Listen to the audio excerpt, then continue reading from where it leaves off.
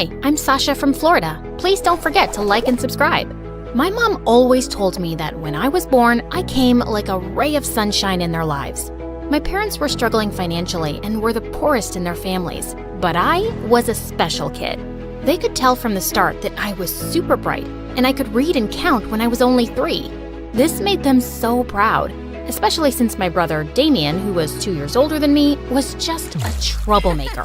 Once when I was 5, Damien and I were playing baseball in our small yard, and I told him not to throw so far, but he wouldn't listen. Relax, Sasha. Don't be such a nagging baby. But Damien, the neighbors… He threw it again, and this time it broke the neighbor's window, which my parents had to pay for. Damien, you're not getting a Christmas gift this year after that stunt. You're always getting into trouble and costing us money we can't afford. I told him not to throw so high, Mom. Of course you did, baby. I wish your brother was smart like you. Damien looked at me with pure hatred. And ever since then, we fought like cats and dogs, and there was no peace in the house with us around. I kept excelling at school, and with time, my parents' struggles also started getting easier. Dad got a job in the city planning department, and he had a good salary now. The only one getting worse was Damien. He failed 10th grade twice, and now we were in the same class. If you fail another year, you'll have to find a part-time job and pay for your own school fees. I am not spending my hard-earned money on your failures.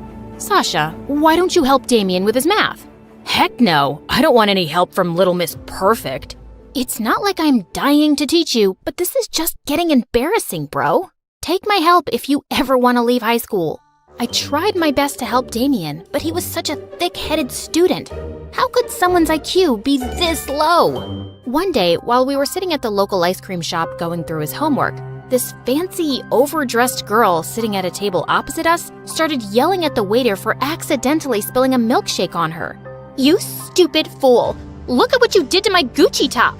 Even though the waiter apologized 10 times, the girl kept being a jerk and told him she wasn't paying for her food. She started walking out, and just as she was passing by our table, her shoe's heel broke and she tripped. But Damien moved at some lightning speed and caught her just before she fell. It was like watching a Bollywood movie in slow motion. The two were staring deep into each other's eyes till I interrupted. Hey, Superman. These algebra exercises won't solve themselves. Thank you so much. You really are my Superman. You saved my life. I'm Chanel. Watching Dumb and Dumber making gaga eyes at each other was making me nauseous. So I left them and took the bus home. But I was surprised to see Damien and Chanel already there. How did you get here so fast? Chanel drives a Lamborghini. Didn't you see it parked outside? What surprised me even more was that my parents were smiling from ear to ear at her. Her father is actually one of the richest people in town. Yes, and your brother and Chanel are dating now. Isn't that amazing? Dating? They just met. I had no idea what this girl saw in my brother or what she wanted from him. So when she was leaving, I caught up with her. Excuse me, Chanel, right?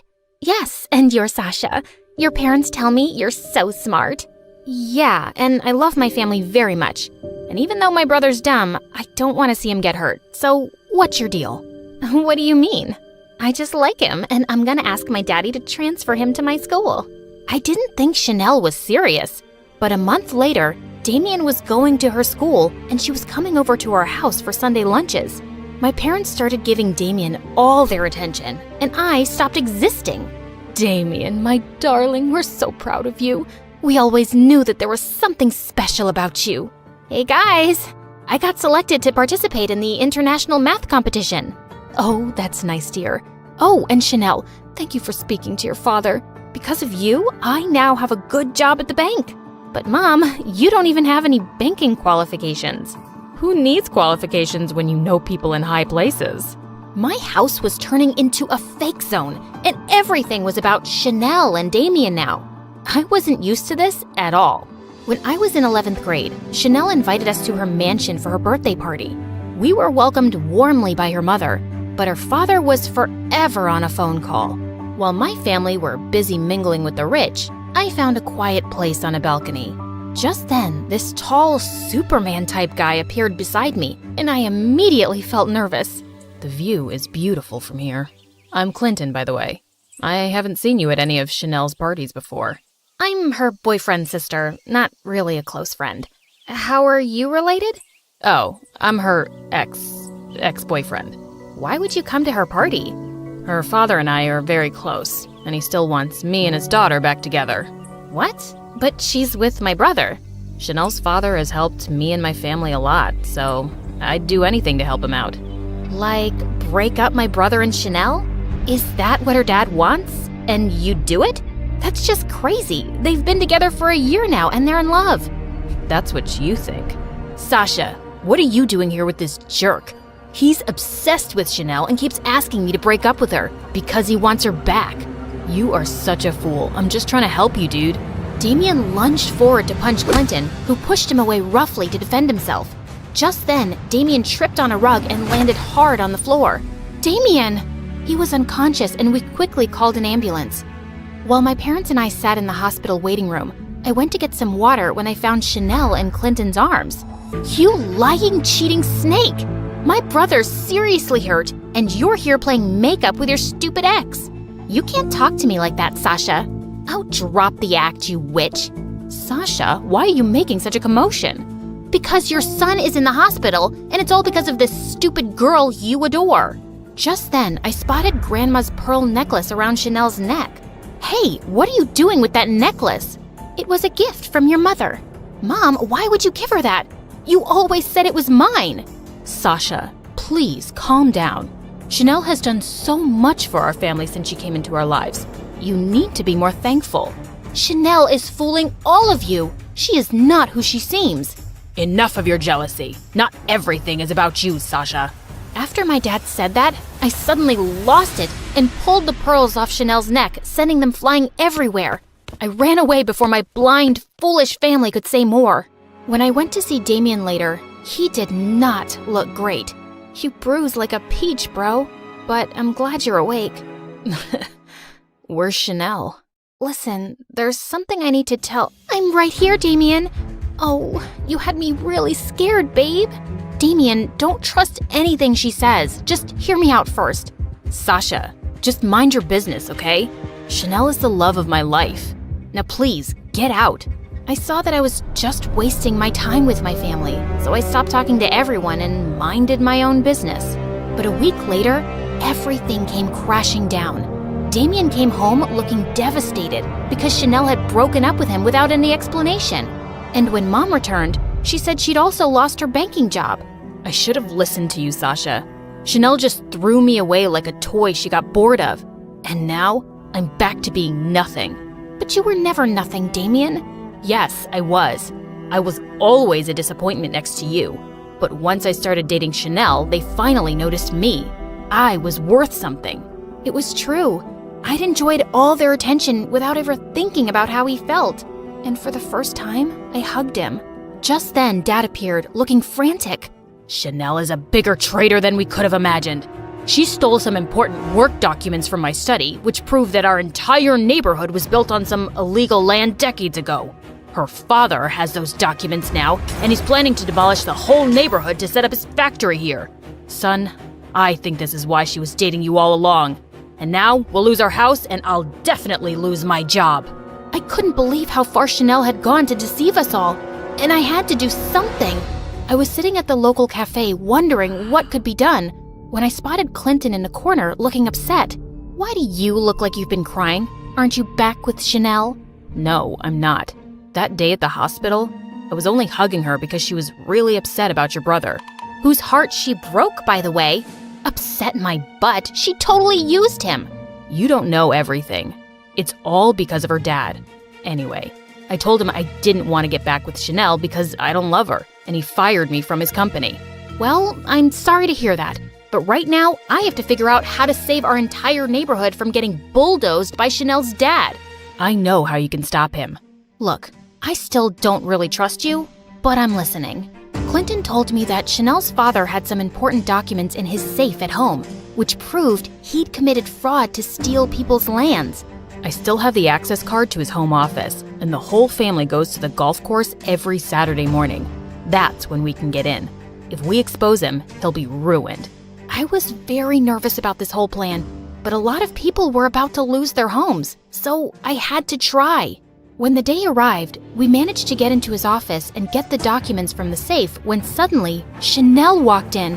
"What are you doing here?" "Chanel, I should call the police." I was scared out of my wits, but suddenly she took my hand. "But I won't. My dad's been using me for his dirty business all this time, and I'm sick of it. I don't want anyone to lose their homes. So go and save your neighborhood." I suddenly hugged her. "Thank you, and I'm sorry. No, you had every right to be angry, but you have to know, even if it started off as an act, I really did fall in love with your brother." Come on, Sasha, we have to go. They'll be back any moment now. The documents we had were enough proof to get tons of lawsuits slapped on Chanel's dad and shut his illegal businesses for good. And our neighborhood was safe. You did it, Sasha. We're so proud of you, love. Well, I wasn't alone. Clinton helped me. And Chanel. Just then the two walked in and Damien looked furious. What? Why would you have anything to do with these people, especially her, after what she did? She only hurt you because of her father, Damien. You have to give her a chance. Yeah, and all that time I warned you about breaking up with Chanel, I was just trying to protect you from her dad's plans. Because you're a good guy, Damien. Also, you should listen to your sister because she's strong and smart. I was taken aback by Clinton's words, and the way he looked at me gave me butterflies. We don't know about Damien, but we will never forgive her. Mom, Dad, you aren't completely innocent here either. You only started giving Damien attention when he brought a rich girlfriend home. And you accepted all kinds of favors from Chanel, even though you didn't deserve them. Let's just all forgive each other and start over, okay?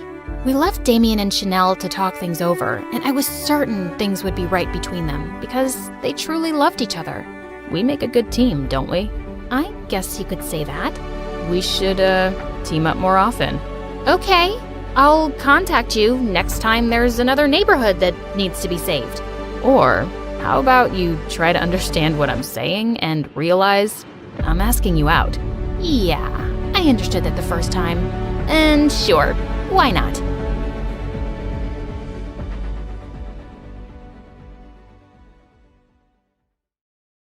Hey friends, I'm Jessica from Pennsylvania. Please like and subscribe. I was born 2 minutes after my triplet sisters, Zoe and Dana. And even though we look alike, Zoe and Dana always made me feel different. They stuck together, wore the same outfits, and even had their own language, just so they could talk about me behind my back. Hosaka Galago. Kosaka Galaga Mene. What is the deal with you two? You sound so dumb when you talk like a duck. No, we don't. You're just jealous because you're not part of our cool club.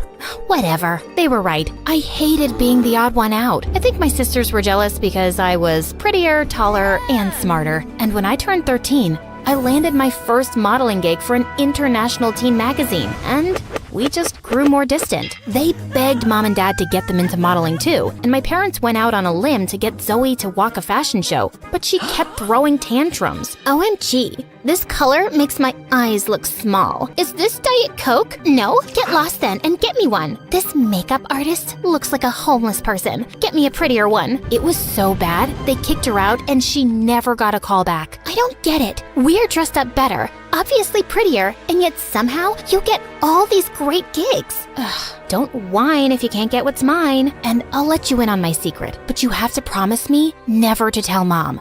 I walk on my arms 3 times a day, every day, for at least 50 minutes. That's ridiculous. We've never seen you do that. I won't do it in front of you, dummy. It's called a secret for a reason. Walking on hands helps me with my posture, and I walk better on the ramp. It was a lie, of course, but my sisters were so dumb, they tried doing everything but couldn't even land a handstand. And one time, Zoe ended up falling and crashing right into Mom's $1,000 vase, smashing it into pieces. Mom was furious, and they both ended up getting their butts grounded, while I had the TV all to myself for a good 2 weeks.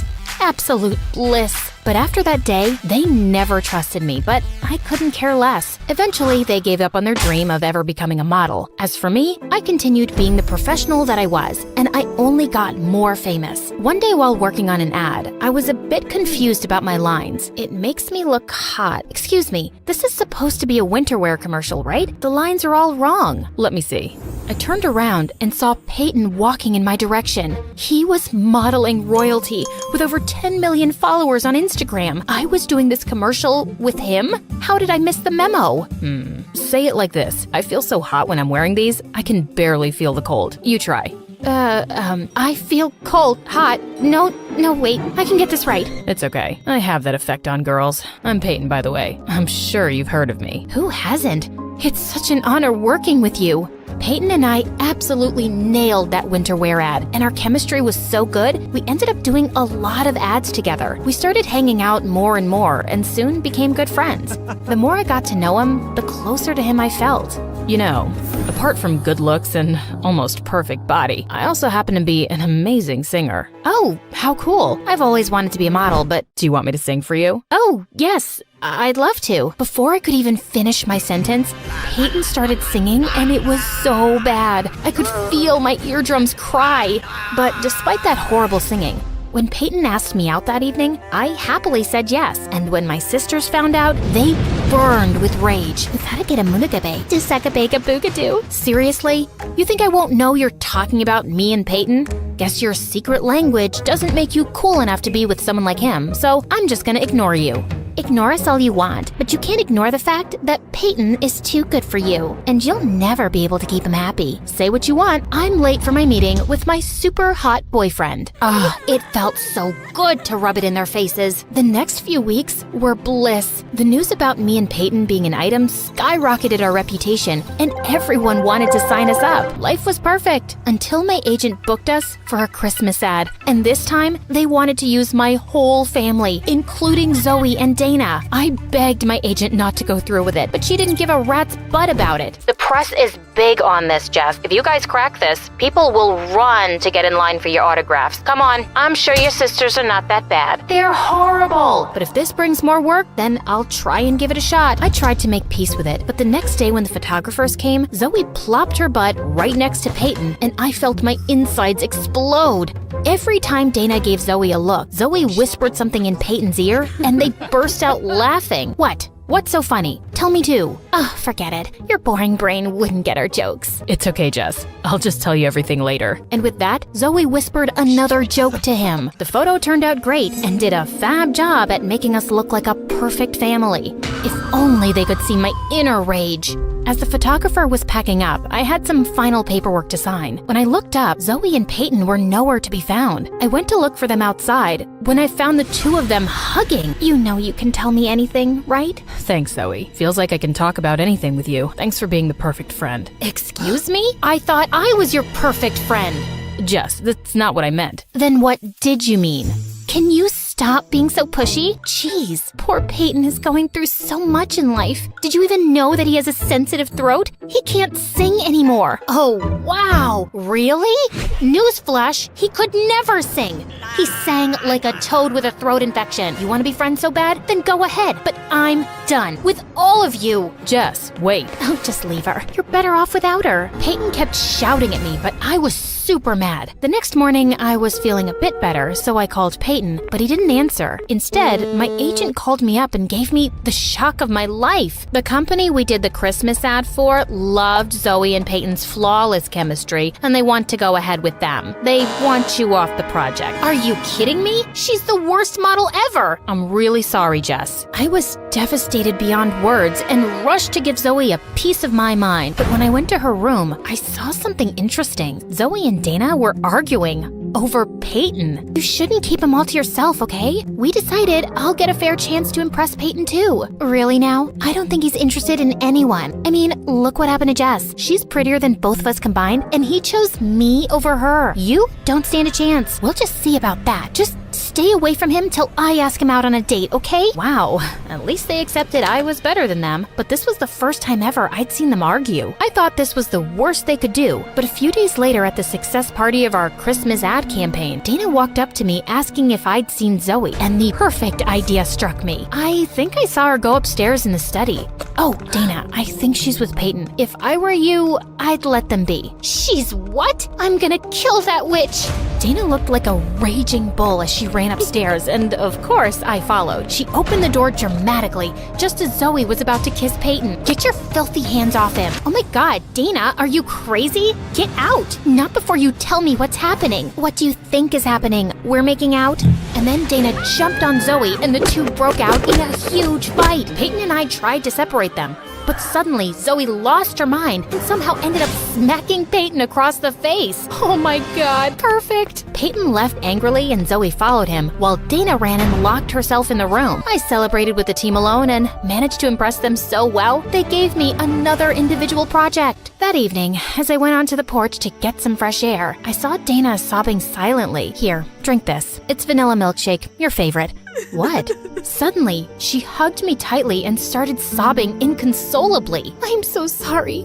I'm the worst sister in the world. Please, please forgive me. Ew, you got a booger all over me. Yuck, Dana. Sorry, it's just that I've been awful to you all my life. I even tried to get in the way of your career and love life, and look where it landed me. My life's a mess.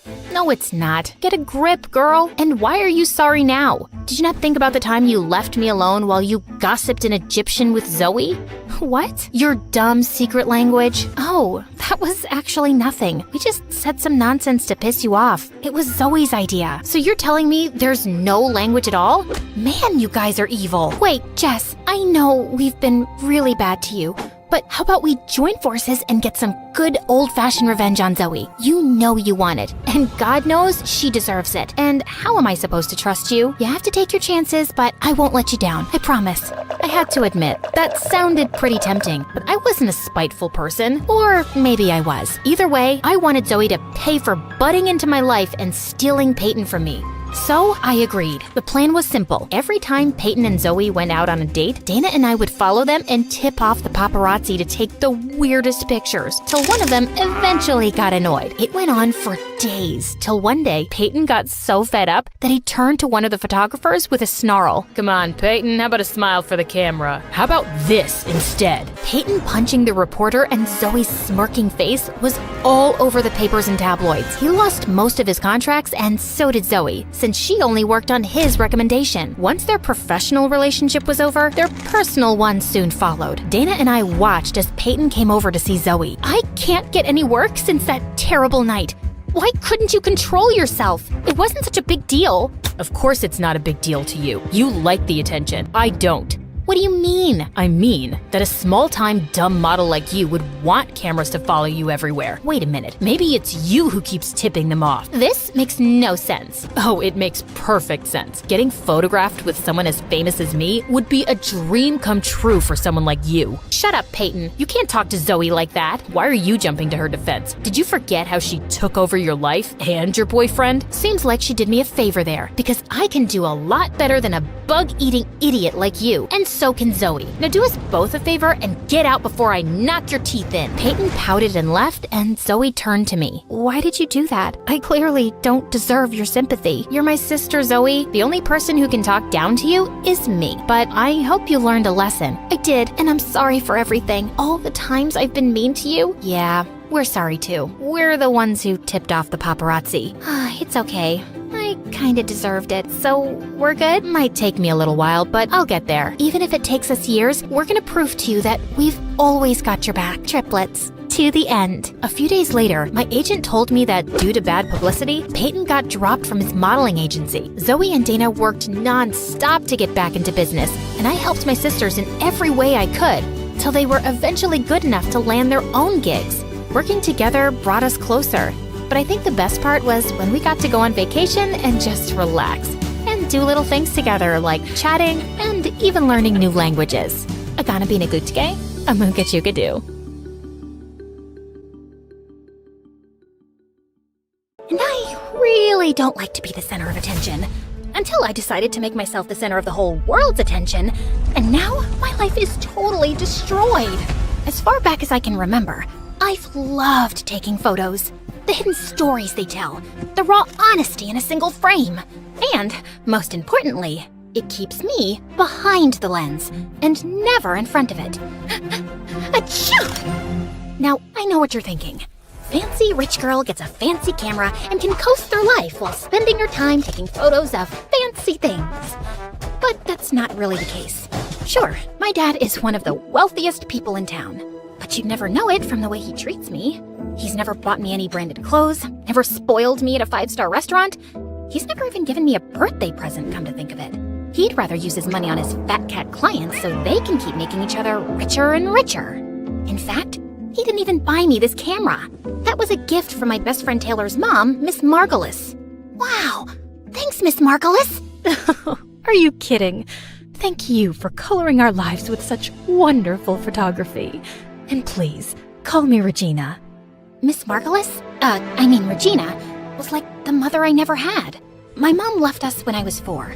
I don't remember much, but I know for sure that that's when my dad's heart started freezing over, until the man I once knew had become a full-grown yeti with a glacier for a chest. When are you gonna stop with this photography nonsense? How are you gonna ever make any money with that stupid stuff? Needless to say, I spent all my time at Taylor and Regina's. It didn't bother me that they could only afford an air mattress to sleep on, or that we ate microwavable meals every night. It was the one place that felt like home. And then, when I was in the 10th grade, everything changed. Regina got sick, couldn't work anymore, and could barely keep up with household expenses, let alone afford the surgery that would make her healthy again. I tried asking my dad for help, but that went as well as you'd expect it to go. What am I, a walking ATM? You need money, you earn it. Just like I had to. I began to feel guilty that I'd been practically living there without contributing so much as a single dime.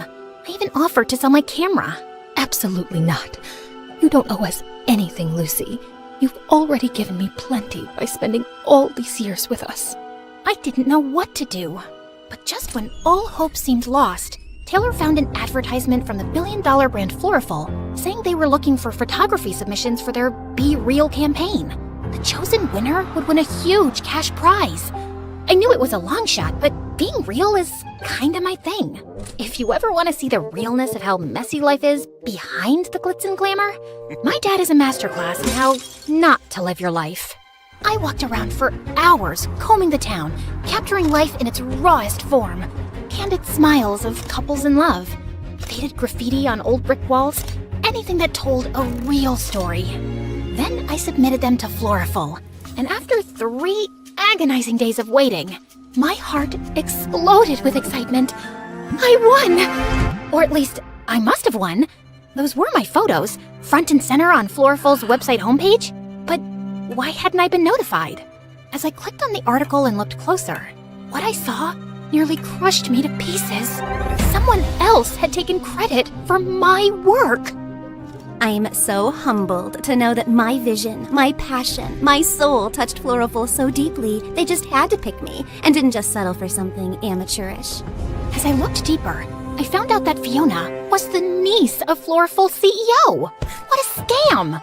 I couldn't bear to tell Regina the news. I went to school the next day, hopelessly depressed. That's when I saw Eli walking in my direction. Now, normally, we would do our typical routine. Me, cowering beneath the shadows of his beautiful hair and massive brain. Him walking by like I was a particularly uninteresting ficus. But this time was different.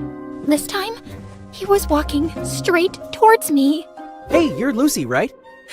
Well, I can be a Lucy if you want me to be. But your name's Lucy, right? Like Lucy with a C? Yeah, Lucy with a C. How smart. Some people think it's with an S. One guy thought it was a Q, but he was an exchange student, so I guess that doesn't count. Okay, Lucy. My name's Eli. I'm the editor for the school paper, and I saw some of your photos. They're brilliant. We're looking for a photographer for our next big story. Only problem is, we don't exactly have a story yet. Well, there was a fish that went missing from a classroom, but that's not exactly Pulitzer material. And then, under the weight of the pressure and sadness and indignation of losing what was rightfully mine, my shyness evaporated. I burst out and told him everything. I told him about Taylor and Miss Regina, and the Be Real competition and Fiona. And I watched as I saw a side of Eli that I had never seen in all those years of pretending not to gaze at him from afar. He was mad, like fuming mad. How could they do that to you? After all the great work you put in. That's outrageous! I couldn't believe it. The smartest kid in school, and third most handsome by gossip's consensus, was angry on my behalf. Eli vowed to go forward with the story in the school paper. But first, we had to find Fiona. As an investigative journalist, I know a lot more than I probably should. Like what? Like Fiona's address, for example. We got into Eli's car and sped to Fiona's house. I felt more alive and more assertive than I have in years. Don't be nervous. When she answers, just... Thanks. But when it comes to defending my work, I don't need a pep talk. Who was this person I was becoming? Or was I finally rediscovering my old self? Was the Be Real campaign uncovering a real me I'd forgotten years ago? I rang the doorbell, and Fiona herself answered. But to my surprise, she looked different, more tired than she did online, and maybe almost nice. At that moment, all my previous confidence shriveled up like an overexposed photo left out in the sun. Hey, can I help you? Fiona. It is Fiona, right? Of course it's Fiona. After all, this is Fiona's house. What were we here for again? I'm Eli Bellinger. I'm with the Northwood Times. We're here to ask you some questions. Oh, right. Okay, well... Fiona, don't slouch and fix your hair. You look tired. What have I told you about answering the door like some intern? And suddenly, everything about her changed. She began to morph into every it girl that ever terrorized me at school, like a werewolf at full moon. I don't have time for this. But Eli, here's my number. Call me if you want to interview someone who doesn't need a pep talk to ring a doorbell. No offense. This witch! First she takes my work, now she tries to take my friend, I guess? I couldn't contain myself anymore. My name is Lucy, and you stole my photos to win the Florful competition. Excuse me? Your photos? Please. In case you weren't aware, I graduated as the top portfolio pick at the Willow Ridge Visual Arts Academy, won 2 regional youth photography awards, and got featured on the front page of Shutterscene's Next Gen Visionaries issue. But sure, let's pretend I needed to steal your pictures. Now, why don't you make it like the Florful campaign says, and get real? Call me Eli. I didn't know what was worse, having my hard work plundered, or being brutally embarrassed in front of Eli. The drive home started off silent, but just as I was wondering what could possibly be going through Eli's mind, he said the perfect thing. We should get pizza. He took me to my favorite pizza joint, the same spot I would go to with Regina and Taylor every Tuesday. And as we started having our first real conversation, I realized we actually had a lot in common. All these years, I had been avoiding him out of fear, when in reality, he was one of the easiest people to talk to. He also had problems with his father, who got scammed by a rich con man when Eli was little. Now his dad only showed up to his house every couple of years to ask his mom for money. 2 broken homes, and a basket of garlic knots holding us together. That's why I can't stand people like Fiona. Just another snobby rich kid feeding off of people like us who really need the money. You know what I mean? Yep. Unlike her, just 2 humble peasants. Gotta go harvest some potatoes after algebra. Makes me mad just thinking of her. Yeah, she's like a squirrel with a credit card. What? I don't know. It made sense in my head. And he even found me funny. After Eli dropped me off at Regina and Taylor's, the weight of my reality crashed back down on me. I barely slept through the night.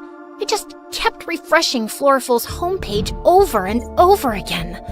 I even began to doubt whether those photos really were mine. The next morning, I sulked into the kitchen, totally dejected.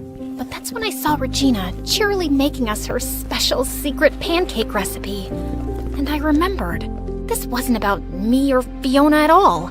This was about Regina and her health. And if she could put together a smile and trudge forward every day, so could I. So later that day, I marched right up to Eli. I didn't even care that other people were looking at me. That weird feeling was back again. You know, confidence. We need to write this article, and we need to write it now. Now that's the girl who took those photos. We spent the entire day secretly messaging each other bits and pieces of the article back and forth while pretending to pay attention in class. I scribbled a note to Eli as fast as I could. We need a stronger ending. Fiona's gonna wriggle out if we're too polite. Eli read it, and then, like the true nerd he is, pulled out a pen. First, he actually corrected my grammar. Then, just for extra spice, he scribbled a note above the word polite. Polite? Weak sauce. We're going full spicy. I blinked at it. This boy had literally proofread my panic scribble in the middle of algebra, and he was proud of it too. I bit my lip to keep from laughing, grabbed my pen, and drew the dumbest, soggiest looking noodle you've ever seen, right next to his weak sauce edit. The teacher noticed the note passing. Lucy, is there something you'd like to share with the class? Just gratitude, Mr. Barnes, for algebra. Eli barely held back a snort. The teacher gave us the side-eye, but moved on. Sure, it was just the school newspaper, but Eli was good. Some of his articles had gone viral in the past. He even served as a TV correspondent once on the news. Later that week, I found Dad in his office, buried in spreadsheets as usual. Hey, Dad, do you have a minute? I have 30 seconds. I got a meeting. I hesitated, then held out one of my photos, the one Regina said looked like hope. Maybe, just maybe, my photographs could help sway him. I thought this one turned out well. He gave it a glance for maybe a second. Still wasting time with that camera, I see. It's not a waste. I actually won. Well, I almost won this contest, but You want to play artist? Fine. But don't come crying when the real world eats you alive. I swallowed hard. But Regina's really sick, and I was wondering if maybe... Still not my problem. But she's practically family. All heart, no sense. Just like your mother. The doorbell rang for my dad's meeting, and at first I was relieved to get out of this conversation, until I saw who it was. You must be Eli. OMG, is that Eli? You're a lot younger than I expected. Let's just get this over with. My dad went into the conservatory, and just as I tried to hide behind one of the statues in our foyer... Lucy? Eli! Hey! What are you doing here? What are you doing here? I work here. May I take your jacket, by the way? Oh man, you have to work for this guy? I'm sorry to hear that, but don't worry. I'm about to write the most scathing expose on him. I forced a laugh and led him to the conservatory, my heart pounding so hard I thought it might echo off the marble. Would you like a refreshment before your meeting, sir? Sure. Orange juice? I darted toward the kitchen, which I'm usually not even allowed to go into, and grabbed a tray of orange juice, much to the horror of our housekeepers. I balanced the tray for dear life, and just as I arrived in the conservatory, the housekeeper burst through the door. Ma'am, please don't. Your dad would kill me if he saw you doing this. My dad, the cook? Why would he care? She looked at me like I'd lost my mind. And then I did exactly what I was trying so hard not to do. I tripped and spilled the juice all over my dad's favorite antique rug. To my dad, this was a nightmare. To Eli, it was a bright, sticky confession. I'm a journalist, Lucy. I know a lie when I see one. I couldn't say anything. I just stood there, frozen, orange juice pooling at my feet. The next day just so happened to be the day our article about Floraful was supposed to come out. I checked the school newspaper, but the front page was just a dumb story about our school mascot's favorite rock and roll bands. In fact, the whole entire paper and its corresponding website didn't have a single story from Eli anywhere, which almost never happens. I looked for him all over the place, but he was nowhere to be found. That night at Taylor and Regina's, I felt both embarrassed and abandoned. And just when I thought things couldn't get worse, I received an email with a subject that said, "One more photo to add," from a sender that made my stomach drop to the floor. Fiona. I clicked on it, and there, enlarged on my computer screen, was a horrifying picture of Fiona and Eli? And she had her arm around him? I couldn't make up my mind about whether to throw up on the screen or smash my computer to pieces. But instead, I sprung from my chair and marched all the way down to Eli's front door. No more Miss Shy Girl! I got there just as he arrived in his rickety old car. Care to explain where you were? I had an interview. An interview. Then what's this? So what? I can't interview someone anymore? She apologized for the way she acted. She said she gets defensive when it comes to her work and explained she was out of line. Her work? Eli, she's lying. And what about you? Do you really need this contest money after all? Look, I'm sorry I lied about my dad, but you don't understand. Save it, Lucy. I just don't know what to believe anymore. You're just another spoiled rich kid, too. Wow. You know what? I'm gonna go storm off home. And you know why? Because I don't have my dad's car to drive off in, or my dad's money to call a cab home, or my dad's love to come pick me up. But yeah, I'm real spoiled. For the next couple of weeks, I redirected my efforts. I'd spent so much energy fighting Fiona that I'd forgotten how great it was to spend quality time with Taylor and Regina. We settled back into our routines. And truth be told, I settled back into my shyness. Being behind the scenes started to feel comfortable again. But I could tell Regina was still in pain, and she really needed surgery. Even worse, Floriful had the nerve to advertise an upcoming Q&A with the special winner of their Be Real campaign. Not me, Fiona. A couple of days later, I found a note stuffed in my locker. Meet me behind the library. Yeah, no thanks. I threw it straight in the trash. The next day, there was another one. Please, it's important. Trash. Third day. I'm sorry, at least hear me out. Trash. Hey, I was perfectly happy never speaking to him again. Mostly. A few days later, I was just minding my own business, walking home, backpack slung over one shoulder, dreaming about microwavable mac and cheese. When suddenly, a bag slipped over my head. I knew high school would kill me! Then someone shoved me into a car. 20 minutes later, they plopped me onto a chair. I thrashed around like a feral raccoon until the bag was finally lifted. And standing there, looking way too proud of himself, was Eli. Relax. It's just me. You kidnapped me? You left me no choice. I glared at him, panting like a cornered cat. And then he pulled out his secret weapon. A sad, crumpled bag of garlic knots. Truce? I stared at the bag, then at him, then back at the bag. Some battles aren't worth fighting. You're lucky I'm weak for carbs.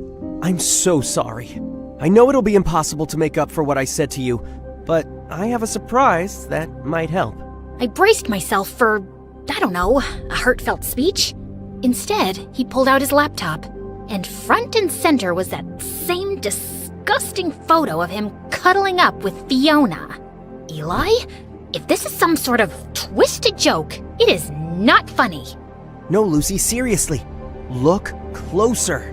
I was about 2 seconds away from hurling his laptop into the sun, but then he zoomed in, and there it was, hiding in the background of that gross photo, Fiona's email inbox.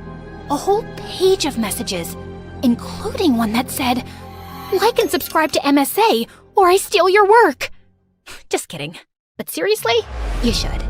Anyway, there, between all the junk mail and regrets, was a message from her uncle, the CEO of Floriful, with a subject line that read, "Be Real contest winner, Lucy Roth," dated 2 whole days before Fiona was announced as the winner.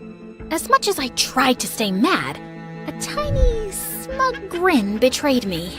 Well, this doesn't excuse how you treated me, but I'll admit, it's a good catch. However, you're writing the article this time. I think we're gonna need more than just a photo.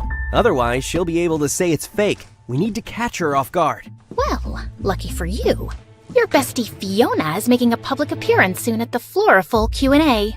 She's not my bestie. Oh, could have fooled me. You two looked very cozy. I was investigating, undercover. Sure, real deep cover operation there, Agent Bellinger.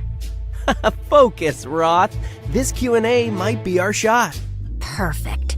Let's blow her cover live. Eli used his journalism connections to get 2 press passes to the event, which was being held at the fanciest hotel in town. Seeing as how this is your plan and your work, I think it's best if you do the talking. What? Me? But there's so many people here, and so many cameras. I'm more of a behind-the-lens kind of girl. That's all in your head. You got this. I believe in you. But as the event started, and Fiona started lying her face off on the stage, it became harder and harder to stop myself from bursting. And for this next photo, I really wanted to capture the feeling of solitude, of inner peace. People were eating up her fake work like it was the second coming of Picasso. I had enough. I shot my hand up so fast and nearly dislocated my shoulder. I have a question. The whole crowd turned. Fiona spotted me, and for a half a second, she flinched. Then she slapped on that fake smile of hers. Oh, sure. You there, with the confidence. You talk a lot about solitude, but honestly, your photos just look lonely, not real. You ever think maybe it's because real friends can spot a faker from a mile away? I guess friendship's not really your thing.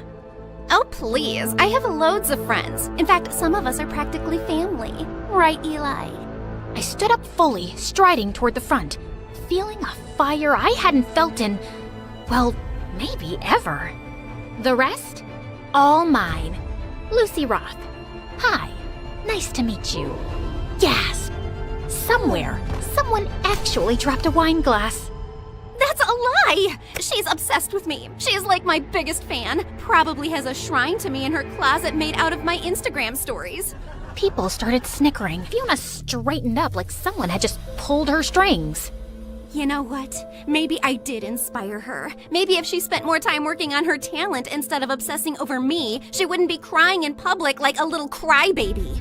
And without missing a beat, I turned to Eli. Was that an inspirational quote? Should I embroider that on a pillow? The crowd cracked up. Fiona's face went purple, like an eggplant wearing mascara. And then it happened. Eli gave the secret nod.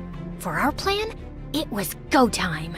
Suddenly, the big screen behind Fiona flickered, and boom, there it was. A blown-up screenshot of the email from Floriful's CEO, clear as day. Be Real contest winner, Lucy Roth. The whole room gasped like someone had let out a massive fart in church. Fiona didn't notice at first. She just kept talking, acting like the queen of authenticity. But when she finally turned around and saw it, it was like watching a Jenga tower collapse in slow motion. She froze, then let out this tiny, pitiful little squeak. Oh, fudge. And that's when things got really chaotic. Her dad practically launched himself onto the stage, flailing like a businessman who had just lost a deal. That's a fake! Security! Remove her! I barely had time to panic before a squad of security guards came barreling toward me like I was some kind of criminal mastermind. I braced myself to get dragged out by my hair, but then Fiona absolutely lost it. Stop! And when I say the whole room froze, I mean, like a Disney movie where time just stops. Fiona stood there, shaking like a soda bottle about to explode, and croaked out. She's right. I stole the photos, okay? I stole them because I just wanted my dad to finally look at me the way he looks at his stupid golf trophies. I swear you could hear a pin drop. Even the security guards looked awkward. Then, and I'm not making this up, Fiona grabbed the Be Real trophy off the podium and shoved it into my hands like it was a hot potato. You're more real than I'll ever be. And then she ran off stage, sobbing into her overpriced designer scarf, with her dad stumbling behind her, yelling something about lawsuits and PR disasters. Meanwhile, I just stood there, on stage, holding the trophy. And for once, I didn't feel like hiding behind a lens. I stood tall. Cameras flashed. People clapped. And somehow, in the middle of all that chaos, I finally felt seen. By the next day, the story wasn't just in our school newspaper. It was everywhere. Suddenly, I wasn't the girl behind the lens anymore. Floriful's CEO scrambled to fix the mess, even doubling the cash prize. It was enough to pay for Regina's surgery, and maybe open a few new doors for me too. I got a scholarship to the Bernbart Journalism Institute. I was thinking you could, maybe you could apply too? Because, every writer needs a good photographer, right? When I got home, the last thing I expected to see was the school newspaper framed on my dad's desk, next to a cup of cold coffee and a spreadsheet, like it had always belonged there. That one, that's your photo, right? Yeah. He nodded, like he didn't trust his own voice. Then he added, I didn't know you had that kind of eye. Your mom, she used to see the world like that too. He didn't say, I'm sorry. He didn't say, I'm proud. But he left the frame right there. And that was enough. For now. I'm not sure how you noticed all that. I don't know, Dad. I guess it's just called being real.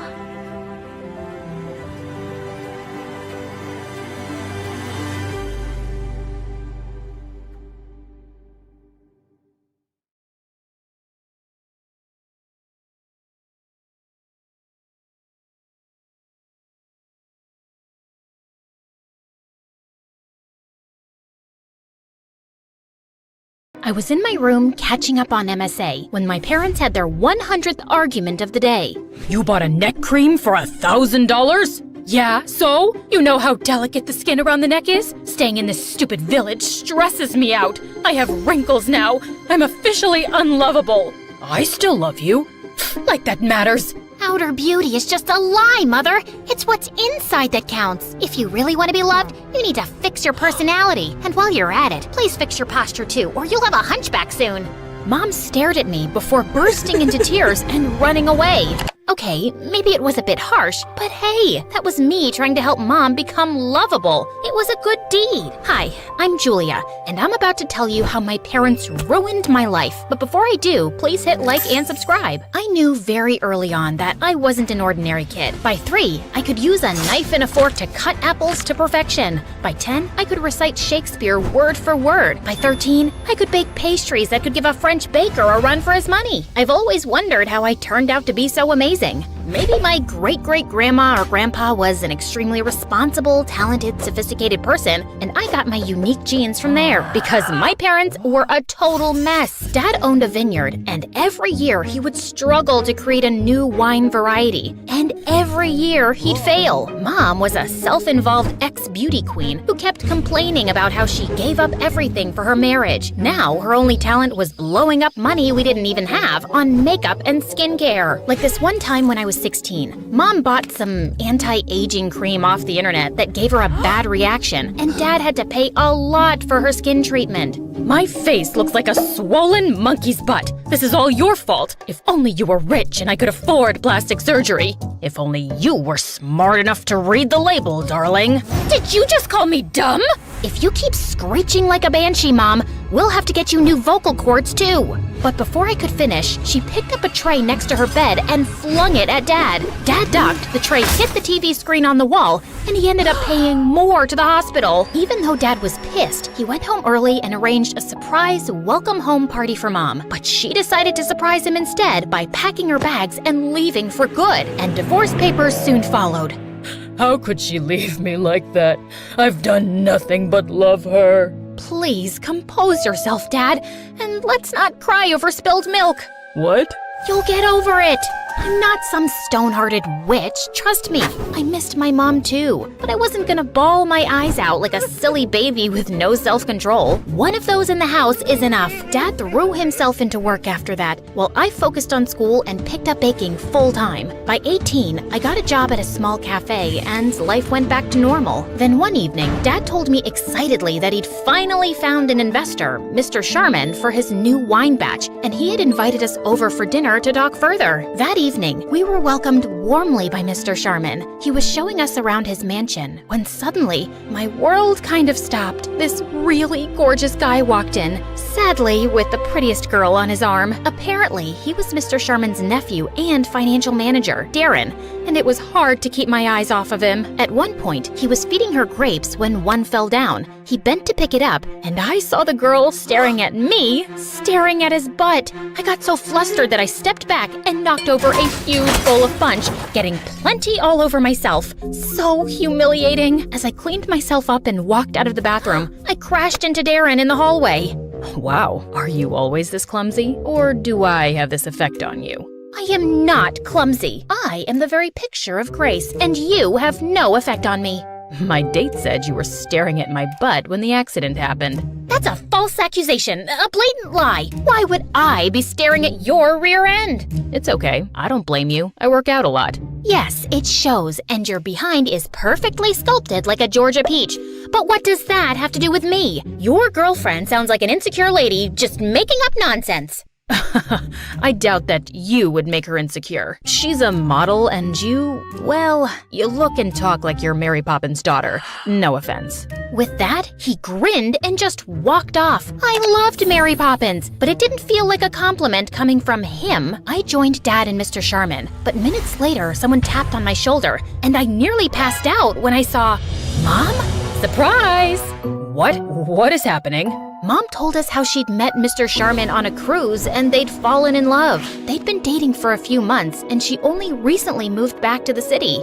I went to the house and saw that your dad was still poor as a street rat, so I thought of investing in his business and helping him out. Am I not the best ex-wife ever? This is certainly unexpected, but calling yourself the best ex-wife is an exaggeration, Mother. My father and I have something called self-respect, and we'd like to keep it, so please excuse us. I grabbed Dad's hand and we left. We were still reeling from the shock of meeting Mom, but the next evening she showed up at our door begging us to hear her out. I wanted to turn her away, but Dad gave her a chance. I know I left you too abruptly and hurt you, and I'm really sorry. But despite everything, you're still my family. I have a chance to make things right by getting your father the break he deserves, and I'd love to reconnect with my only daughter too.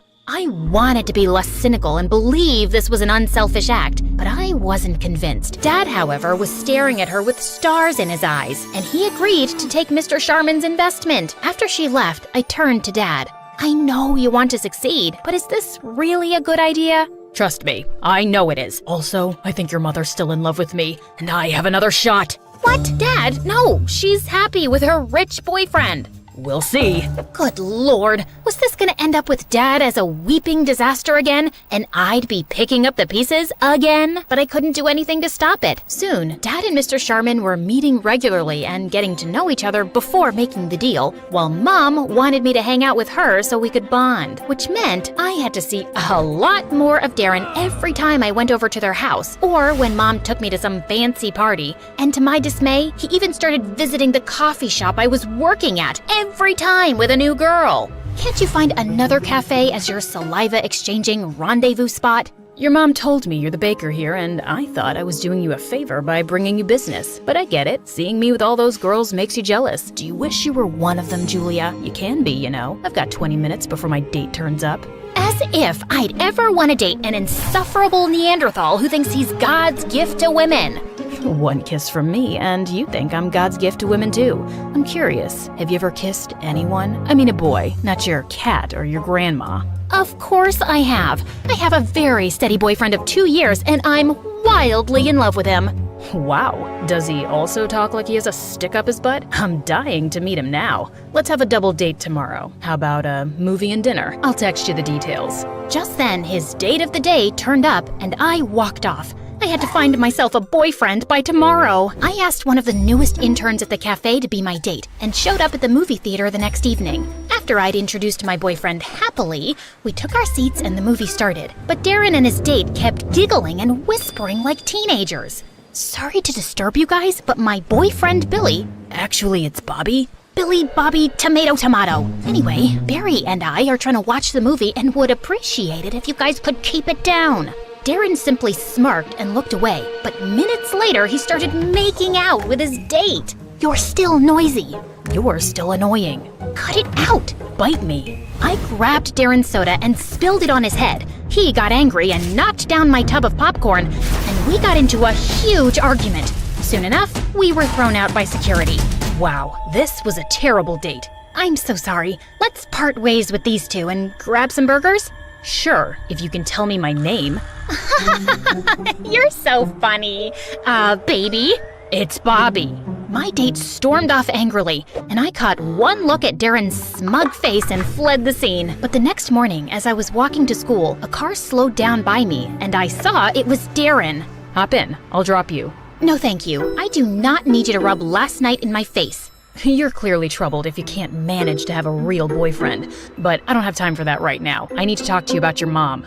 That caught my attention, and reluctantly, I got in. I've been working with my uncle for years, but ever since he started dating your mom, things have been a mess. The business is running in losses, and the accounts are all over the place. I can't help thinking she's stealing from my uncle. How are you so sure? Call it a hunch. She has really expensive taste, and she's not really rich, so... So, just because she doesn't have your kind of money, you think she's a thief? Have you ever thought that maybe your accounts are a mess because you're too distracted with your girlfriends and you're bad at your job?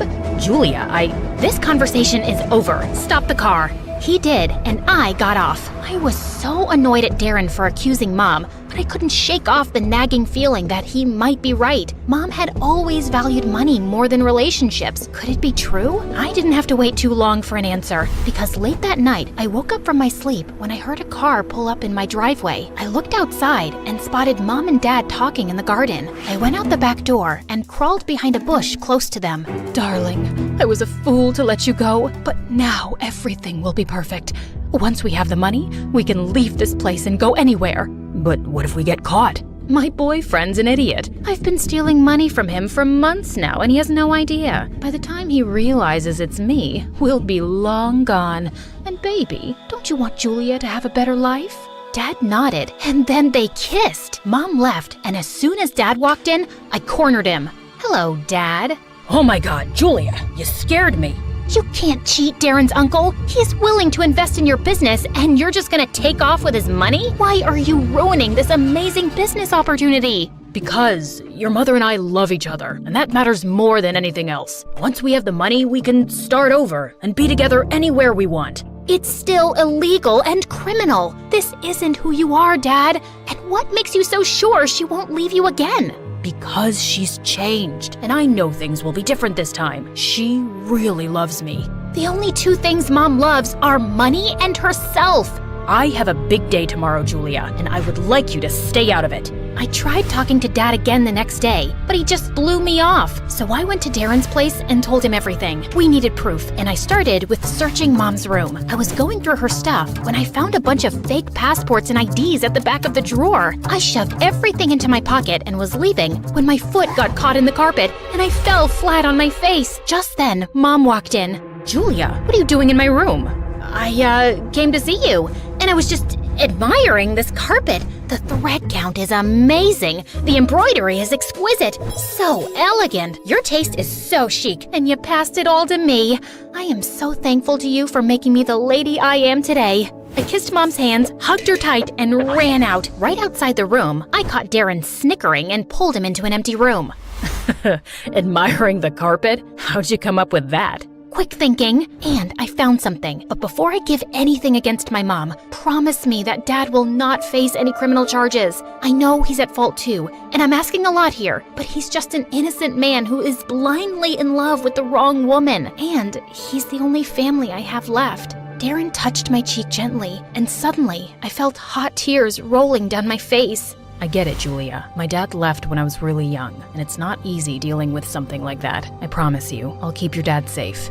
You really mean it? Darren nodded and pulled me into a hug, and it felt amazing. He dropped me home, and that night, I slept with Darren in mind. The next morning, Darren called me up and told me that he was chasing some lead and would meet his uncle at a golf event to tell him everything. I wanted to talk to Dad one last time before Darren exposed Mom, but he wasn't around. That's when I noticed an invite to the same golf event on Dad's table. I quickly took a cab and reached the venue. The place was huge, and I was running out of time, and that's when I spotted an old lady climbing onto a golf cart. "Excuse me, ma'am. I'm really sorry for what I'm about to do, but it's an emergency." With that, I shoved the lady aside, slid inside the cart, and zoomed off, despite her screams and protests. Please ignore my driving skills here. I'm actually a very safe driver. You can ask my friends. They say I drive like a grandma, and that's a compliment. Anyway, after crushing a bunch of feet and getting chased by a mad golfer, I finally spotted Dad and Mom in a corner talking to Mr. Sharman. Dad pulled out some papers, and Mr. Sharman was about to sign them when I got out of the cart, lunged at him, snatched the pen, and threw it away. "Julia, what are you doing?" "Sorry, where are my manners? I apologize for the outburst, Mr. Sharman, but your girlfriend, and unfortunately, my mother, has been stealing from you. And now she wants you to sign over money for Dad's business so she can steal that too and leave forever." What is this rubbish? Darling, don't believe her. She's lying. Oh, no, she's not. I turned around and saw Darren walk in with all the evidence we'd collected and some papers. He told everyone how Mom was actually a con woman who'd been running around conning millionaires the last couple of years, and her latest target was Mr. Sharman. I always had my doubts about you, but I had no proof. But then, you booked this one-way flight leaving for Ibiza tonight, and I chased that transaction to find out about the secret account where you've been stashing away my uncle's money. Wait, you were gonna leave for Ibiza without me? You just bought one ticket? Julia was right. You were gonna take the money and just leave me. I tried to warn you, Dad, but why did you come back, Mom? You could have conned anyone. Why Dad? Suddenly, Mom looked like a raging mad woman. "Because he was such an easy target. Your dad needed money, and I wanted an exit from this miserable relationship with his old hag Sharman. So I decided to use him to get the money and leave the country. I would have been successful if you hadn't butt in, Julia. Seriously, why do you hate me so much?" "I don't hate you, Mom. I feel sorry for you because you're doomed to stay alone. Have fun in jail." Mom got arrested that day, and I never saw her again. Darren convinced Mr. Sharman to not press charges against Dad, and it took some pleading, but thankfully he agreed. Dad and I were on our way out when suddenly I heard Darren calling my name. Dad left to wait in the car as Darren caught up with me. I just wanted to say thank you. That can't have been easy for you, watching your mom being taken away. Honestly, it wasn't that hard, and thank you for not sending Dad to jail. Actually, I wanted to tell you that I like you, Julia. I kinda have from the first moment we met. Do you think you could go out for a movie and dinner with me as my date? So I can be another trophy in your Playboy Hall of Fame? I politely decline. Will you listen for a minute? All those girls you saw me with are blind dates my mom set up. She's dying for me to find a girl I can settle down with. I clearly don't like her choices because I've had eyes for you only. Oh, well, that's flattering. But you'll have to woo me and treat me like a lady and work your way to my heart. Darren's still trying his best to impress me. And I'm almost in love with him. Okay, fine, I am in love with him. We're getting engaged soon, and all of you are invited to the party.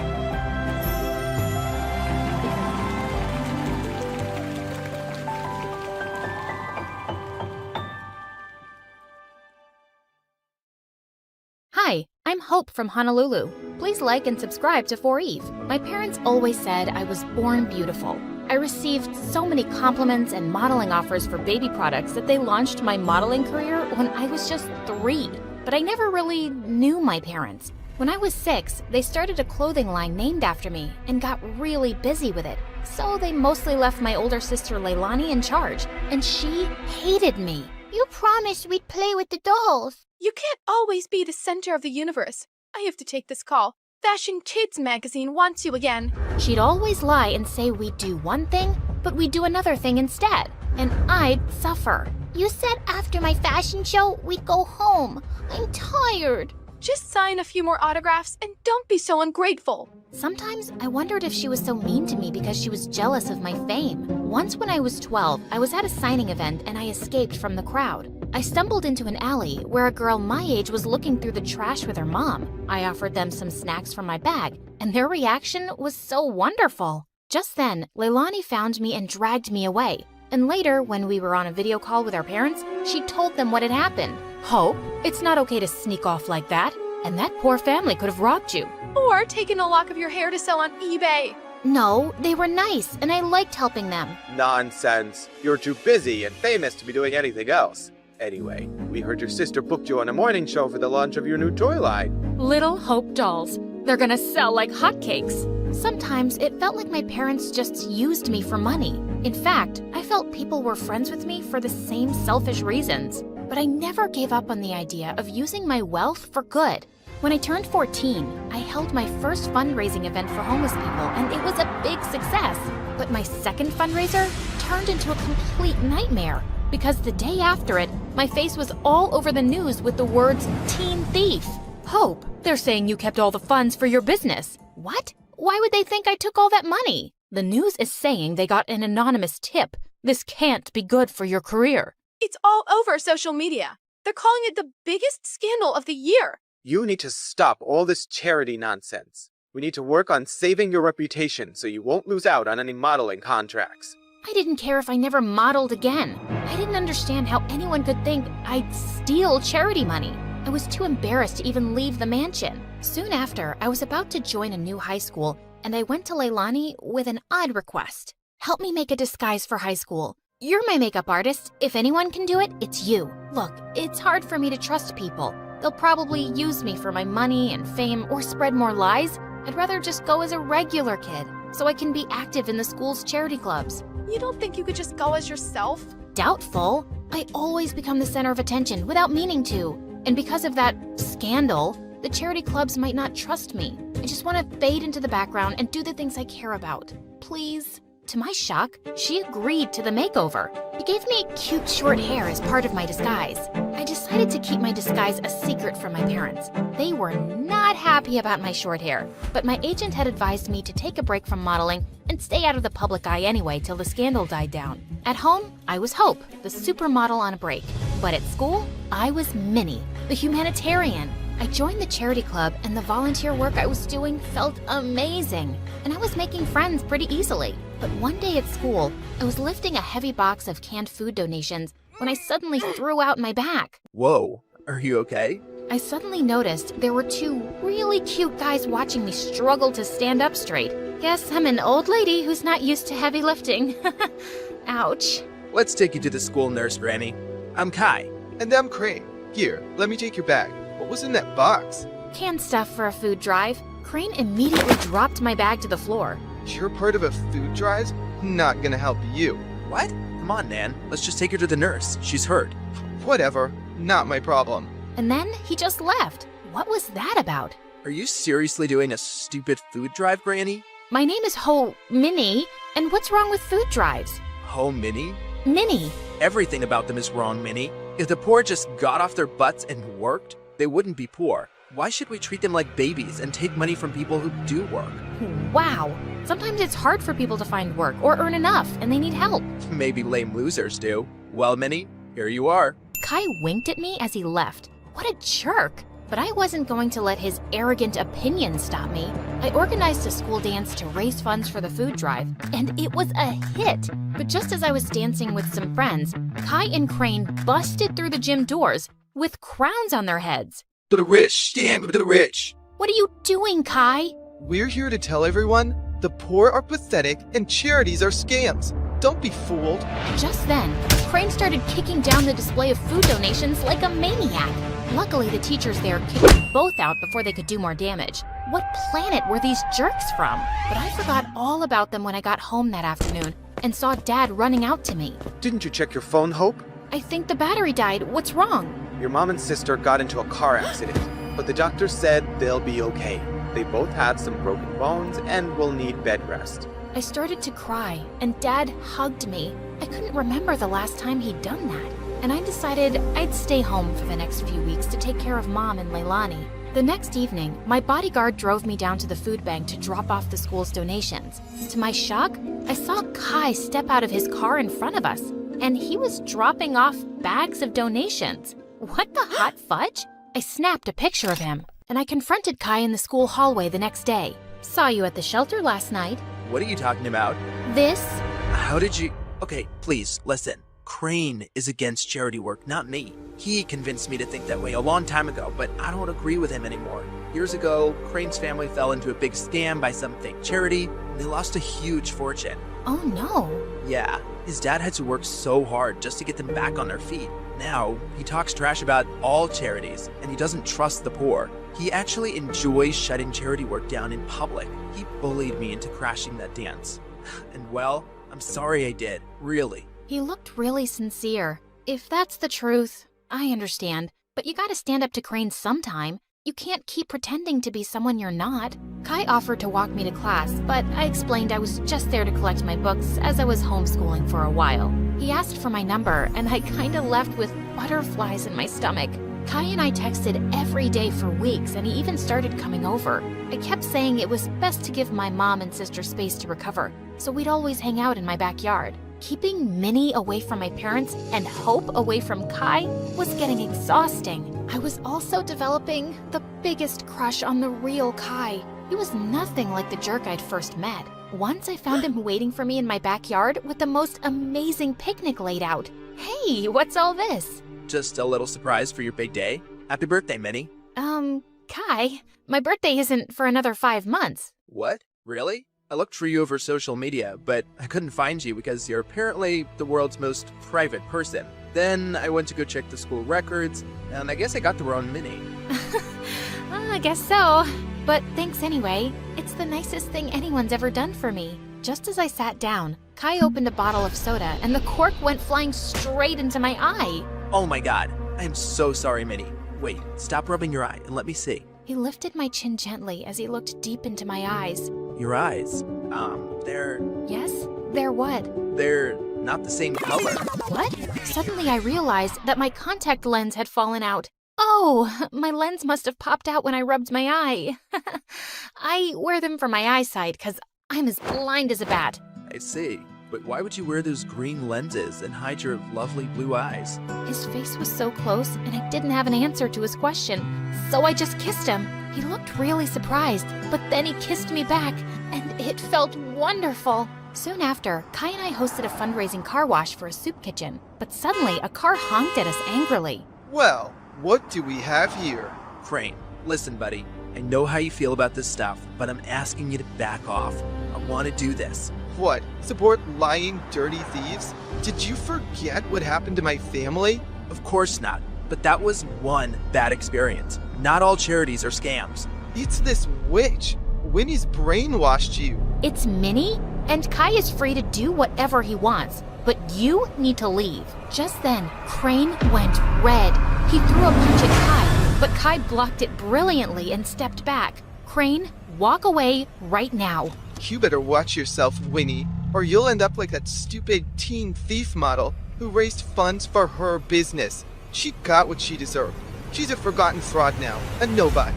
Suddenly, I froze in my spot. Was it possible that Crane had started that rumor? He was crazy enough to do it, and what if Kai had been involved back then too? Crane drove off angrily, and Kai turned to me. This may be the end of my friendship with Crane, but I feel relieved. I'm proud of how you stood up to him. Kai smiled at me warmly, but now I felt guarded. Did I fall for someone who might have framed me? Later that evening, as he drove me home, Kai suddenly took my hand. Minnie, I love who you are and who you've helped me become. Will you be my girlfriend? Kai, no, I can't. What? Why? I thought you felt the same way. You kissed me. And maybe that was a mistake. I'm sorry, but I can't be with you. Not only did I feel paranoid about trusting him, he had no idea I was Hope. I hated lies, and now I hated lying. Things were a mess. Kai begged to see me and kept messaging me, but I just ignored him until he gave up. One afternoon, I was fluffing Leilani's pillows when she asked me something unexpected. Hope, how are you? Not bad. Why? Nothing. I just noticed that you looked a bit sad these days. I kinda lost someone I cared about. Wait, Leilani, why are you crying? Oh, Hope, I just need to tell you something. I can't keep it in any longer, especially after you've taken such good care of me. And to my shock, She confessed how she was the one who had started the rumor that I'd stolen the charity funds. I know it was really wrong, and I'm sorry, but I just got so resentful. I was left in charge of you, and you always came first.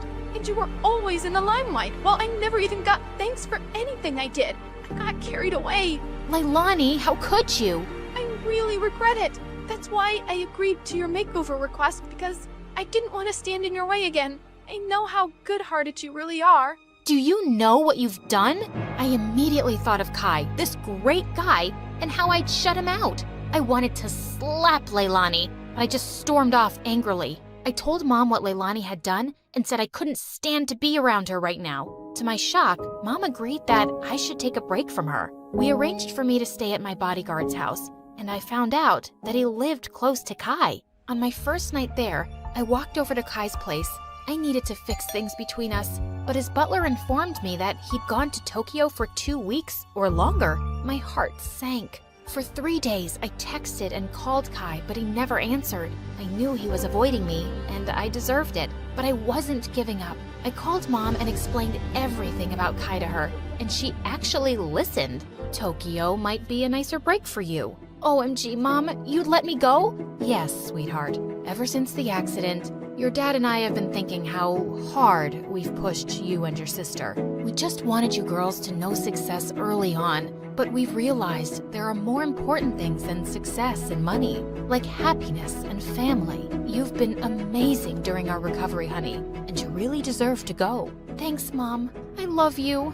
And the next day, I was on a flight to Tokyo with my bodyguard and checked into the same hotel as Kai. Just as I stepped onto the elevator, I was shocked to see Kai inside. He looked awkwardly at me. Hi, can I help you with something? I suddenly realized he couldn't recognize me without my disguise. Kai, you're the reason I'm here. I came to tell you the truth. I'm Minnie. Minnie? Minnie from Honolulu?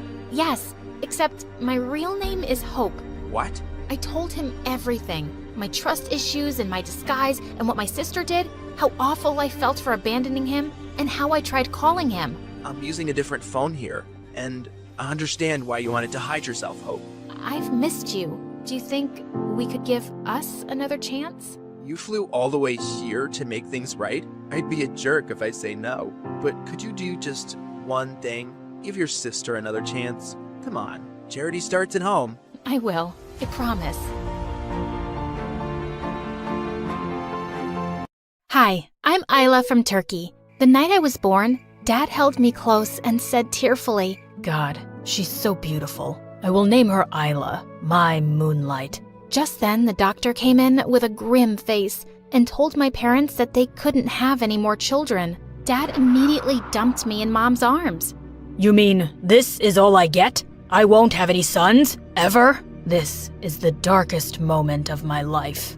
Growing up, Mom adored me, but I knew Dad thought I was a burden. The nicest thing he ever said to me was, You're just a stupid girl, but thank God you're pretty. Dad owned a small tea shop in the city. Once when I was 10, he came down with the flu, and he was being such a big baby. No one knows my suffering. If only I had a son to run my tea shop, but no, I got a dumb daughter. He buried his head in his blanket and started to cry. Mom and I just rolled our eyes and went to the shop that day, and I thought we were doing great. Sometime later, a foreign-looking woman sat down at a table. When I asked her what she'd like, she said with a tired smile, Why don't you surprise me? I skipped off and brewed my favorite mixture of lemon and saffron. I make it for Mom when she's tired. It'll make you feel better too. And you don't have to pay for this. The woman's eyes flew open as she tasted it. My God, this is really special. And so are you. Thank you for this tea of kindness. She tried to pay me, but I refused. And she left. But a few days later, Dad came home from the shop and threw a newspaper at me. What is this stupid tea of kindness that everyone's been asking me about? It turns out the woman was some big journalist, and she'd written an article about the amazing tea at our shop. And now suddenly, tourists and locals were coming over asking for it. "I'll teach you how to make it, Dad, if you say please." All I got was a flying shoe, but I did teach him, and he even let me help out more often. Once in the 8th grade, I was serving customers on a really sunny day when suddenly my back and arms started to itch horribly. I dropped my tray and started scratching like crazy as people stared at me, and I just ran home. "Mom, what's happening to me?" My skin was all red and peeling off. Mom quickly took me to the doctor, and he said I had a condition called desquamation. My skin started flaking when it was too irritated by something. There wasn't a cure, but he gave us some expensive cream to soothe my skin. Don't tell your dad about this, okay? I'll get the money for the cream somehow. A week later, Mom came home with some great news. She'd gotten a janitor's job in a fancy high school, and even better, I could go there for free. But it was so much fancier than I'd imagined. The minute I entered the classroom, I knew I was being scanned from head to toe, and everyone was judging my clothes and shoes. And turns out, no one even wanted to sit with me at lunch because I didn't look a certain way. But I didn't care. I had a chance to study at a great school, and I wasn't wasting it. One day, I went into the bathroom, and I found some girls from my class there, and the meanest one, Zara, was screaming at Mom. "You moron! You spilled all that dirty water on my shoes. I get that you're a janitor because you're stupid, but are you blind too?" I pushed her up against the wall. No one talks to my mom like that. Do you hear me? Mom? Finally, it makes sense why someone like you is in this school. She pushed me back and pounced on me. As Mom ran forward to pull us apart, she slipped on the wet floor and fell really hard. "Oh my God, Mom!" The school staff rushed her to the hospital, and after hours of waiting, we found out that Mom had injured her back and she couldn't walk. I was devastated. It was all my fault. If I hadn't been fighting with Zara, none of this would have happened. The principal said I could still attend school at half the fee, but I couldn't afford that either. One evening, as I was working at the shop, I came across the journalist I'd met years ago. "Wow, look how lovely you've grown up to be. But sweetheart, why do you look so sad?" I broke down and told her everything. After I was done, she said, "I have an offer that might solve some of your problems. You could become a model. I could connect you to all the right people, and it pays really well." Me? A model? The woman told me to think about it, and I did. It could mean I'd still be able to go to school and even save money to get Mom better treatment. I decided to bring it up at dinner that night. "Dad, I'm taking up a modeling job," and he suddenly spat out his food. Modeling? Where did you even get such a stupid idea? "What's wrong with it?" It's for morons who don't have any brains, and it's disgraceful.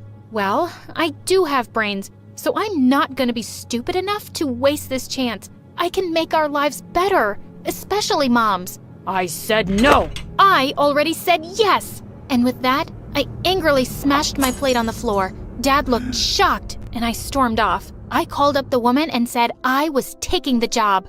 I put my cream all over my skin before going to the shoot. I couldn't let anyone know about my condition, or I'd never get the job. Everyone on set welcomed me warmly, and I was surprised that I was kind of a natural at this.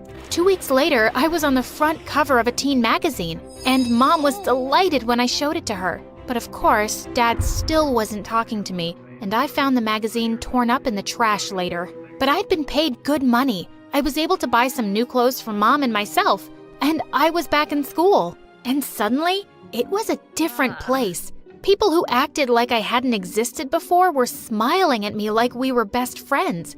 And at lunch, I had a lot of company. A boy even asked me for my autograph. Of course, none of this was sitting too well with one person, Zara. I could see smoke coming out of her ears from a mile away. Soon after, we had a fundraiser modeling contest in school, and I was excited to participate. But as I was getting ready, I suddenly saw Zara come and sit in the chair next to me. "What are you looking at? One magazine cover and you think you're the princess of this school? How hard can modeling be anyway, if you can do it? Turns out, pretty hard for her. Zara was so bad at it. She walked like a monkey and kept waving her arms like a freaking robot. And then suddenly she tripped on her dress and landed flat on her face. I ran forward to help her, but she just pushed me away. Get away, you witch! You'll pay for this! How was it even my fault? She was crazy. But a few days later, I was shocked to find her at a shoot, and I was told we'd be working together. Why are you even here, Zara? You're really bad at this. Oh, I know. But when you're really rich, you don't have to be good at anything. You just throw money at stuff and get what you want. And let me tell you, it's amazing. This girl. Also, she was so awkward, the shoot took us 6 hours. Later, as the makeup artist was removing foundation from my arms, I suddenly felt my skin sting terribly. OMG, your skin's coming off. What did I do? Oh, it's just allergies. It'll be okay. I quickly took the cream out of my bag and put it on, and then left as fast as I could. Thank God no one else was around.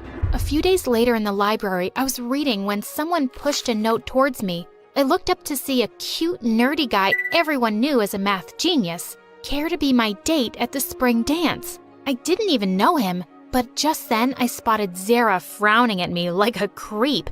So I wrote yes and gave it back with a smile. I'd go out with a monkey if it annoyed her. But luckily, it turned out Omar was a sweet guy, and I was having a good time with him. Once he was over to help me with a math assignment, and suddenly he lifted my chin and looked into my eyes. Was he gonna kiss me? Just then my door flew open, and it was Dad. He leaped at Omar, who shrieked and jumped out of the window faster than lightning. Dad, we were just studying. Do you think I'm a fool? I knew you'd be out of control once you became a model. You're grounded for a month. No school, no modeling. I slammed the door behind him. I had a really important show the next day, and he knew it. I had no choice but to sneak out with Omar's help. Backstage, he kissed me on the cheek and wished me luck. As I peeked out at the runway, I saw that the lights looked really intense. I quickly put some cream on my arms and legs before walking out. Suddenly, I felt crazy itching all over, like nothing I'd ever felt before. I tried to ignore it and go on, but it felt like the longest walk of my life. And then, I couldn't bear it any longer. I went wild, scratching myself and screaming as I looked at my skin, and I could feel hundreds of eyes on me. Then, I passed out. I woke up hours later in the hospital to Dad's worried face. Oh God, Isla, are you okay? The doctor came in holding my cream and asking me if I'd applied it before the show. We tested it, and it had some unusual chemicals which made your condition 10 times worse. What? But I'd been using this cream for ages. That's the first time Dad heard about my condition, and he was shocked I'd kept it a secret from him. I guess I didn't want to make you even more disappointed, Dad. He was just silent and took me home. The next day, I woke up to find that my video of going bonkers on the ramp had gone viral. I could just see my modeling career going down the drain. I didn't even go to school. I decided to go to the tea shop that evening, and I got the shock of my life. I spotted Zara on a table with Omar. Oh, hi, Isla. Back to being a waitress? Well, my brother and I will have some of your special tea, please. Brother? Yeah, brother. And I may have found out about your condition, and I may have asked him to mix something in with your cream. What? Are you guys absolutely insane? Why would you do that?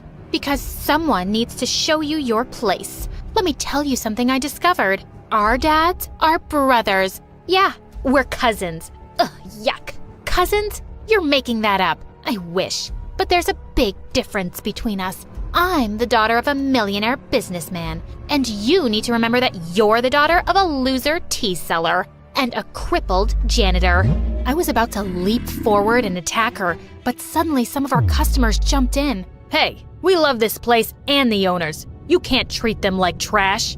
They all started shouting and booing, and Zara and Omar fled from there. Dad had witnessed the whole scene, and I asked him about these secret cousins. I've never seen them before myself. My brother and I haven't spoken in 20 years.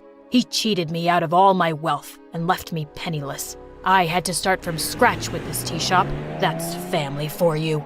For the first time, I felt really sorry for him. I took his hand. But that's not your family anymore. Mom is, and I am. And for the first time, Dad actually smiled at me.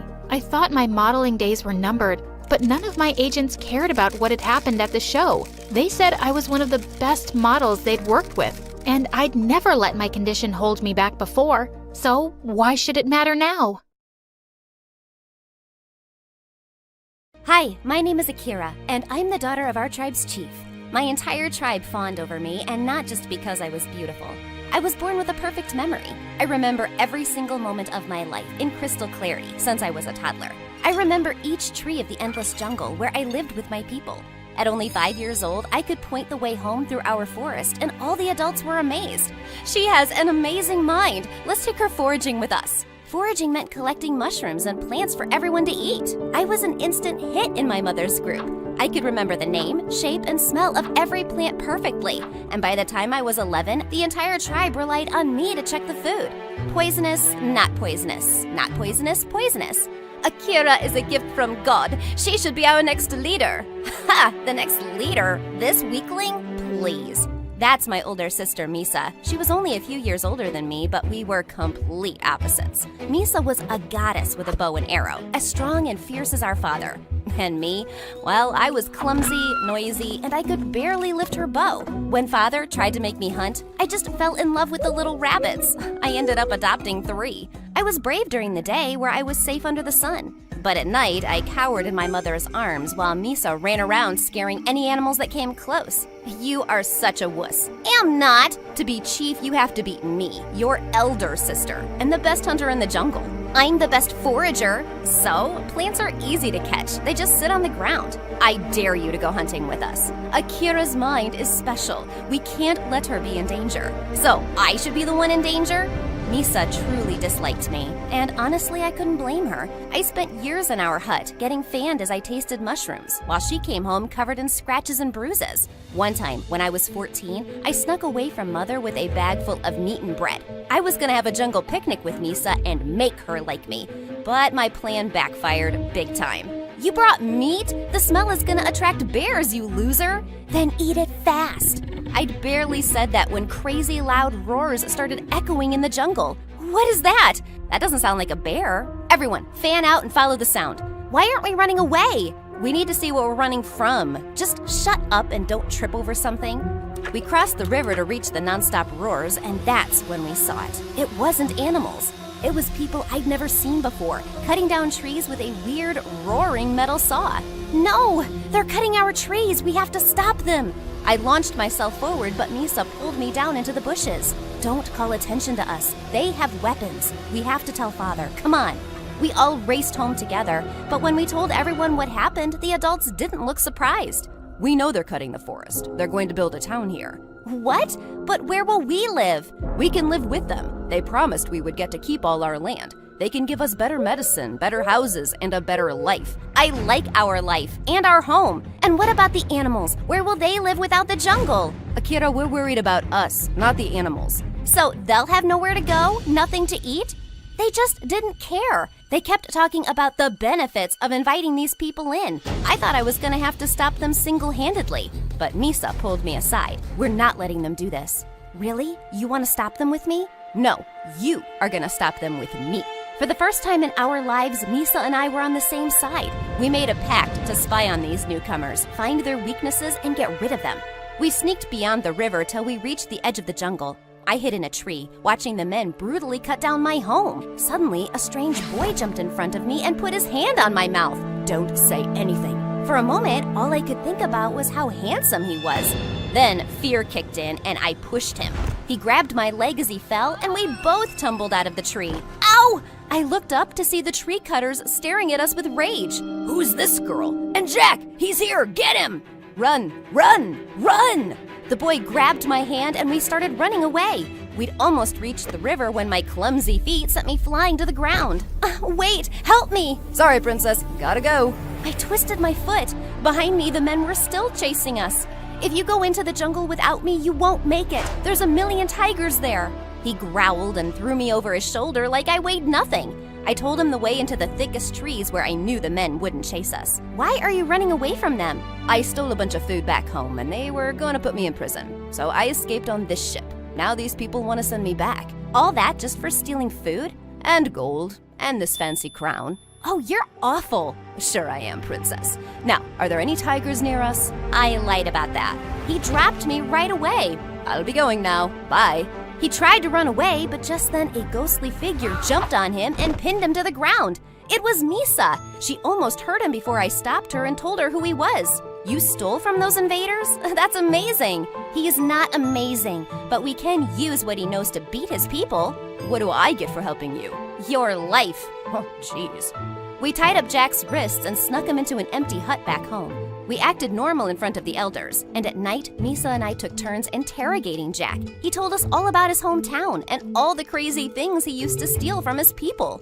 Wow, you pulled that off alone? I had a little help, but it was mostly me. Stealing is not something to brag about. They deserved it. My people are cruel and vicious. They charged my village so much tax that we lost our farm. You lost your land? And my freedom. Yeah, you know nothing about how hard my life has been. He went off to sulk in a corner, and for the first time I felt bad for Jack. The next night, I went into his hut to apologize, but he was gone.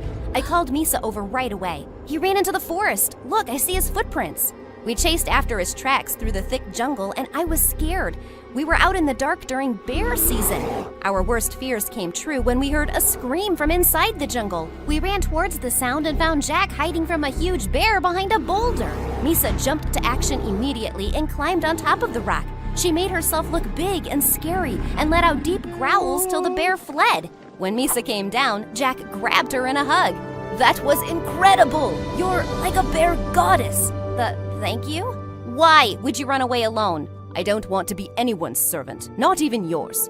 You can't cross the jungle without our help. The wolves come out at night. Are you ready for that? No? Thought so. We stopped at a cave for the night so we wouldn't run into scary animals. While Misa started a fire, I tried to stop Jack from eating poisonous mushrooms. Stop flicking my food away. You keep picking up the poisonous ones. Eat this. How do you remember which one's which? She has a perfect memory. She remembers everything. No way. Is that true? Jack was utterly fascinated, and we spent the whole night talking about my awesome powers. He even dared me to recite every detail from random days in the past. This is amazing. You can't hide in this jungle. You would be world famous. She just remembers things. I can scare bears. I can feed myself without being in danger. I can actually survive danger. And I'm next in line for being chief. Misa kicked a tree trunk in fury, and Jack had to jump in between us. Misa's mood was sour, and the next morning when we took off again, she walked far ahead of us. I think my sister hates me. No, she doesn't. Your gift is just hard to keep up with. I didn't choose it. True, but she didn't choose you. It isn't easy to be overshadowed by a sibling. I'd never thought of it that way. And a few days later, all hopes of Misa liking me were destroyed. Our father called a huge meeting for everyone. We have an announcement to make. The elders have decided to make Akira our new chief. She will be inducted once she turns 15. No! I'm the eldest child. I deserve that place, Father. Akira's gift will make her the best leader. A great memory helps you make wise choices. Wise? The girl who captured one of the newcomers and hid him in our hut? And she's making plans with him to get rid of those people. What? My jaw hit the floor as Misa ratted me out immediately. She even took him to see Jack. Akira has been hiding this boy here for weeks. She made me lie about it too. Think about that before you make her chief. Akira, I'm deeply disappointed in you. Father, no! He didn't even let me speak. The elders took Jack away, and then Father turned furiously to me. You went behind my back to make plans against me? I'm not making plans against you, but these people are cruel and they have to go. We're not getting rid of them. These newcomers can help change our lives forever. You can't be chief if you don't see that. I don't care about being chief. Our forest is a living being. You can't just cut it down. He was too furious to listen. He was even gonna hand Jack over to the newcomers as a sign of goodwill. I just lay in my hut in sheer sadness, waiting for the tree cutters to arrive. when one day Misa broke through my door with tears in her eyes. Akira, they've taken Father prisoner. They what? She told me that the newcomers had captured Father, and instead of letting us keep our land, they were gonna take everything for themselves. I knew we couldn't trust them. Snakes. I'm so sorry, Akira. I can't believe what I've done. You should kick me out of the tribe, or better yet, hit me. Right now, we need to think how to get Father back. We gathered all our people to make a plan, and most of us wanted to charge right into a fight. Did you look at their weapons? We can't fight them. We have to trick them into leaving. How is that possible? I have a plan. I quickly explained my idea, and everyone's tired faces lit up. If this fails, we'll have to fight anyway, so let's give this our best. Jack once told me that his people were terrified of new illnesses, so we gathered ash from all around our settlements and rubbed it all over our bodies and faces till we looked like ghosts. We crushed berries on our skin to look sick, and we walked into the newcomers' camp spitting milk out of our mouths. There's a sickness. We're all falling sick. It's spreading. A few people screamed, and I pretended to bite Misa and burst a bunch of berries in my mouth. The newcomers let out an ear-splitting shriek. These land belong to the devil. Run, or you shall fall sick. I watched in awe as the newcomers ran screaming to their giant ship. I was so happy to see them leaving that I let out a premature shout of joy. Hey, you're not sick. Before the man could say another word, Misa jumped on him and cried, I'm gonna eat you. The man screeched and ran away like a rat. We growled like monsters till the invaders were gone. I can't believe it! It worked! Yes! Everyone burst into laughter and delight.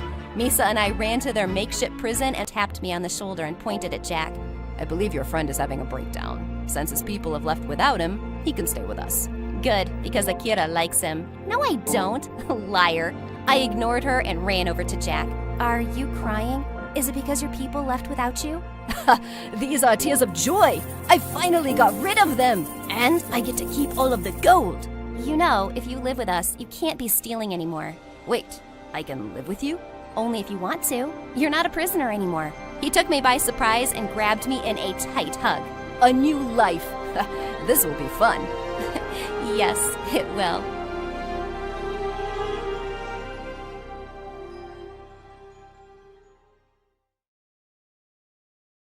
Bonjour, my name is Andrea from Paris. Please like and...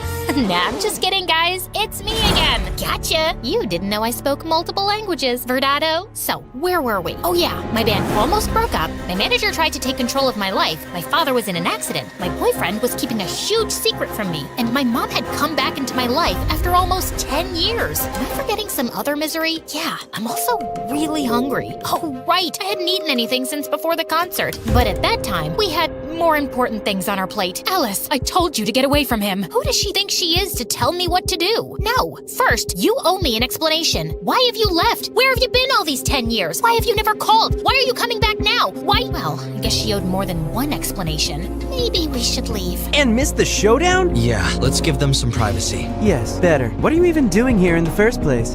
We'll wait outside. No, nobody leaves. And you better start talking before we start improvising a bad cop, good cop scene. And no, Luke, you can't be the good cop. But Alice, no excuses. Just spill the beans. My mom took a seat and a deep breath, then remained in silence for a few minutes. I couldn't wait to know the truth. I was impatient, nervous, stressed, and hungry too. But most of all, I was tired. Then she started talking about her life, you know, blah, blah, blah. Some really revealing stuff and other things. And then the end. I'm sorry, guys. I'm just exhausted. It's not that easy to narrate 4 parts in a row. The life of an MSA star is harder than it looks. You know what, guys? Let's mix things up a little. I know you're probably tired of hearing my voice. At least I am. So let's hear my mom's story told by herself. See you later, alligators. Hi, kids. I'm Carrie, Alice's mom. I know most of you must hate me, but hold off until you hear my side of the story. If you still hate me later, well, don't put it in the comments.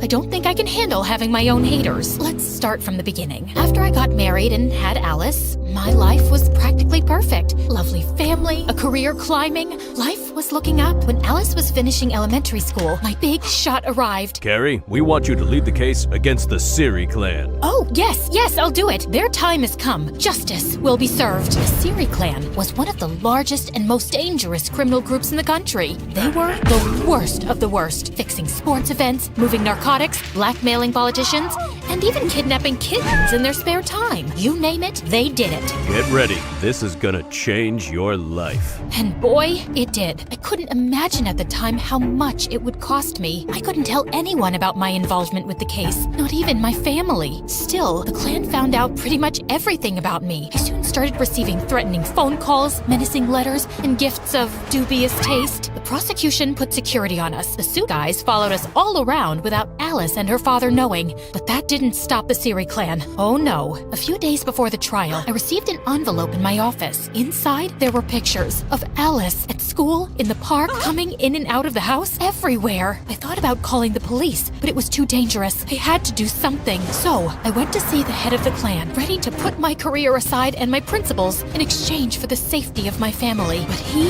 was a tough negotiator. I have a counteroffer. They not only forced me to sabotage the lawsuit against them, but also made me work for them as their legal counsel for years. They never stopped following Alice. They had no choice but to stay and help them grow their criminal empire even further. So, that's why I left, because now I'm a criminal and I can't even look at you in the eyes knowing everything I did. And why did you come back? After I left, I blocked your numbers, but I never changed mine. The hospital called me saying there had been an accident and I had to come and make sure you were okay. I guess I'm still your emergency contact. Of course. There's no other person I want to see in an emergency. He's such a flirt. Is that so? It is, and not only in emergencies. I think Alice's dad has the hots for Alice's mom. You don't say. I'm just glad I get to see you again. Oh my god, Dad, stop flirting with her. Have you forgotten that she abandoned us for like 10 years? Are you sure you don't have a concussion? Let's call the doctors to do more tests. I'm fine, Alice. I guess old habits die hard. He smiled at me, and even after all these years, just like the first time I saw him playing in the subway, I felt fireworks inside. How could I help it? Look at him. He is as attractive as he was 10 years ago, maybe even more. You can tell he's been hitting the gym. Check out his arms, his shoulders, his... Okay, that's enough. This is still a family channel. I'll take it from here. As you can imagine, my mom's story was like a roller coaster for me. And by the end, I was pretty dizzy. I didn't know what to say, but at the same time, I had hundreds of questions to ask. At first, I needed some air. Like, a lot of air. And something to eat. So I walked out of the hospital, and then I saw it. That was really love at first sight. Thank God. I ran to it, and I ordered half a dozen hot dogs. What? Lady has to eat too, you know. Besides, can't think with an empty stomach, right? Bon appetit. Note from the MSA producers. Due to the disgusting nature of the following images, we have decided to censor the next part. Ugh, I so needed that. Now I can think straight. Let's get this over with. I walked back to the hospital, but stopped dead in my tracks when I saw Mom and Camillo talking at the entrance. We should try to be friends. After all, we are family. You don't scare me. And why should he? Oh, let me guess. He probably is the son of the boss of that clan, and he's just dating me because he has a secret agenda, right? No, not at all. So, why should I get away from him? Maybe I got carried away. To be honest, I don't think you guys are really a match. I mean, you are a Cancer and he is a Capricorn. Those are the least compatible signs in the horoscope. I'm actually a Scorpio. Oh, then it's okay. You have my blessing. Great! Thanks, Mom. Camillo hugged my mom. Their performance was as believable as a bunch of elementary school kids acting out Shakespeare for the end of the year play. Of course I knew there was something wrong. I'm not an idiot, guys. I asked Camillo about it like 1,000 times. Why does my mother hate you so much? What did you do? But he always came up with different excuses. It's because I'm Italian. She hates poets. She doesn't like my cologne.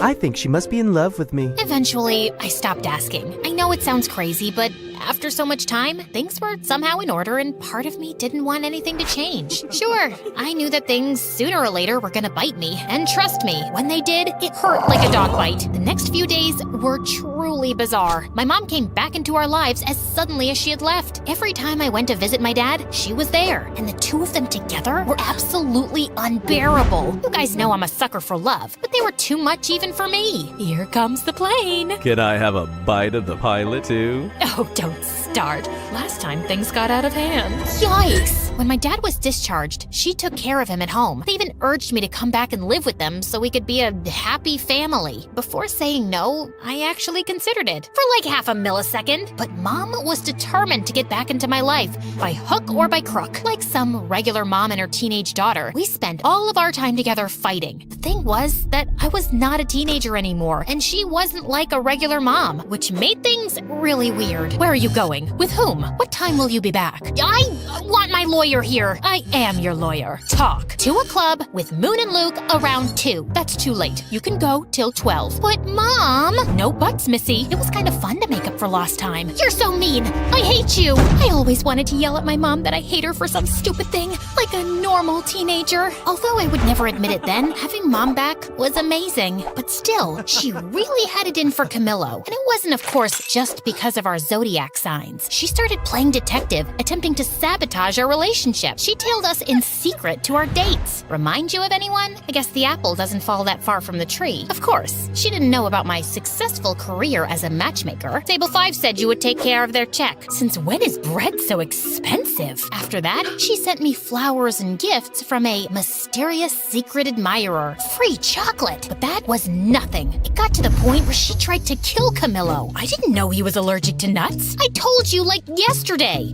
It must have slipped my mind. Then she went all in and planned a blind date for me and Kwan, who was a few days away from returning to Korea. I had to admit that it was a beautiful date, and Kwan looked so attractive. But I had a boyfriend and he had a girlfriend. I'm so sorry my mom put you up to this. Don't worry, it's always nice to spend some time with you. Won't your girlfriend mind? I don't have a girlfriend anymore. She left me. She said my heart was still entangled with something here. And what is that something here? I think you already know. Kwan smiled at me, and I blushed so much that I could have become a stunt double for Poe. You know, the red Teletubby. Change the subject, Alice. This could get out of hand. I don't know what my mom has against Camillo. She hates his guts with a passion, but he didn't do anything. I think you should trust your mom. I know you two have a complicated history, but she must be doing this for a very good reason, and you can't keep ignoring it. At first, I thought Kwan was only saying this because he was jealous, but then I started to think he had a point. Turns out, his words were absolutely right on target. When I got home that same night, I did what I promised I would never do. I went through my boyfriend's computer. Guys, this is me not setting a good example. Don't follow my lead on this one. Remember how I said things would come back to bite me in the butt? Well, they did. More than a dog bite. It was a crocodile bite. Among Camillo's files, I found a book about me. Yes, you heard right. Camillo was writing a book about my life behind my back. Actually, no, he wasn't writing it. It was already finished. What the? To no one's surprise, it turns out that behind it all was Trevor. He had signed over my image rights from our contract to Camillo to write a bestseller airing all my dirty laundry. For the next few hours, I read the entire book. Not only did it expose my deepest fears and desires, those I had confided in him, but it also detailed my mother's criminal history with the Siri clan. If this gets out, she will go to jail. And the worst part of it all, the book was due out in 2 days. Just as my world was collapsing, the collapser opened the door. Hi, honey. I was more than ready to use my drumsticks to turn him into a human skewer, but I didn't. I understood that my only advantage at that moment was that he didn't know that I knew. So I pretended that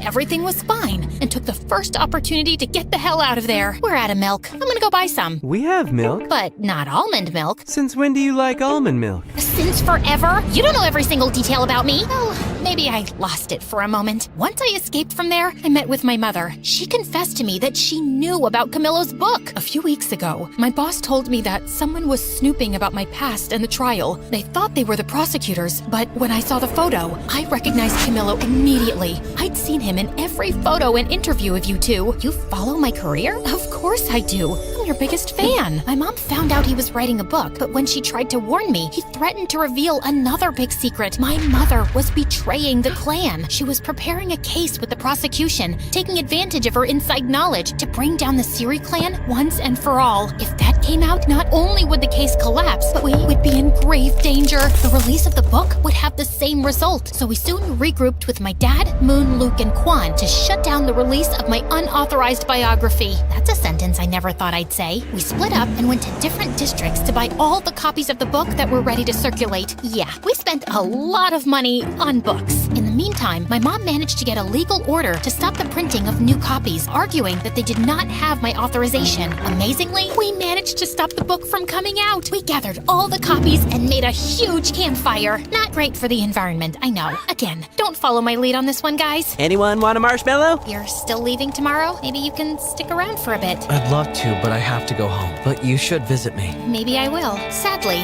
our victory was short-lived. Feeling defeated, Trevor and Camillo leaked the book virtually, and it soon went viral. What ensued was absolute chaos. My name became a trending topic, and the news went crazy with my mother's criminal story. Soon, reporters were swarming my house and my parents' house looking for a comment. My phone literally exploded from the number of calls and messages it received. To make matters worse, Camillo went on TV to present the book, badmouth me, and reveal that my mom was a double agent for the government. You will pay for this. From that moment on, we became the #1 target of the Siri clan. Things were completely out of hand, and for the first time, I feared for my life and the safety of the people around me. I had to do something, but I didn't know what. Alice, there's no time for discussions. Get in the car. We have to go to the witness protection program now. We are in danger. I can't do it, Mom. You two go. Alice, this isn't up for discussion. No, it's not, Dad. I'm sorry. I ran between the cars until I lost them. It's not that I didn't want to go with them, but I was a public figure. The reporters and paparazzi would be after me like hounds. I knew that if I went with them, I would put them in even more danger. I needed to go somewhere where no one knew me. Oh, that's it. Quan, is it too soon to visit? Not at all. I'm glad you're here. I held Kwan's hand as we waited for the plane to take us to Korea. I took a deep breath. It felt like walking away from a fire. Who said you can't run away from your problems? Hi, everybody. Welcome to a new Where Are They Now episode. So let's uncover the latest on the Cupid Secrets crew. Alice's parents, Luke and Moon. They just disappeared faster than my motivation on a Monday. But what everybody really wants to know is where is Alice herself, the villain of her own story? Some say she became a Buddhist monk. Others that she had facial surgery to look unrecognizable. But something went wrong and she became a circus freak. Some even claim that she was seen living in the middle of the snowy forest, like the Yeti. But still, the mystery remains unsolved. Where is Alice? I'll give you a where are they now, you gossip-mongering, face-twisting, snitch-ditch-twitch character hack. This villain is right here, crafting a comeback that'll knock your ratings into the next ice age. And talk about facial surgery? You should check yourself first. Wicked witch of the bargain bin Botox, duck lips meeting frog eyes, and a meme gone wrong disaster? No surgeon could fix that. Calm down. She's not even here. No, don't shut it off. I want to hear more of her nonsense. Great. Now the power cuts out on me. As if everything else wasn't enough, the electricity there had a mind of its own. It always went out with the worst possible timing. Okay. You know, I'm not usually the nagging type. More like a silent ninja. Until someone turns on that spotlight of lies, you might think we stepped out of a time machine into the past. Well, almost. So this is where Alice is, in the middle of nowhere, picking up cow dung. I know. Gross. I should give you a recap of the last year, but I don't really feel like it. Okay, don't leave. I will. But just because you've been putting up with me since episode 1. Before I start, like and subscribe, and don't forget to never watch MSA on TikTok. Real ones know that YouTube is way cooler. So, after Camillo's book, Quan and I escaped to a small rural town in South Korea where no one knew or cared who I was. This is nice. It was not. At least no one will find us here. Yeah, because no one knows this place exists. Seriously, I tried searching it on Google Maps and it just showed a shrugging emoji. Still, Quan absolutely fell in love with our new rural life. He put together his own farm, and it was like he had found his place on Earth. For me, it wasn't that easy. Alice, collect the cow dung so we could use this for fire. Not this again. That day, I shouldn't have worn red because it made the bull crazy mad, and he chased me all over the farm until I fell headfirst into the cow poop pile. Ugh, I hate this. Look on the bright side. It's good for your skin. Oh, really? Then come here. I'll make you a good hydrating mask. Stop running! Living with Quan was awesome, but it never felt like my real life. I just wasn't myself there. To make me feel better, Quan once took me to a nice restaurant in the city, but I felt so paranoid that I went with a full disguise. Maybe that wasn't the best option to keep the attention away from me. Everybody kept looking at me, especially one strange guy with a big ginger afro and sunglasses. That guy keeps staring at us. Can you blame him with those drumsticks in your hair? And this dress looks like you committed a fashion crime. Duh, I can't leave them out. And This outfit took hours of careful consideration and about 5 outfit changes. As Quan went to pay the bill, I turned to that creep, but he vanished into thin air. After that, I decided to stay in the village and never return to the city. Eventually, I kinda got used to living there. But then, a letter arrived and changed everything. It was an invitation to Moon and Luke's wedding. I hadn't talked to anyone from home since I left. I thought they'd eventually forget about me. But turns out, Quan used to drive out of town to call Moon, and she wanted me to be her maid of honor. Still, I wasn't ready to come back yet. Sooner or later, you'll have to face your fears. I'll do it later then. I have to go. She's my baby sister. Of course. We said our goodbyes and Quan left, so I had some alone time. After a few days, I started to get really worried. Quan wasn't answering my calls or responding to any of my texts. I waited and waited, but no news. Finally, I called Moon, but she didn't know anything about him either. Nobody did. Before I could think about it, I was already on a plane crossing the world to save my boyfriend. As soon as I landed, I did a complete makeover to avoid being recognized. I had more important things to do than deal with the paparazzi. After that, I went straight to the police station. I knew who was behind it all. The Siri clan kidnapped my boyfriend. Do you have any proof? I have a strong feeling. Does that count as proof? Maybe he just ran away from you after reading the book. The whole police station laughed at me. I wanted to throw all their donuts into the garbage, but I didn't. I just stole a few for later. Besides, we already captured Siri Clan's leader. What? After I left the police station, I had so many questions in my head. Just then, I saw Trevor drive by in a cool Porsche and stop not too far away. My heart was beating super fast, and I decided to follow him. I hid in an alley where it was kind of dark. I couldn't see much, but then I heard him talking on the phone. Keep a low profile. We can't afford any slip-ups right now. I had planned this all along. I even made that foolish Camillo reveal the clan's secrets in his book to have the leader in prison so I could take over the empty throne of the Siri clan. I did a lot for him, and that thankless man never recognized me.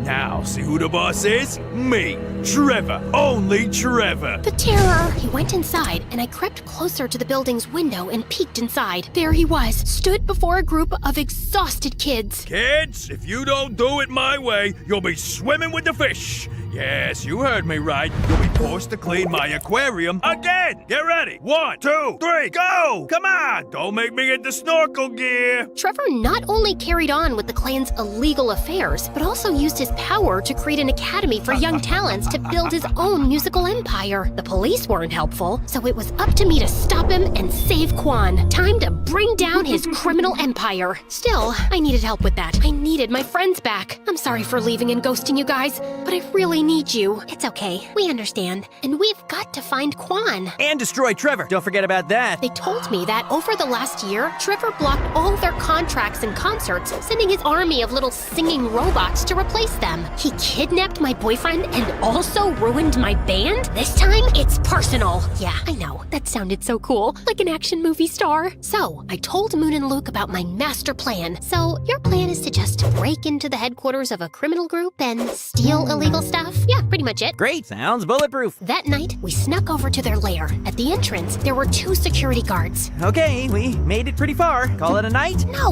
we have to take them out. So, Alice, you do it. What? Why me? They won't recognize you with your new makeover. Distract them while we try to find another way in. Before I could protest, Luke and Moon threw me towards them. First, I thought I could use my Riz to win them over. Content warning, guys. This might turn into a cringe fest. I walked to them, flirtatious, but I looked like I was just learning to walk for the first time. Excuse me, guys. Do you have names, or can I call you mine? I'm Frederick. Mike. No, I meant I thought your names were Google because you two have everything I've been searching for. Well, that one bombed even harder than my first pickup line. I need to work on my flirting game. In a desperate distraction attempt, I twisted swiftly, aiming for a masterstroke. Fate intervened. My wig slipped off. Uh-oh. You! So, time for plan B. What was plan B again? Stop her! They jumped on me, but at that exact moment, their radio started playing my favorite song. I went full John Wick mode for real. I grabbed the 2 drumsticks that I always carry around and turned them into lethal weapons. Oh, I forgot to mention that during my time in Korea, I became a black belt in Taekwondo. Silly me.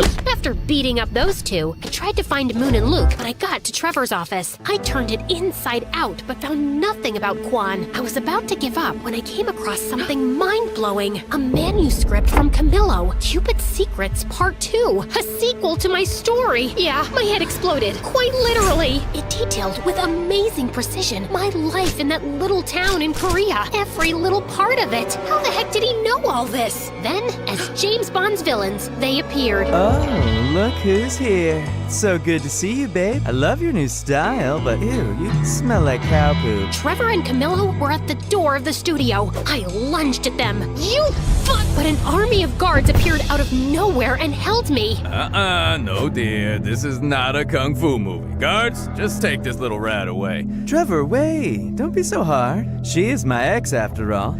Alice, I know what you must be thinking. How did I know all that? Just take a look at the notes. I looked at the notes. It was some kind of daily report, a really complete one. Then my heart stopped. The name that signed all the notes was Quan. It isn't true. Quan would never betray me like that. You're lying. Tell me where he is. Well, you thought the same about Camillo, and look where that got you. You see, Alice, everyone's playing their own game. Quan, in this case, is playing hide and seek. Hide until the book is out and seeking a fortune. He's gonna be rich, and he just had to sell us his relationship with you. A bargain, if you ask me. Tears began to roll down my cheeks. Once again, my boyfriend stabbed me in the back. I told you it was a mistake to fire me, kid. Now leave with your dumb friends. And Luke, just a piece of advice. Next time, don't yell when trying to sneak in somewhere. Oh yeah? I was caught in a half-open window. What should I have done? Probably not screaming like a maniac. Push my butt up! Push my butt up! I was completely defeated. I didn't even fight back when his goons kicked us out. Don't go too far this time.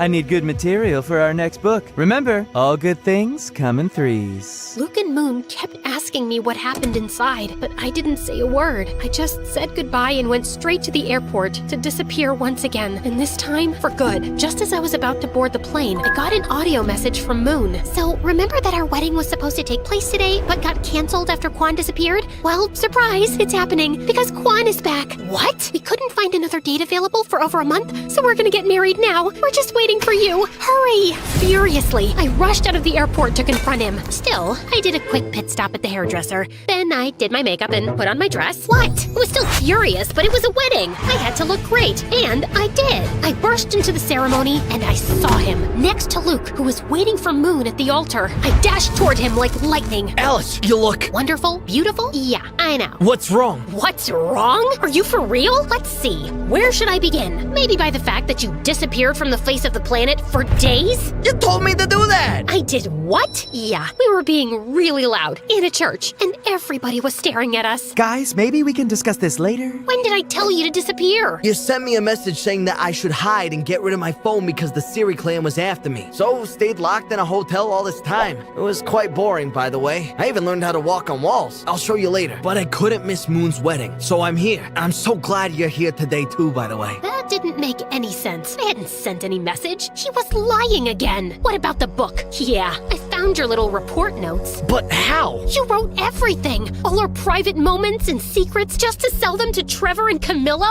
Wait, what? I did write all of that, but I didn't sell anything. I lost them at the airport. Like I'm gonna believe that. I would never sell that. I just took notes of everything because, well, it's quite embarrassing. More embarrassing than getting your butt kicked in a church by the bridesmaid? Okay. The truth is I wanted to write my own book about you. To show the world how nice and cute and wonderful you truly are. Yeah, this is the part where you go, aww. Still, at that moment, I was confused and shocked. I didn't want to believe him, but when I looked into his eyes, I saw that he was telling the truth. I felt so embarrassed. But then I saw him hiding among the rest of the guests. That weird-looking ginger afro guy that used to spy on us in Korea. Stop that guy! He ran, and I chased after him. Just when he was about to escape, Moon appeared, rocking her wedding dress and blocking his way. He turned around, and I hit him with a crazy taekwondo kick that sent his afro and glasses flying. He was Camillo. He had followed us to Korea to spy on us, and when he found out about Kwan's notes, he stole them from him at the airport. As if that wasn't enough, he and Trevor sent the message pretending to be me and telling Kwan to hide. Why the heck are you here? I needed to see the showdown. It's the ending of my sequel. You and your freaking sequel. I'm gonna kill you right now. Let me. Quan stepped forward and headed for Camillo. He grabbed him and shoved him, ready to punch his lights out, but I stopped him. He deserves it. But he's not worth it. Yeah, the last thing I need is to get punched by a farmer. I turned around and slapped Camillo so hard he spun like a startled ballerina. When he finally stopped twirling, Moon gave him another slap, sending him into another whirlwind. But I wasn't done with him. Listen to me good, you hack of a writer. I'm about to end your whole career. First, I took care of Trevor. I sent Luke, disguised and armed with a camera, to his music academy. Turns out, Trevor had those poor kids rehearsing day and night, like a twisted version of School of Rock. He got arrested for child abuse, and the Siri clan vanished. My family was finally free, so I went to get them out of the witness protection program. When my dad opened the door, he had the longest beard ever. Gandalf, is that you? Alice! Dad hugged me tightly. Soon Mom joined in. I can't breathe, guys! My parents moved back to Rochester and got re-engaged. Another wedding on the way. With my mother's help, I sued Camillo for the rights to my own story. During the trial, it came to light that he had plagiarized other writers. Camillo lost all profits from the book, sequel rights, and his reputation. Last I heard, he was working as a waiter again. I said cappuccino, not macchiato, you spaghetti brain. Finally, I was free. I had my voice back. Eventually, I found the perfect place to tell my story. So, thanks MSA. They don't pay as much as Hollywood, but they are way cooler. Oh, and the rest of Luke and Moon's wedding was awesome. Our band even got together for a quick reunion show. Then we partied like there was no tomorrow. But there was. I could have never done this without you. Of course you could have. So, what now? My real life is here. My family, my friends, my music. But mine isn't. We both started crying because we knew that despite that we loved each other, we had to follow our own path. Sometimes love is about letting the other one go. Don't worry, guys. I'm not going to end this 5-part story with such a downer. You know your girl Alice better than that. So, Quan returned to that little town life that he loved so much. As for me, the bands got back together and we traveled the world playing our music. Many years later, my music took me to a familiar country. I took a trip to the countryside and reached a lovely farm. Then I saw him. Quan looked so handsome. I remember the first time we met. He was acting like a tough guy and I was dressed as a goth. Safe to say, we've both had quite the glow up since then. When he saw me, he smiled, and then everything. Silence, time stood still, electricity, heart racing, and of course, the famous fireworks. I ran to him, and that was it, guys. The end of my crazy and long journey. I guess love always finds its way in the end.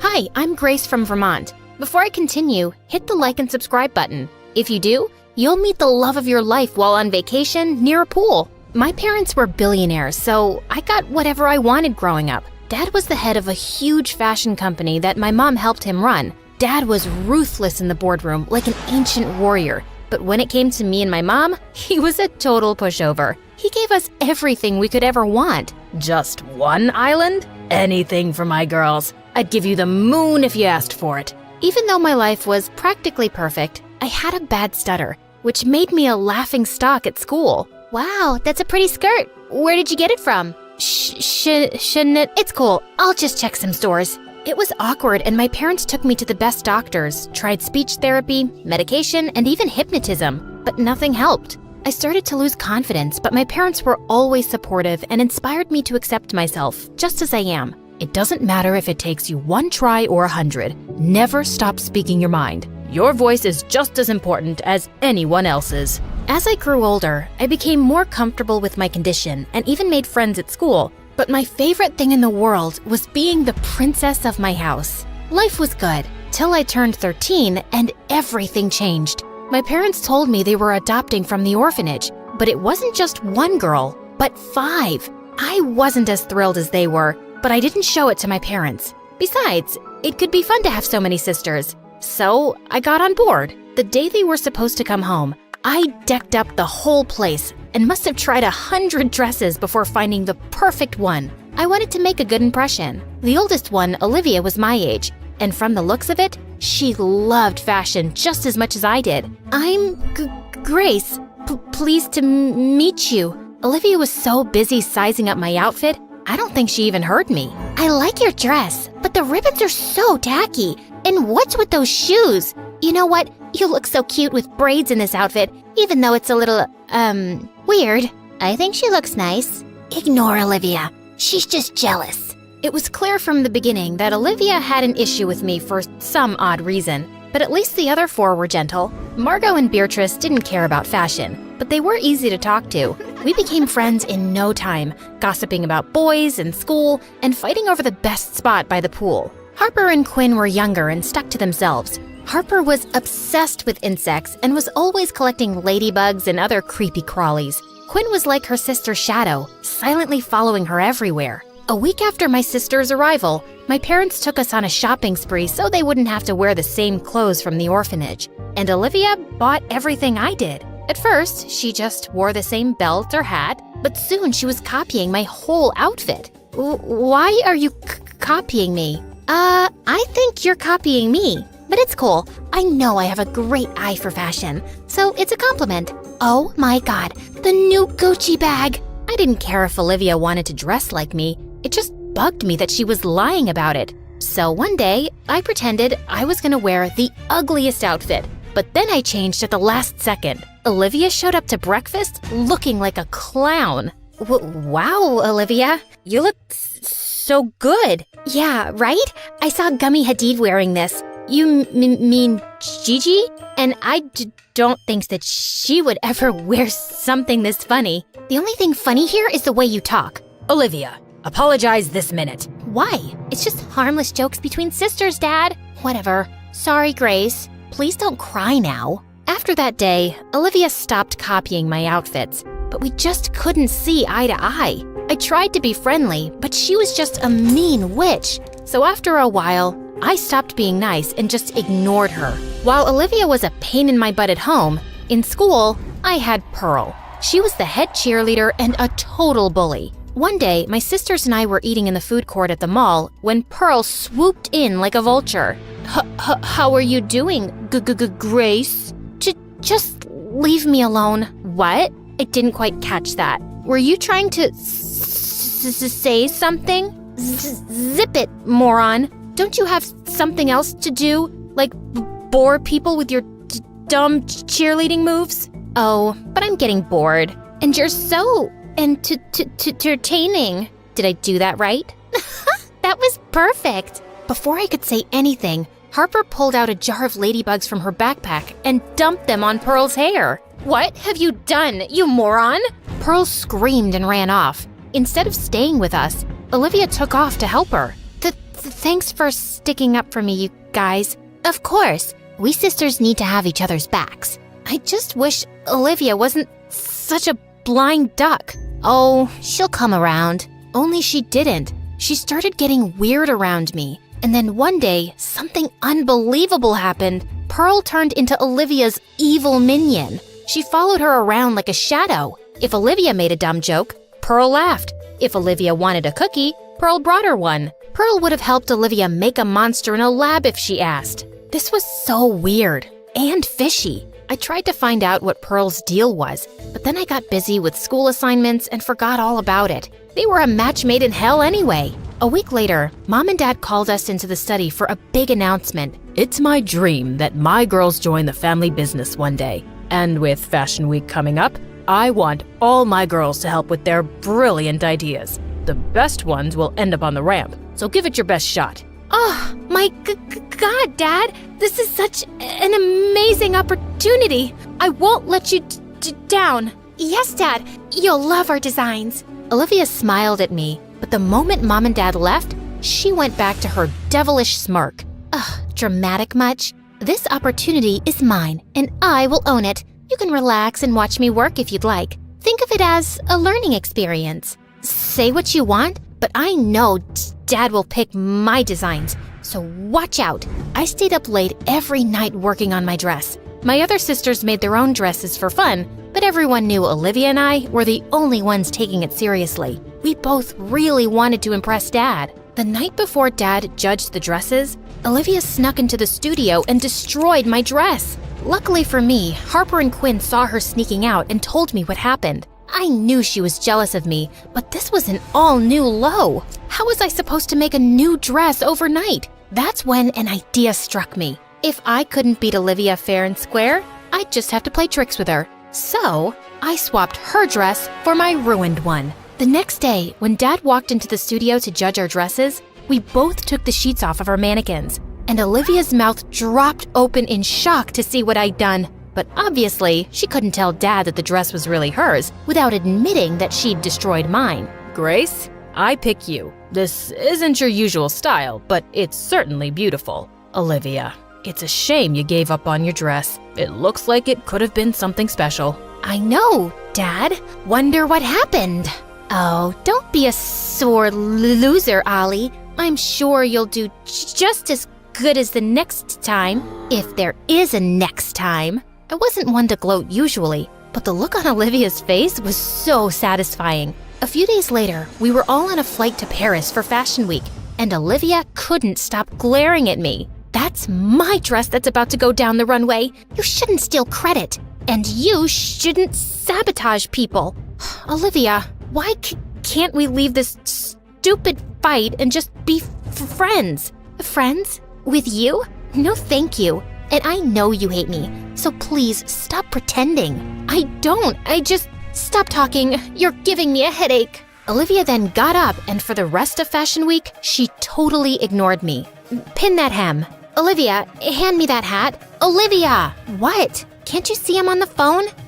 Can you help? Who are you even talking to? Ugh, just leave me alone. This girl was so weird. Even when we got back, she wouldn't talk to me, not even rudely. She'd either stay in her room or hang out with Pearl. And worse was that she'd started inviting Pearl to our place, which really annoyed me. Oops, I got to that first. Ugh. After a successful show at Fashion Week, Dad started getting a lot of orders. He worked for months on a new line, and all the designs were kept under lock and key in his studio, and nobody was allowed inside. But in less than 2 weeks before his runway show, someone leaked pictures of the new collection all over the internet. The tabloids went wild guessing who it could be. I can't believe someone would do this. All my hard work is gone. Nobody has access to my study except you girls. If anyone knows something, tell me now. I took a quick look at everyone, and all of us were equally shocked. Fine. If that's what you want,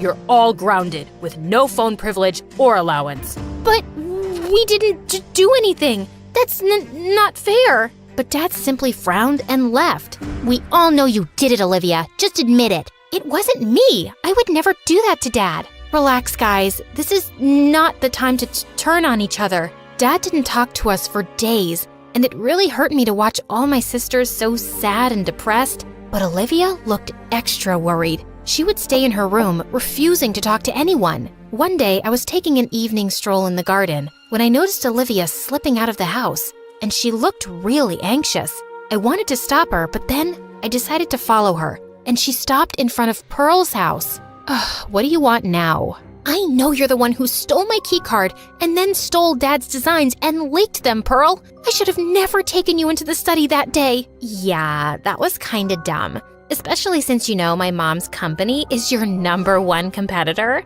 You made it so easy to steal your designs. And now we'll be on top, while you guys will eat dirt. In your dreams, you sick psycho. No, not when the whole world would know what big fat cheaters you all are. Olivia looked at me in shock as I pulled out the phone and started playing back the recording with Pearl's confession. Give me that. Not so easy. Besides, I've already uploaded it, so there's nothing you can do. Pearl was at a loss for words, and suddenly her phone started ringing. Must be your mom. If I were you, I'd think of going underground for a few days. Pearl ran away crying, and Olivia turned to me. I'm so sorry, Grace. I should have been smarter. You should have. But right now, we need to figure out how to help Dad. We don't have much time before the show. So are you with me? Yes, of course I am. My sisters and I locked ourselves in the mansion for a week straight, staying up late every night, altering his designs. Harper and Quinn did all the sketching, and Marco and Beatrice gathered all the fabrics and accessories Dad would need. Then Olivia and I helped Dad put everything together. When the day of the fashion show arrived, we were ready. The paparazzi and critics were waiting for the curtains to rise, expecting the show to be a disaster with all the leaked designs. But when the curtain rose and the spotlights came on, the entire audience gasped. The new designs were even more beautiful, and the show was a massive success. And Dad was super proud. You set aside your differences, and you worked hard. You pulled together as a family. I'm so proud of all of you. It was Grace. She's the one who brought us together on this. Team effort. That's what sisters are for. Olivia and I smiled at each other as the rest of my sisters hugged me. I just knew everything would always be fine as long as we stuck together.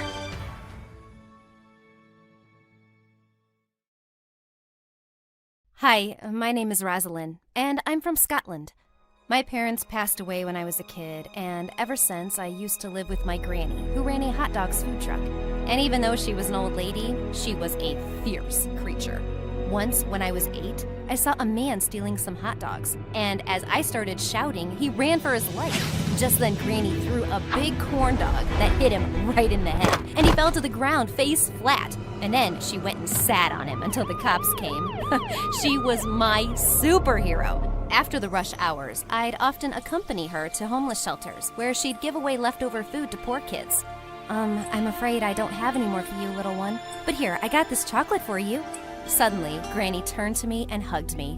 Oh, honey, I'm so proud of you. I always want you to be like your name, Rose, kind and soft, but when needed, I want you to be fierce and strong, okay? Yes, Granny, I'll always remember that. Time went by, and when I was in the 8th grade, I came home one day to find Granny all sick and lying in bed. I immediately ran to the hospital and got some medicine. But on my way back home, I saw a man trying to snatch a purse from a lady in an alleyway. I quickly ran over and kicked him hard. I tried to stop him as he escaped, but suddenly the lady held me back by my hand. Lily, what are you doing here? Lily? What? Who? The thief! He is running away! But she kept staring at me like I was some kind of ghost. And then she started pulling my hand. Come with me! Ugh, she was crazy! I bit her hand and ran away. The next few days, I was busy looking after Granny, but her condition was getting worse, and I was running out of money. One day, I heard a loud knock on the door, and when I opened it, I was shocked to see it was the same lady from the alleyway. She told me her name was Emma, and she worked for a huge multinational company. But I didn't care. I was ready to kick her out. But then she whipped out her phone and showed me a picture of a girl who looked exactly like me. What, the frying potatoes? Now that she had my attention, she convinced me to go with her to a hospital where she'd explain everything. There, I saw the girl lying in front of my eyes on the hospital bed, my perfect doppelganger. It was so freaky. This is our young miss, Lily. She's in a coma right now, but we need you to replace her. What? You want me to go into a coma in her place? No, we want you to live as Lily in her place. Suddenly, a tall, handsome man came in and looked at me, stunned. Oh my God, this is unbelievable. You look just like Lily. Emma was right. He introduced himself as Mr. Wilson, Lily's dad, and then he asked me for the weirdest favor. Lily will soon turn 16 and inherit the multi-billion-dollar company left by her late grandmother for her. But if the news about her being in a coma breaks out, it will go to the other shareholders, and she'll be left with nothing. I just want you to live in her place until she wakes up. That's the only way I can make her future secure. Please, help us. Whoa, this sounded like some really serious stuff, and I didn't want to get involved. I won't be doing this. I'm sorry. I was about to walk out when Mr. Wilson offered me a deal. I had to memorize the names and details of all the people in Lily's life before I set foot into her shoes. And God, this girl had the most uncomfortable shoes. I could hardly walk in them. Remember, no one knows about this except for you, me, and Mr. Wilson, so don't tell anyone, okay? Got it. I snuck off to the garden. Just as I was lying there, I heard a voice. Miss, you shouldn't be lying on the grass. You might catch a cold. But I want to. Suddenly, he took off his shirt and put it beneath me. Here you go. OMG, he was so cute. But then he just started walking away. Oh, wait, where are you going? I can't be here with you. But I just pulled his hand and made him sit next to me, and he looked super shocked. He didn't speak a word, but then I inched closer to him and put an arm through his. I won't eat you, you know. Finally, he started speaking, and we talked for a while. He told me his name was Liam, and he ran errands around the house. And gosh, he had the most gorgeous blue eyes. Before leaving, I gently kissed his cheek, and he blushed so hard. The next morning, Emma came and informed me that we had to attend a big conference at the company. She told me no one would even notice me, but they made me sit on the biggest chair in the room. And everyone was looking at me with melon-sized eyes. Fishes. They started discussing things about the new product that wasn't doing well, and I didn't know what to do. So I picked up a drink in front of me and started slurping it, and it was disgusting. What do you think is the reason for these low sales? Yuck! Ugh, this tastes like toilet water. Why would anything like this sell? Oh shoot, I wasn't supposed to say that out loud. All the people turned to me like I'd cursed them. Go on, tell us what you think, Lily. I'm sure you've seen people gathering around stalls on the streets, but it's not just because the food is cheap. It's because it tastes good. But if we will give them lemon-mixed water, who'd buy it for $20? At first, they looked at me in shock, but then they all nodded, including Mr. Wilson. I thought he was going to be super mad at me, so on our way back home, I apologized to him for speaking out. Oh, don't be sorry, Rose. I was really impressed you spoke the truth in front of everyone. Thank God. That made me take a sigh of relief. When I got home, I was exhausted and fell asleep as soon as I got to my bed. But sometime later, I woke up to see Liam there, taking off my shoes. Aw, he was such a darling. Liam, you don't have to do that. It's fine. I know you must be tired. I was just trying to. I couldn't resist and pulled him in for a kiss. Whoa, what was that? I think I like you, Liam. But Lily, you're so rich, and I'm just, For a moment, I wanted to tell him who I really was, but I was afraid he might hate me after that. I don't care about anything, Liam. I just want you to know that I like you. I like you too, Lily. The next day, it was Lily's birthday, and there was a huge celebration in the evening, and I was freaking out because I knew no one. Suddenly, a weird-looking guy came to me and asked me for a dance. Come on, enough of being mad at me, princess. Let's hit the dance floor. No thanks. I'm good. Come on, baby. I'm still your boyfriend. And I'm sorry I kissed someone else. But she kissed me first, okay? Sue me. Oh, don't do that. How about we just forget about it? Ew! He was such a creep. Just then, he kissed me on my cheek.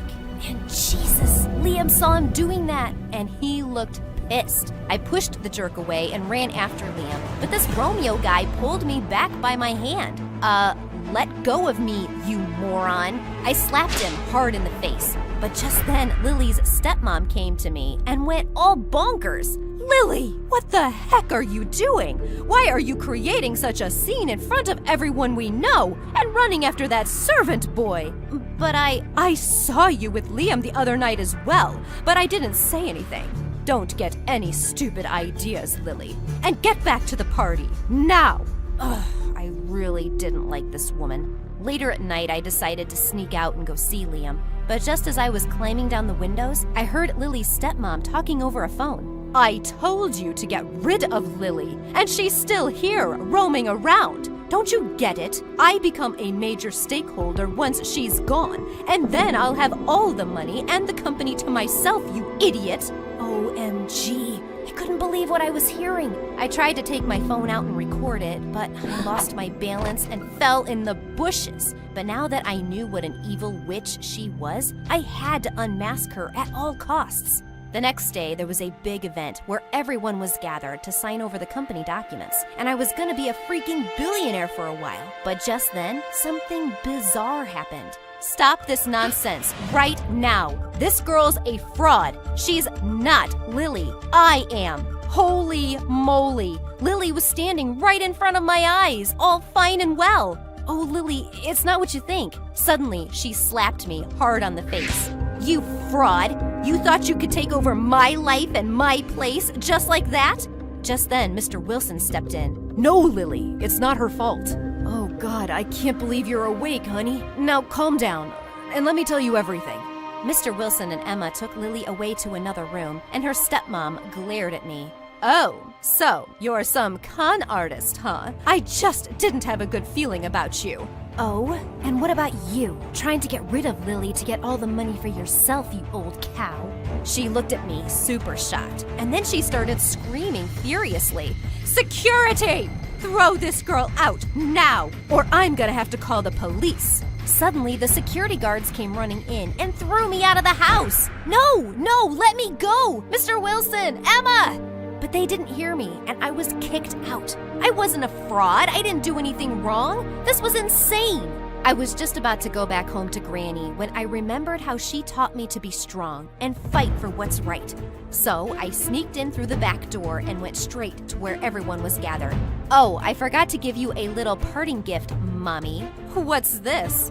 Oh, don't you remember? The day you were talking on the phone with your secret friend about Lily? I recorded your conversation about how you wanted to get rid of her. Of course, I didn't record anything, but she totally bought my lie. I'm gonna kill you, you filthy rat! She pounced at me, but thankfully Mr. Wilson stopped her. Enough! I can't believe you'd do that. I loved you so much and gave you everything, and you hurt my kid? How could you be so evil? What for? For the money, what else? Why else would I marry you with your stupid kid? I want all the money for myself, and what's wrong with that, huh? You know what? I'm gonna kill her right now. She ran towards Lily with a vase in her hand, and that's when I jumped in to take her down. Just then, Liam came running in to help me. Mr. Wilson immediately called the cops and had that evil woman taken away. After all the chaos, Lily came to me. I'm so sorry for hitting you earlier, Rose. Thank you so much for everything you've done for me. And please forgive me, okay?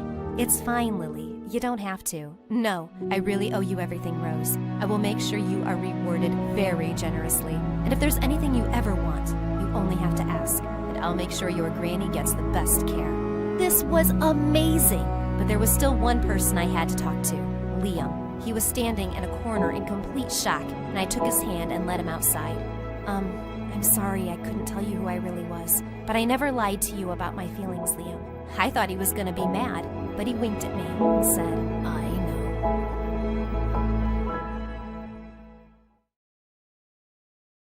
know. 3 months ago, I was home alone when someone rang the bell of my house. My parents were not at home, and I haven't invited anyone else. So I wondered whether I should open the door or not. My friends never come unannounced to my house. It was 10 p.m., so it was dark and quite creepy. Yet I was extremely curious to see who came to visit me late that night. Finally, I decided to check who it was. I opened the door and saw a young and especially handsome man. I was stunned. I truly believe that this was the mysterious prince that I have been waiting for all my life. In just 2 minutes, I came up with hundreds of theories of why he is here. Can you relate to the imagination of a 20-year-old single girl? Nonetheless, I wasn't able to say a word. I was overwhelmed by his tall figure and deep blue-eyed look. So we both were just looking at each other. And you won't believe what happened next. Before I continue my story, I'd like to remind you to like and subscribe to My Story Animated to follow the rest of my adventures. My mysterious prince introduced himself. However, he came with the lamest excuse on the planet. He said, "Sorry to bother you, but my tire blew out. Are you alone or is there anyone that may help me?" I guess he was referring to my dad or another stronger figure. Anyhow, here's when I got scared. Reality hit me and I suddenly became aware that he can rob me, kidnap me, or even do something worse. And I am sure that he noticed the change in my attitude. I was as pale as a cloth. To calm me, he took a step back on the porch and decided to spill the truth. He said, "I'm not going to hurt you, but I need you to listen to me." I was about to slam the door in his face, but something kept me waiting. So I decided to hear what he had to say. He began the story by explaining that he was looking for me for months. However, he didn't want to scare me, so he came by as a random stranger at my door. I almost fainted when I heard this. Was he a maniac? A psychopath who has followed me for a long time? No, he was my long-lost brother. What a turn of events. All my life, I believed that I was the only child. I never had anyone to share my secrets or even fight with. My parents were always spoiling me, as I was the only center of their attention. Can you imagine the emotions I went through when I heard this? A brother? A 24-year-old, tall and handsome brother. Anyhow, the story gets even more complicated. I finally decided to invite my brother inside. We were talking for 2 hours, but he didn't want to share the story of how we were related. At least not until my parents came home. I could notice the confusion on his face. He thought I knew I had a brother. That's why he wanted to wait for my parents, or should I say, our parents. 2 cappuccinos later, my mom and my dad finally arrived at midnight. May I remind you that there was a stranger in our living room? It was obvious that my parents didn't even know who he is. Their first assumption was that he was my boyfriend, and oh my gosh, here we go again. My protective father always felt the need to defend me against the male kind. At the end of the day, I was his little princess. So I can understand the reasons for his actions. He was about to fight my brother when he said, "Stop it, you know who I am. I am about to tell her." Long story short, we all managed to calm our frustration and sat on the couch. Suddenly, my mom started crying.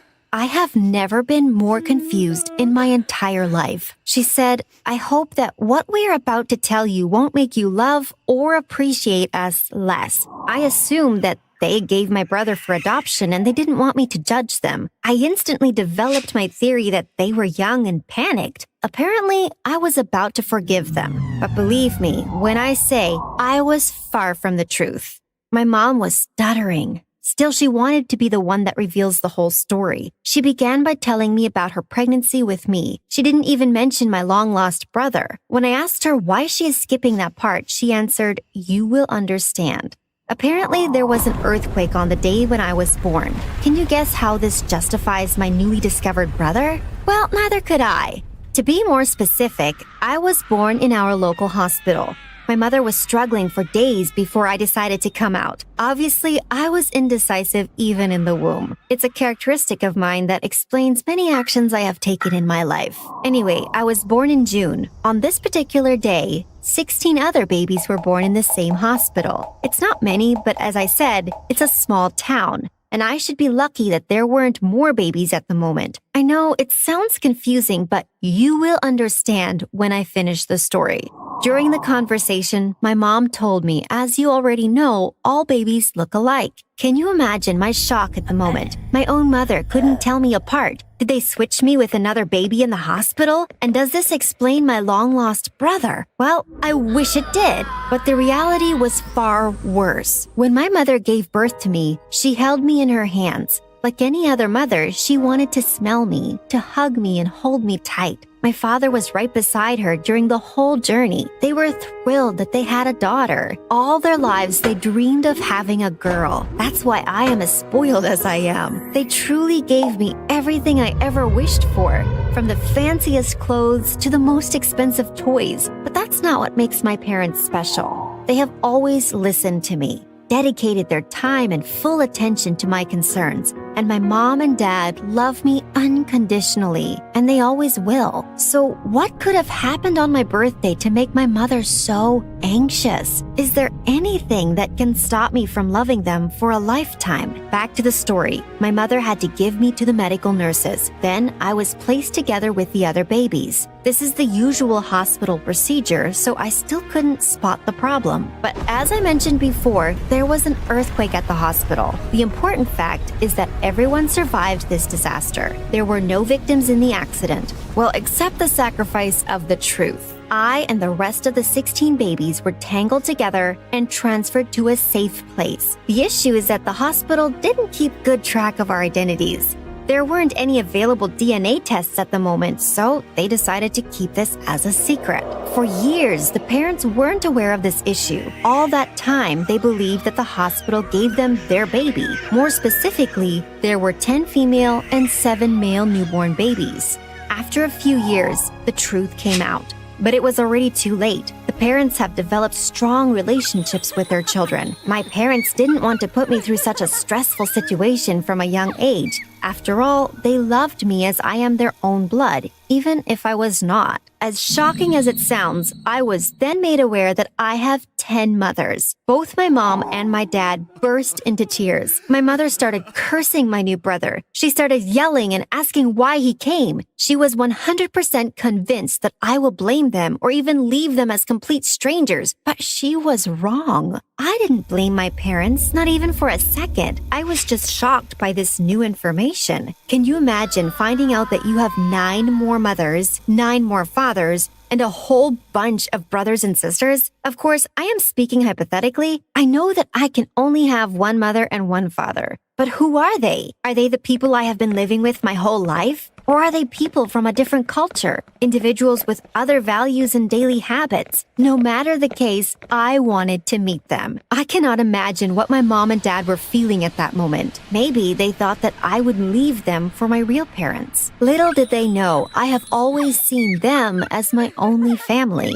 Now, back to the story of my long-lost brother. I'm sure that you are questioning why he was looking for me. His adventure began when he met a girl at the same age as his sister, or the girl he was living with. At this stage, we're unaware of who is related and who is not. When he met the girl, he instantly felt a connection. They started talking and bonding. After a while, he discovered that she was born on the same date and in the same hospital as his sister. It was simply too big of a coincidence. He spent months on research and he came upon the hospital's secret. Then he decided to face his parents with the truth. He asked them whether the girl living with him was truly his relative. Even though this was a well-kept secret, his parents decided to reveal the story. Like my parents, they were also introduced to the problem several years after my birth. It was at that particular moment when my brother promised to spread the truth to all 17 babies. He didn't want to participate in this huge manipulation,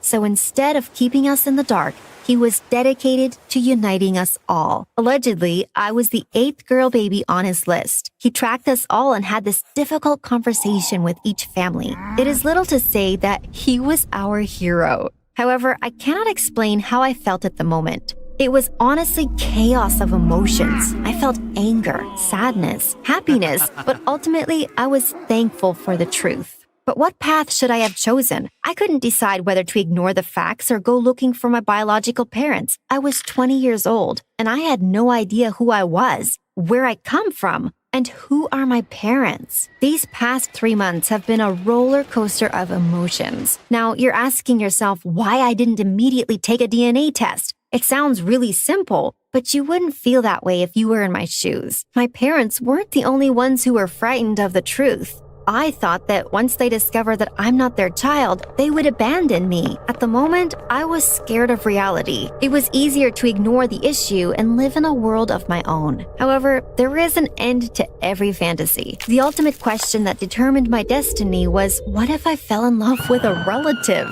What would happen if I met my long-lost brother on the street? Well, I would be unaware that we were associated with him. And at this age, one thing leads to another. No one can guarantee my safety if I choose to live in a bubble. So I decided to be brave, to discover my roots and true identity. I wanted to know which of the 10 women is my biological mother. I must admit, it wasn't easy taking the test. Both I and my parents went through a tough period, and you will not believe what I've discovered. My whole life was a lie. These people I have been living with for the past 20 years weren't my biological parents. This means that I may have a brother or a sister that I am unaware of. It was then that I knew I had to take action. I instantly called a brother that visited me. He had the contacts of most babies born in the local hospital on the same day, many of which made DNA tests and confirmed the relationship to their parents. Anyhow, he didn't manage to find all female babies. One of them was nowhere to be found. As lucky as I am, it was probably the baby I had been switched with. So, what was I supposed to do now?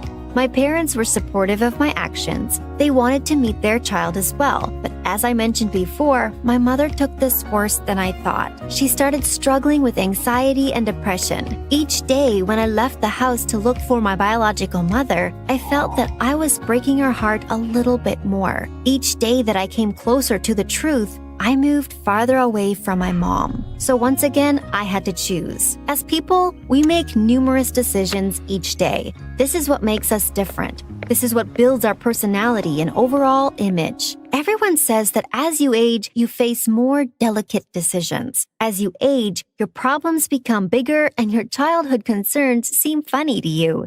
Nonetheless, I never thought that my life would turn into a tragedy of this type. I never thought that reality may be as harsh as mine. You wouldn't believe what I have discovered. I was searching for a long time. I went to the hospital. I went through all town records and social networks. I did everything in my power to find my family. I wanted to meet the girl that has been living my life for the past 20 years. I wanted to see what I have missed and what I have taken from her. Finally, I got a call from the local police. And yes, I have involved them in my case as well. Ultimately, they have found my family. I had an open conversation with my mom. I told her that she will always have a special place in my heart. She has and will forever remain my mother. In the end, she understood why I had to take this step. So we decided to go to the police together. We were both ready to face the truth. We thought that the story couldn't get worse, but when we got to the police, we heard the most heartbreaking event of a lifetime. Both my biological mother and the girl I had been switched with were in an accident 3 years ago. It was reported to the police, and that's how they tracked them. I think you already understand the disastrous end of my narrative.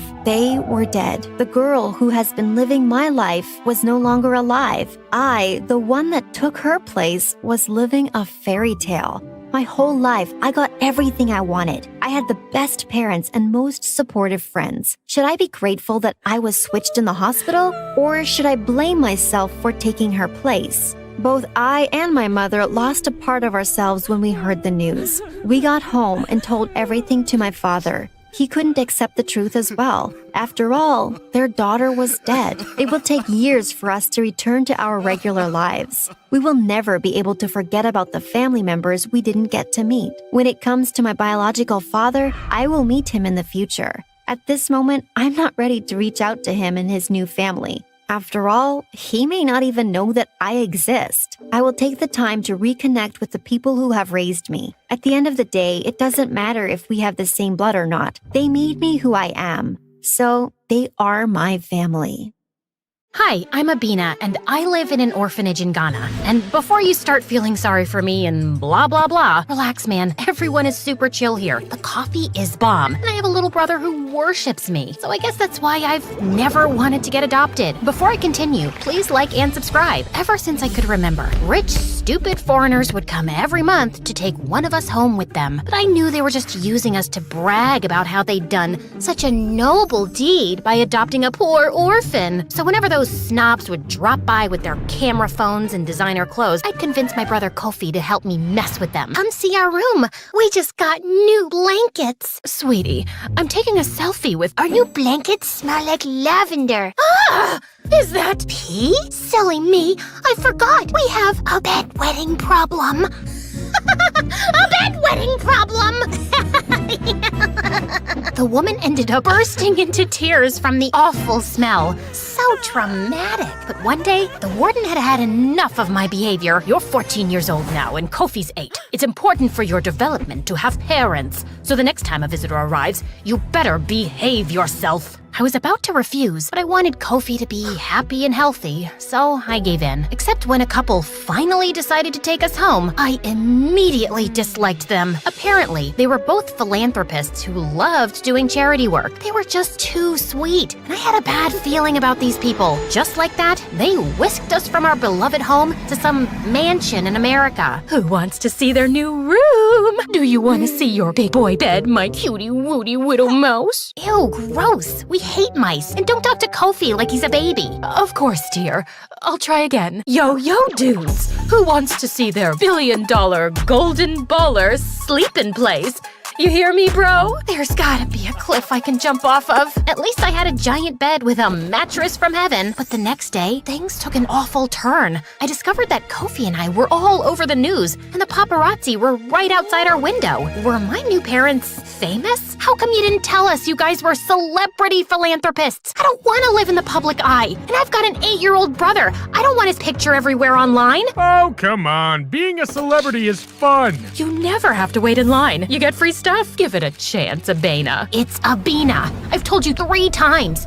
You know what? Just call me Abby, since I'm an American now. Mom looked hurt when I said that, and from that day on, things went downhill. Mom and I fought about everything imaginable. Like, she'd get mad because I hated being interviewed by reporters, or because I hated the itchy $1,000 clothes she bought me, or the fact that she kept feeding Kofi fancy food that he wasn't used to, even though I told her to just give us something more simple. By the time school started, I was exhausted from all the media attention, and I didn't want a bunch of kids coming up to me since I was the famous Ghanaian orphan that they were fascinated with. So I decided to ditch class and hang out in the school garden. Then suddenly, I heard a voice near me. Hey, are you okay? I looked over to see a boy my age with neon hair dressed in rags. Even the clothes I wore at the orphanage were nicer than his. No? I don't know. My parents are annoying. Your biceps are gorgeous. Never mind. The guy just laughed, and suddenly, I found myself pouring my heart to a total stranger about everything that had happened. I found out his name was Carter, and we went to the same school. He apparently skipped classes regularly, so he'd have enough energy to work nighttime shifts. And it was all because his parents barely had enough money to buy food. I felt bad for Carter, but I was kind of relieved to finally meet someone here who wasn't rich. He ended up walking me home, but when we arrived, Mom greeted us at the door, and she immediately asked Carter to leave. Abby, I know that boy. He lives in a trailer outside our neighborhood. I want you to stay away from him.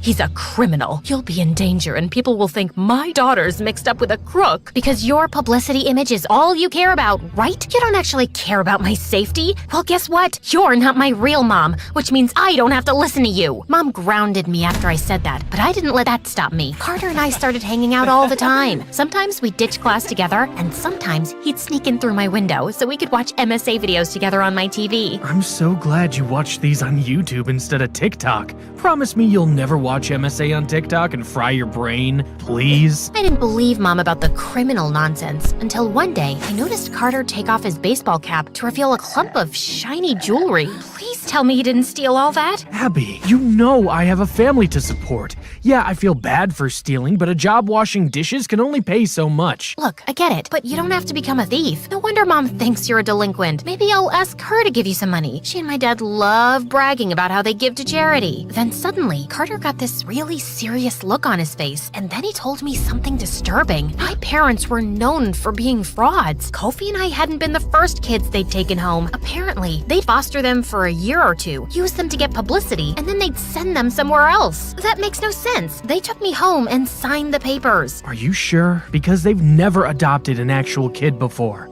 Look, I don't know the logistics. I just don't want you getting hurt. I know it's only been a short time, but I've grown to care about you, Abby. I was about to confront Mom and Dad when I got home, but when I arrived, I was hit with awful news. Kofi was in the hospital due to food poisoning, and he was really sick. This is all your fault. I told you a million times not to feed my brother fancy food like caviar because he's not used to it. Now he's sick, and it's all because you two were too stuck up to give him something like rice and beans. Abby, it's not fair to blame us for something like this. The food poisoning could have been from anything. Plus, he'll be fine. Why are you making such a big deal about food poisoning? It's not about the freaking food poisoning. It's about you two being selfish, irresponsible jerks that don't care about us. Mom and Dad apologized and reassured me, but I didn't listen. I knew now that Carter was right. My brother and I weren't safe with these people. So as soon as Kofi was better, I crafted a plan to run away from home. Carter said Kofi and I could stay with his family in the meantime, while he would help find new parents who weren't horribly selfish. So one night at 1 a.m., I turned off the location services on my phone and helped Kofi sneak out the window. I don't want to run away. These people are nice and they take good care of us. They seem nice, Kofi, but They don't really care about us. We'll be living in another foster home in another year. Trust me. Says who? Your new boyfriend Carter, who you've known for like 5 minutes, and who also happens to be a thief? I know you're not actually this dumb. It's not like he wants to be a thief. He has a family to support, and I still would trust a thief over any adoptive parents who could hurt us. Carter picked us up in his car a few minutes later, but Kofi wasn't speaking to me. I felt bad, but I was doing the right thing by protecting us, right? Besides, Carter's parents were happy to let us stay with them for the time being. Yeah, they lived in a one-bedroom trailer, and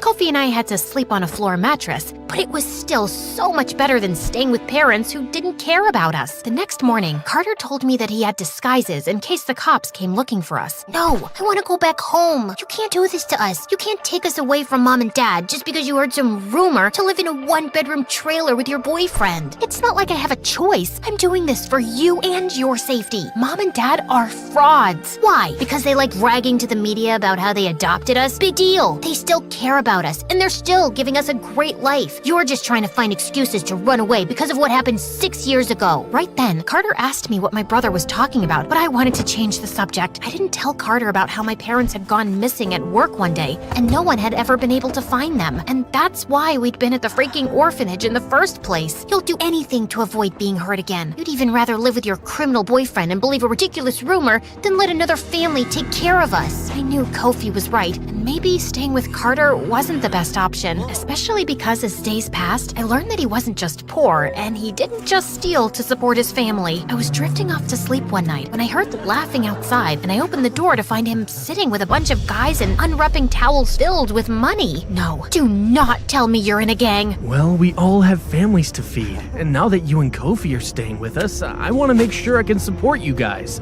I don't want all of us to have to live in a one-bedroom trailer. Here, babe, I stole $50,000 just for you and your brother. Carter, I can't accept this. You can't keep stealing. It's wrong, and I don't think we should be together either. I appreciate what you're doing for me, but I think it's best if Kofi and I leave. No, please, don't leave me. You're the only thing that makes me happy. Nobody at school wants to be friends with me because I'm a poor loser, and no one in the neighborhood wants to associate with me because I'm a thief.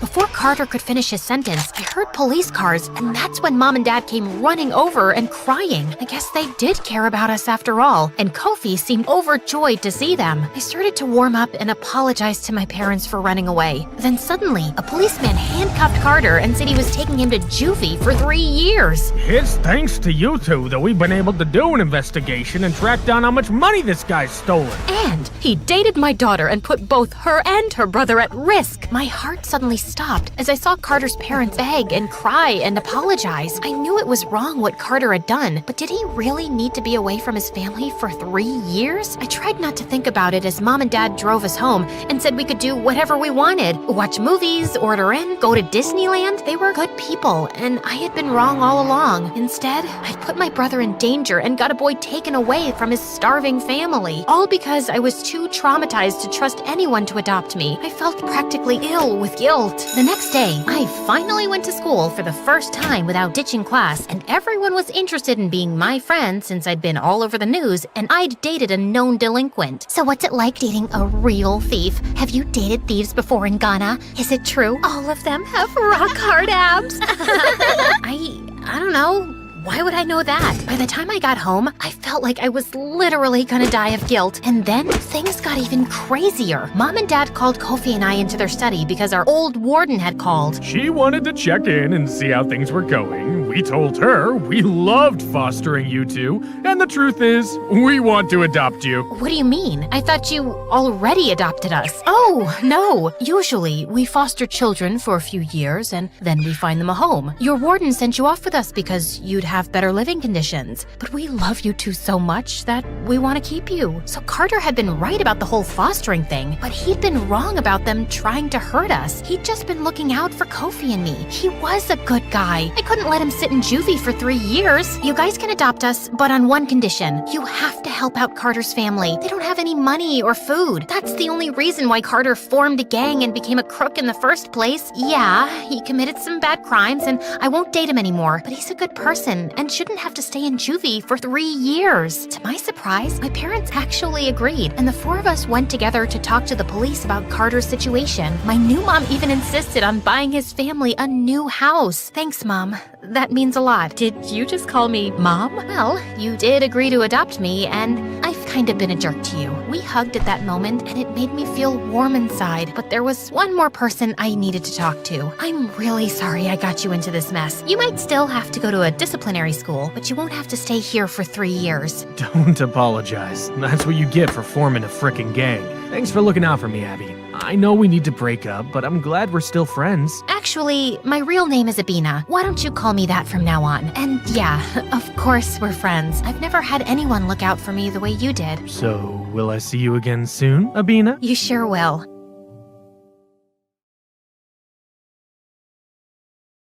Hi, I'm Sasha from Los Angeles, and my mom is my best friend in the world. But we weren't always so close. In fact, we'd have the most epic fights every day. But before I continue, please like and subscribe. Mom grew up in Louisiana near the bayou, and she was always a little weird. Her best friends were animals, and she had a thick southern accent, and she'd say the strangest things. It's hotter than a goat's butt in a pepper patch. But everyone was nice to her because she came from the wealthiest family in town. She met my dad in high school. They fell in love, got married, and had me. But when I turned 5, Dad begged Mom to move to California. A couple of weeks after we moved into our new house, I started to notice Mom acting strange. Late at night, she'd march up and down the sidewalk, glare up at the windows, and sneak into Dad's study. One day, I asked Mom all about it. Oh, honey, that didn't happen. It was just your imagination. Nuh-uh, you did it every night this week. Then Mom gave me the strangest look. And that night, I heard Mom and Dad arguing. And a couple of days later, Dad moved out. After Dad left,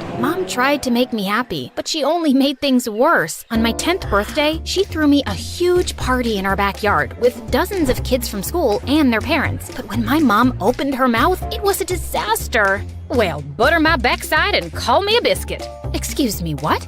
I'm as happy as a tick on a dog. All the kids laughed at my mom. Even their parents thought she was a joke. I got so mad, I sprayed them all with the water hose. They ran away screaming. But to my surprise, instead of thanking me, Mom grounded me for a week. As the years passed, I started to notice that Mom was way too nice. When I was in middle school, Mom inherited millions of dollars. She donated a ton of it to several hospitals, and Mom's name was in all the newspapers. Next day, strangers started coming to our house to ask her for money for their fake charities and stupid businesses. We have to save the toothpicks. Teeth are suffering all around the world. Imagine a plate that could talk to you, then walk into the kitchen and clean itself. Dinner would never be the same. Mom just couldn't tell them no, but the moment they left, they'd call Mom an idiot and spend the money on expensive clothes and fancy cars. Of course, I didn't let them get away with it. I snuck into Mom's office and found all their addresses. Then, I'd toilet paper their house, leave poop on their doorstep, slash their tires, and leave notes demanding that they give Mom her money back or else. It was exhausting protecting Mom all the time, and I swear she never learned. We'd argue for hours about her ridiculous habits, but she refused to change. Dad was worried about Mom too, so he started to come around more. It felt really good having him back in my life. He was the best dad in the world. He took me to the movies, shopping sprees at the mall, and he even let me plan a special vacation to Las Vegas for the two of us when Mom was out of town. I was so excited. I used Mom's credit card to book a fancy room at a luxury casino with the finest restaurants on the planet. Nothing but the best for my daughter.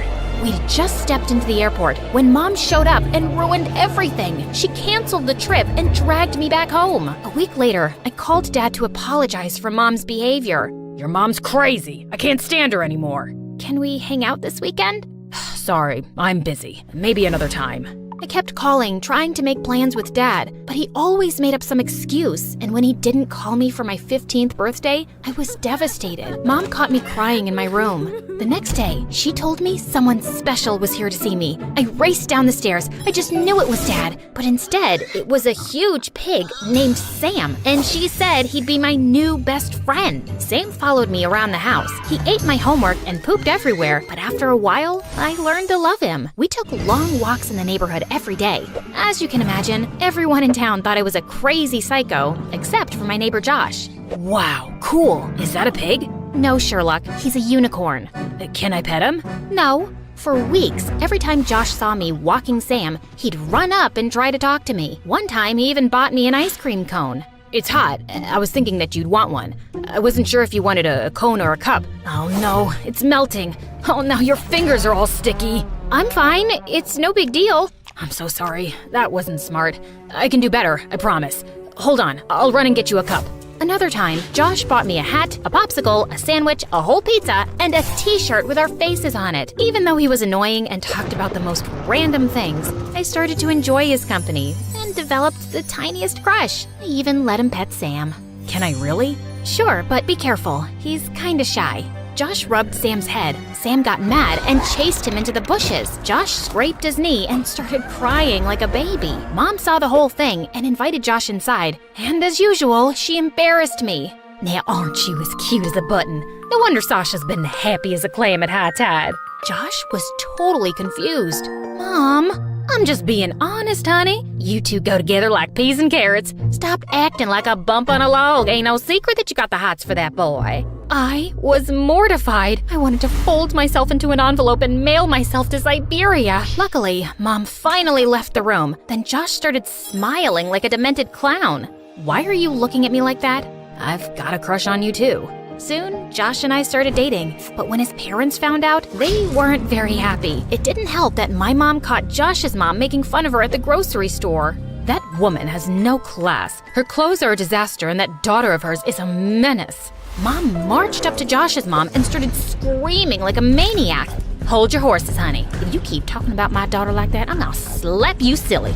Oh, what's that you say? I can't understand you. Maybe you should learn some proper English. Josh's mom shoved past Mom and started laughing with her friends. Mom grabbed a pie and smashed it in Josh's mom's face. Josh's mom grabbed a cantaloupe and threw it at Mom's head. Then the two of them started fighting like wrestlers in a cage match. Josh tried to break it up, but accidentally got hit in the eye by someone's elbow. Then a couple of security guards showed up and dragged them out the door. The police showed up and gave them both a warning. That night, Josh sent me the worst text ever. It said, "Hi, I can't be your boyfriend anymore. Sorry." I called Josh a dozen times, but he didn't answer. I went to his house, and his mother sent me away. I was heartbroken. Mom tried to comfort me, but it didn't help.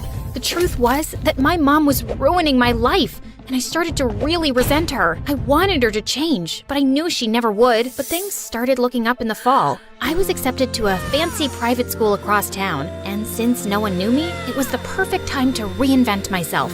I changed my hair, bought new clothes, and practiced being cool in the mirror. When school started, the most amazing thing happened. The popular girls loved me. I landed a spot on the cheerleading team, and the cutest boy in school asked me out. To my surprise, I saw Josh in the hallway. He was a new student like me. He tried to say hello, but I totally ignored him. I was way out of his league. Life was perfect until Mom messed up everything. I was hanging out with Lacey and the rest of the cheerleaders when Mom showed up at school to pick me up.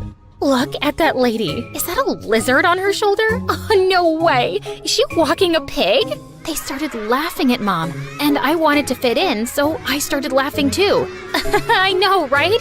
She's so disgusting. I felt bad about it at first, but I couldn't go back to being a freak. I tried to steer my friends away, but Mom saw me and rushed over. Aren't y'all precious? Fine as a frog's hair split 4 ways. It's so nice to finally meet your friend, Sasha. Then the worst thing happened. Sam squealed and then pooped on Lacey's shoes. The entire ride home, I was raging mad. I didn't talk to Mom for the rest of the night. The next morning at school was the worst. Lacey and the other kids couldn't stop talking about Mom. Who was that crazy woman, and how did she know your name? I lied and told her that Mom was my maid, and she was too poor and crazy to live by herself, so she lived at my house. And my real parents owned a successful multinational business, and they traveled to a new country every week on their private jet. Too bad for you. That really stinks. I'd have fired her a long time ago. Yeah, I know. It's hard, but I've learned to live with it. Josh overheard me talking to Lacey and ambushed me at my locker 10 minutes later. What's wrong with you, Sasha? Why would you say those mean things about your mom? Why do you care? You broke up with me because of her. It wasn't like that. It's complicated. Just like your stupid face. My parents gave me an ultimatum. They said that if I kept dating you, then they wouldn't pay my school tuition, or give me an allowance, or buy me a car. Breaking up with you was the worst decision I ever made. I regret it every day, but I didn't think I had a choice. But now I know I was wrong. I think we can make this work, but even if we can't get back together, maybe we could at least be friends? I've got plenty of friends. I'm really worried about you. You shouldn't have to pretend to be someone you're not just to fit in with those jerks. At least those jerks didn't drop me when things got inconvenient. I stormed off. I couldn't believe that Josh had the nerve to judge me. As the days passed, I ignored Mom and spent all my free time with my new friends. Then I got a phone call from my dad. He asked me to meet him after school. Promise me you won't tell your mom. You must realize by now that she's crazy. I've been trying to contact you for years, but she refused to let me see you. I met Dad at a cafe, and we talked for hours. He told me about his fabulous new life as an artist and how he traveled the world and made tons of money, but I never remembered seeing any of his paintings. He even invited me to travel with him for the summer. Then this strange man came in and Dad got really nervous.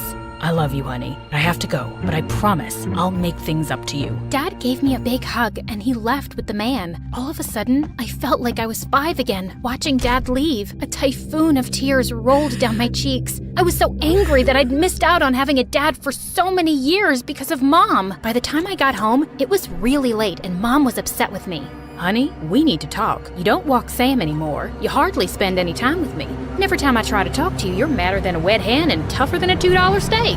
What does that even mean?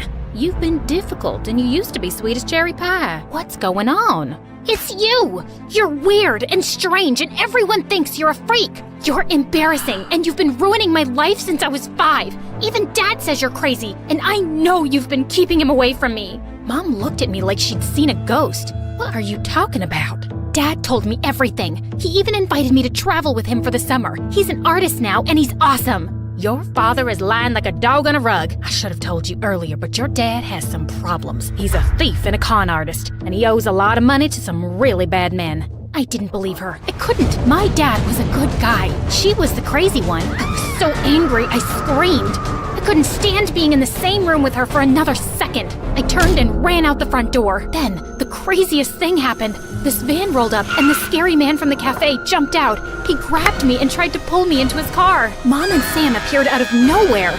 Let my daughter go, you low-down, dirty snake. Mom yanked me out of the man's arms and pushed me to safety. Mom and the man fought in the street. Mom slipped, hit her head on the curb, and fell unconscious. Sam bit the man on his butt, and the man ran away screaming. A couple of neighbors called the ambulance. When we got to the hospital, they rushed Mom into emergency surgery. The police told me that they'd caught the man trying to leave town. He and my dad hatched a plan to kidnap me and hold me for ransom. My dad even had an anonymous note on his computer that he was going to send to Mom demanding $2 million for my return. The police arrested them both and threw them in jail. I felt horrible. I couldn't stop crying. Then I turned to see Josh, and he gave me the biggest hug. This is all my fault. Mom tried to tell me the truth about Dad, but I didn't believe her. You can't blame yourself, Sasha. We all make mistakes.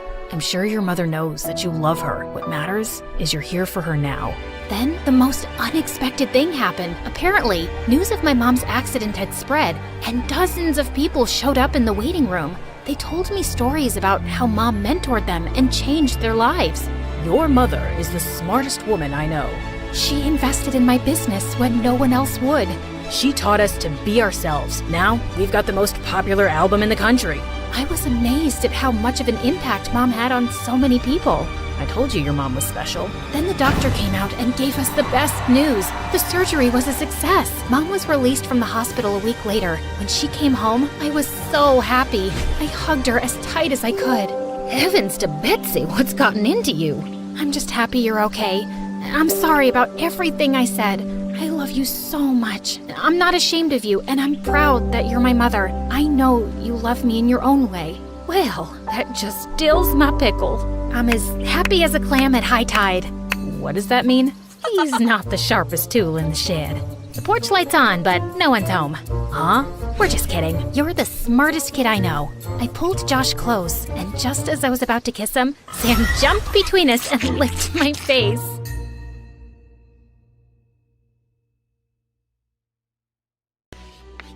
Hi, I'm Shayla from Texas, and I'm a child genius. Before I continue, please like and subscribe. I was only 6 when I discovered I was what people called gifted. I was at my friend's birthday party, and we were having a contest on who could solve a Rubik's Cube first. Well, I solved it in 19 seconds. Mommy, she cheated! That's crazy. How could I cheat? You were watching me the whole time. Stop lying, Shayla. There's no way you could solve the Rubik's Cube that fast. Now go sit in the corner. But that's so unfair. I didn't want to play more party games after that because all the kids kept calling me a cheat. When I got home, I told my parents what happened, and a few days later, they had me tested.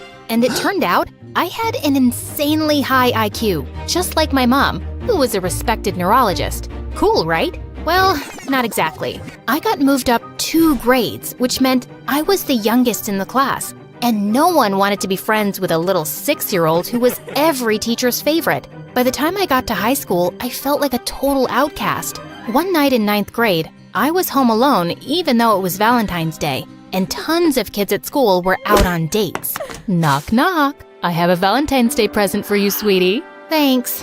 At least I have one Valentine tonight, even if it is just my mom. Here, open this box. I pulled out a bracelet with an infinity symbol on it. What's this? Shayla, people like you and I, we're not like everyone else. We're smarter and 10 times more special. This is an infinity bracelet. And remember that nobody can hold you back from your potential. Do you understand? I think so. After that night with Mom, I decided it was time to change my attitude and stop feeling sorry for myself. So for the first time during lunch, I decided to eat in the cafeteria with everyone else instead of alone in the janitor's closet. Then suddenly, as I was walking, a flyer hit me smack in the face. Greetings, miss. May I interest you in joining the most amazing club in all of Texas? The Humble Mathletes. What are the Mathletes? Ugh, ignore him. His name is Nolan and he's the new kid. He's trying to recruit fellow dorks to compete in math tournaments across Texas. Well, I think math is fun. Sign me up. Cool. I don't usually allow younger kids on my team, but I'll make an exception. Ugh. I ended up joining Nolan's math team and the two of us became friends. Nolan wasn't gifted the way I was, but he was still smart and a really sweet guy. Finally, the day of our state tournament arrived and my mom called to tell me that she was coming. I can't believe it. My mom never takes a day off from work. Nolan, we have to win today. I really want to make her proud. Calm down, girl. We're gonna crush this tournament. Nolan pulled me into a hug, and for some reason, it made my stomach do cartwheels. The competition went well, but in the final round, Nolan got 2 answers wrong, and that cost us the first place trophy. Oh well, second place it is then.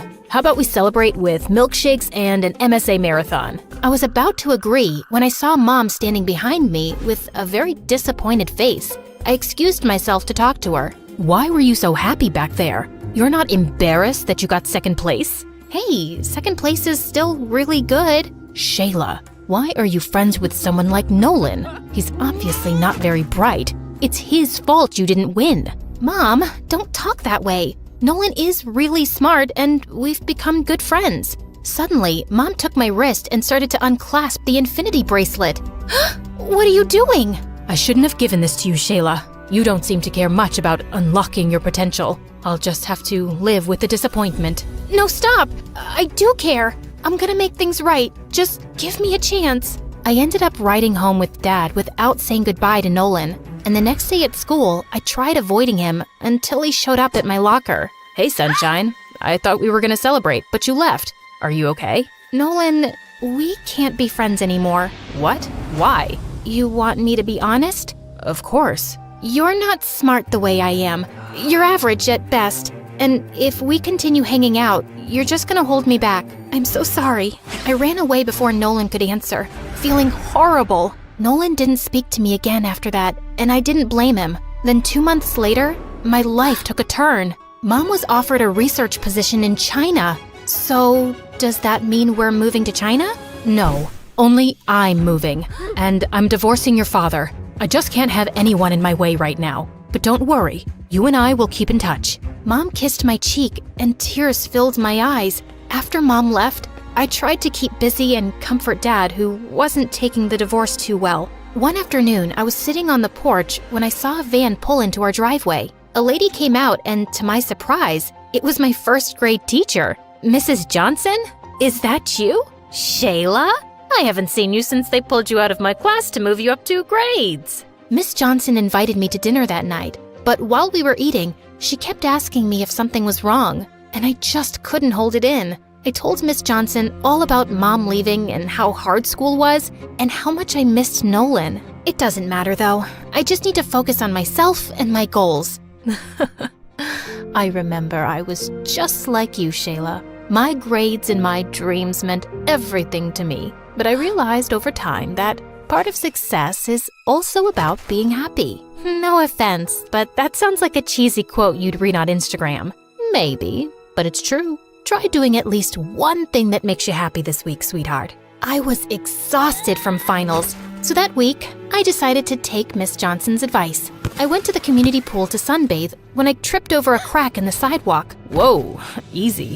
Thanks. At that moment, I realized the lifeguard was Daryl, the most popular guy in school. I usually save people from water, not concrete. You look familiar. I feel like I know you from somewhere. What's your name? I was about to tell him, but then I paused. Boys like Daryl usually never talk to me, and I wanted to start off on the right foot. I'm Cher, like the singer. And you're pretty like her too. I'm having a party tonight. How about you be my date? Whoa, did he just ask me out? Of course, I said yes. And that night, I got super dolled up for the party and even bought a new dress. The party was so much fun, and I danced with Daryl for hours. And when I saw the other kids at school there, I told them I'd changed my name because, well, I had a chance to be a new me. At one point, I had to go to the bathroom, but I opened the wrong door, which apparently was a bedroom. Oh my God, what are you doing in my room? Nolan? This is Daryl's house. Yeah, and my mom and I moved in here 2 weeks ago. Daryl's my cousin. Oh, I didn't know that. Of course you didn't. Daryl doesn't want to be associated with nerds. How did you get invited here anyway? Actually, I'm not a nerd anymore. I've decided to change. Also, my name isn't Shayla anymore. It's Cher. Cher? Yeah. So, if you could call me that from now on... No, I don't have the time or energy for this. Go back to the party, will you? And don't walk by my room again. Nolan slammed the door in my face, and I felt bad. But I really didn't want to deal with the drama at the moment. I just wanted to have fun. A week later, Daryl and I started dating. I asked everyone to start calling me Cher instead of Shayla, and just like that, I became popular.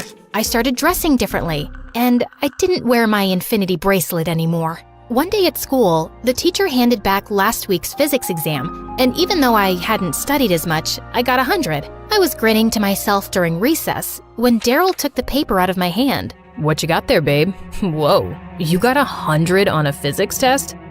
What are you, some kind of computer bot? No, my brain just works a little differently than other people. Like a little Miss Smarty Pants? Wait, are you one of those nerds who thinks she's better than the rest of us just because she can memorize a few extra facts? I thought you were cool. I am cool. You know what? It was just dumb luck that I got full marks.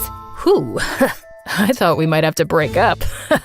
Daryl and his friends made it clear they hated nerds. So for the next few weeks, I purposely failed all of my tests and didn't do any homework, which they all high-fived me for. The end of the semester school party came around, and the theme was game night. Daryl and his friends just wanted to play foosball and table tennis, but I couldn't help being distracted by a bunch of kids playing trivia.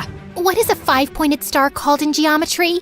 Time's ticking away, guys. This is a crucial round. Anyone in the room who knows what the answer is? Why would anyone know that, loser face? Can you stop ruining the party and have your geekathon somewhere else? I knew the answer, but of course, I stayed quiet. But I wasn't having any fun with my friends either. Daryl was busy with the boys, and the girls kept commenting how my dress wasn't flattering and how my pink lipstick wasn't a good color on me. Can you stop criticizing me already? At least I don't, have her outfit. That's really hideous. The girl I'd pointed at turned around, and suddenly, I felt really guilty. Why had I said that? Just then, Nolan came and took the girl's hand. Leave my date alone. She looks beautiful tonight. Oh, she's your date? Yup. She joined the mathletes right after you left. Nolan put his arm around the girl, and I tried to push the feeling I had away. Was it jealousy? The party sucked, and I decided to go home early. But when I arrived, Dad called me into the living room and said Mom was on a video call and wanted to talk to me urgently. Shayla, is that really you? I've never seen you wear so much makeup. It's not that much makeup. I was just at a party. Oh, I see. Partying on a school night? Well, that would explain the email I got from your principal today, calling me in for a meeting to discuss your grades. You've been failing your classes? Yeah. I didn't do so well in a few tests, but I can make up for it. Really? Because your principal said that if you fail even one more exam, they'll put you on academic probation. Can you imagine how I felt reading that? Wait, where's your bracelet? Well, it doesn't match with the new clothes I wear now. What? I gave you that bracelet because I wanted to inspire you to live up to your limitless potential. But instead, you've turned out to be a complete disappointment. You know what, Mom? I'm not a little girl anymore. I don't need a stupid bracelet to remind me what I'm capable of. Just like I don't need your validation to feel good about myself. This is the first time you've called me in weeks. I'm your daughter. There's more to me than good grades. You don't value me the way I value you. I'm done trying to make our relationship work. As I ran outside my front yard, I suddenly heard a familiar voice. Haven't seen you around in a while. Oh, hi, Miss Johnson. You look lovely tonight. Did you meet a nice boy? Oh, is that why you haven't been stopping by? I don't know what happened then, but suddenly I ran to Miss Johnson and burst into tears. She hugged me as I told her everything. About Mom, the bracelet, how Nolan replaced me, and how I'd turned into a superficial bimbo. Oh, Shayla, don't talk about yourself that way. I think I know what the problem is. You do? Yes. First, you tried being who your mom wanted you to be. Then, you tried being who the kids at school thought you should be. You've tried to be everything except yourself. Miss Johnson's words struck a chord in me. I thought about them all weekend, and on Monday, I pulled out the infinity bracelet, but this time, it meant something different to me. I wasn't letting anyone hold me back, and I had to start by making things right with Nolan. Hey, I know it's been a minute, but I'd love to be a mathlete again, if you'll have me. Let me think. No. Nolan, please. I've changed. I don't want to be a stuck-up jerk anymore. I'll apologize to your girlfriend for mocking her outfit too. Firstly, she's not my girlfriend. She was just my date that night. And secondly, you're a fake, and I just can't take that person seriously. Cher. Just then, Daryl walked over to us. Hey babe, wanna go with me to a concert tonight? Ugh, why are you talking to him? Because Nolan's my friend. I'm really not. You were at one point. We were on the Mathletes together. The Mathletes? That's a club for losers. You're better than that. Come on, let's go. Daryl started to pull me away, but something inside me snapped. No, I'm staying here with Nolan, and he's not a loser. He's your cousin, and maybe it's time you start treating him with the respect he deserves. I should have treated him better too. Aw, that's a cute speech. But if you want to be my girlfriend, you can't hang out with my dork cousin or join the Mathletes, Cher. Isn't it obvious that I don't want to be your girlfriend anymore? I feel pathetic that I dumbed myself down to fit in. I'm a nerd, and proud to be one. And just for the record, I know what a 5-point star is called in geometry. It's a decagon, and I'm going back to being Shayla. I marched off like a boss, pulling Nolan behind me. You know, maybe you can rejoin the Mathletes. We are one team member short, and there's a tournament coming up. Oh my god, you mean I can be on your team again? And you forgive me? Oh, Nolan, thank you. Hey, I didn't say I forgive you, but I do need your brain for the competition. I'm not exactly smart the way you are. Nolan, I'm sorry for saying that. The pressure to succeed turned me into a toxic person. The truth is, I think you're smarter than me. I don't have a quarter of your emotional intelligence. That's nice of you to say. Thanks. Nolan hugged me and I felt my stomach doing cartwheels again. Maybe one day, he could be more than a friend.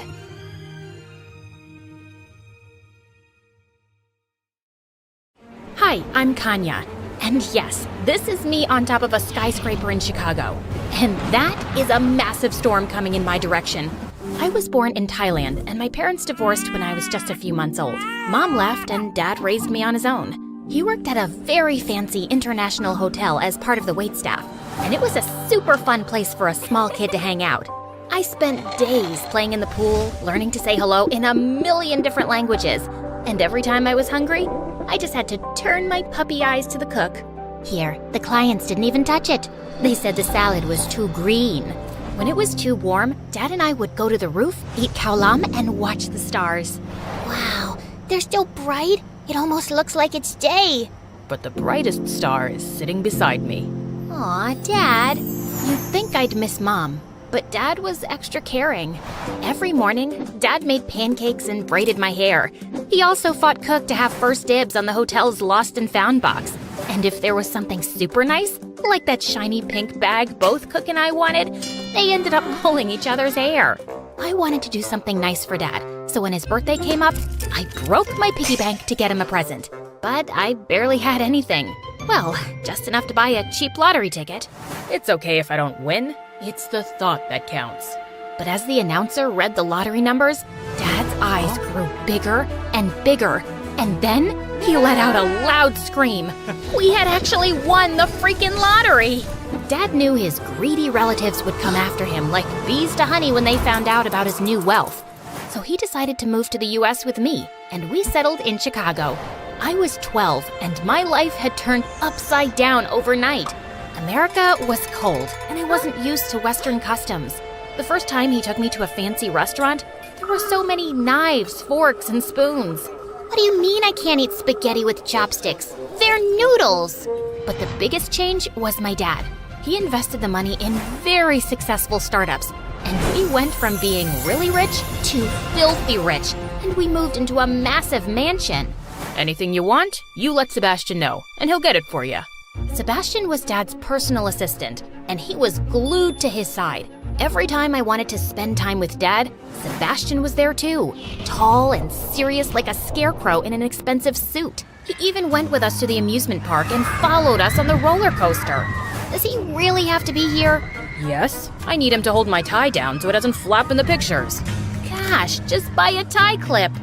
I wanted Sebastian gone. I started giving him impossible tasks, so when he failed, Dad would get rid of him.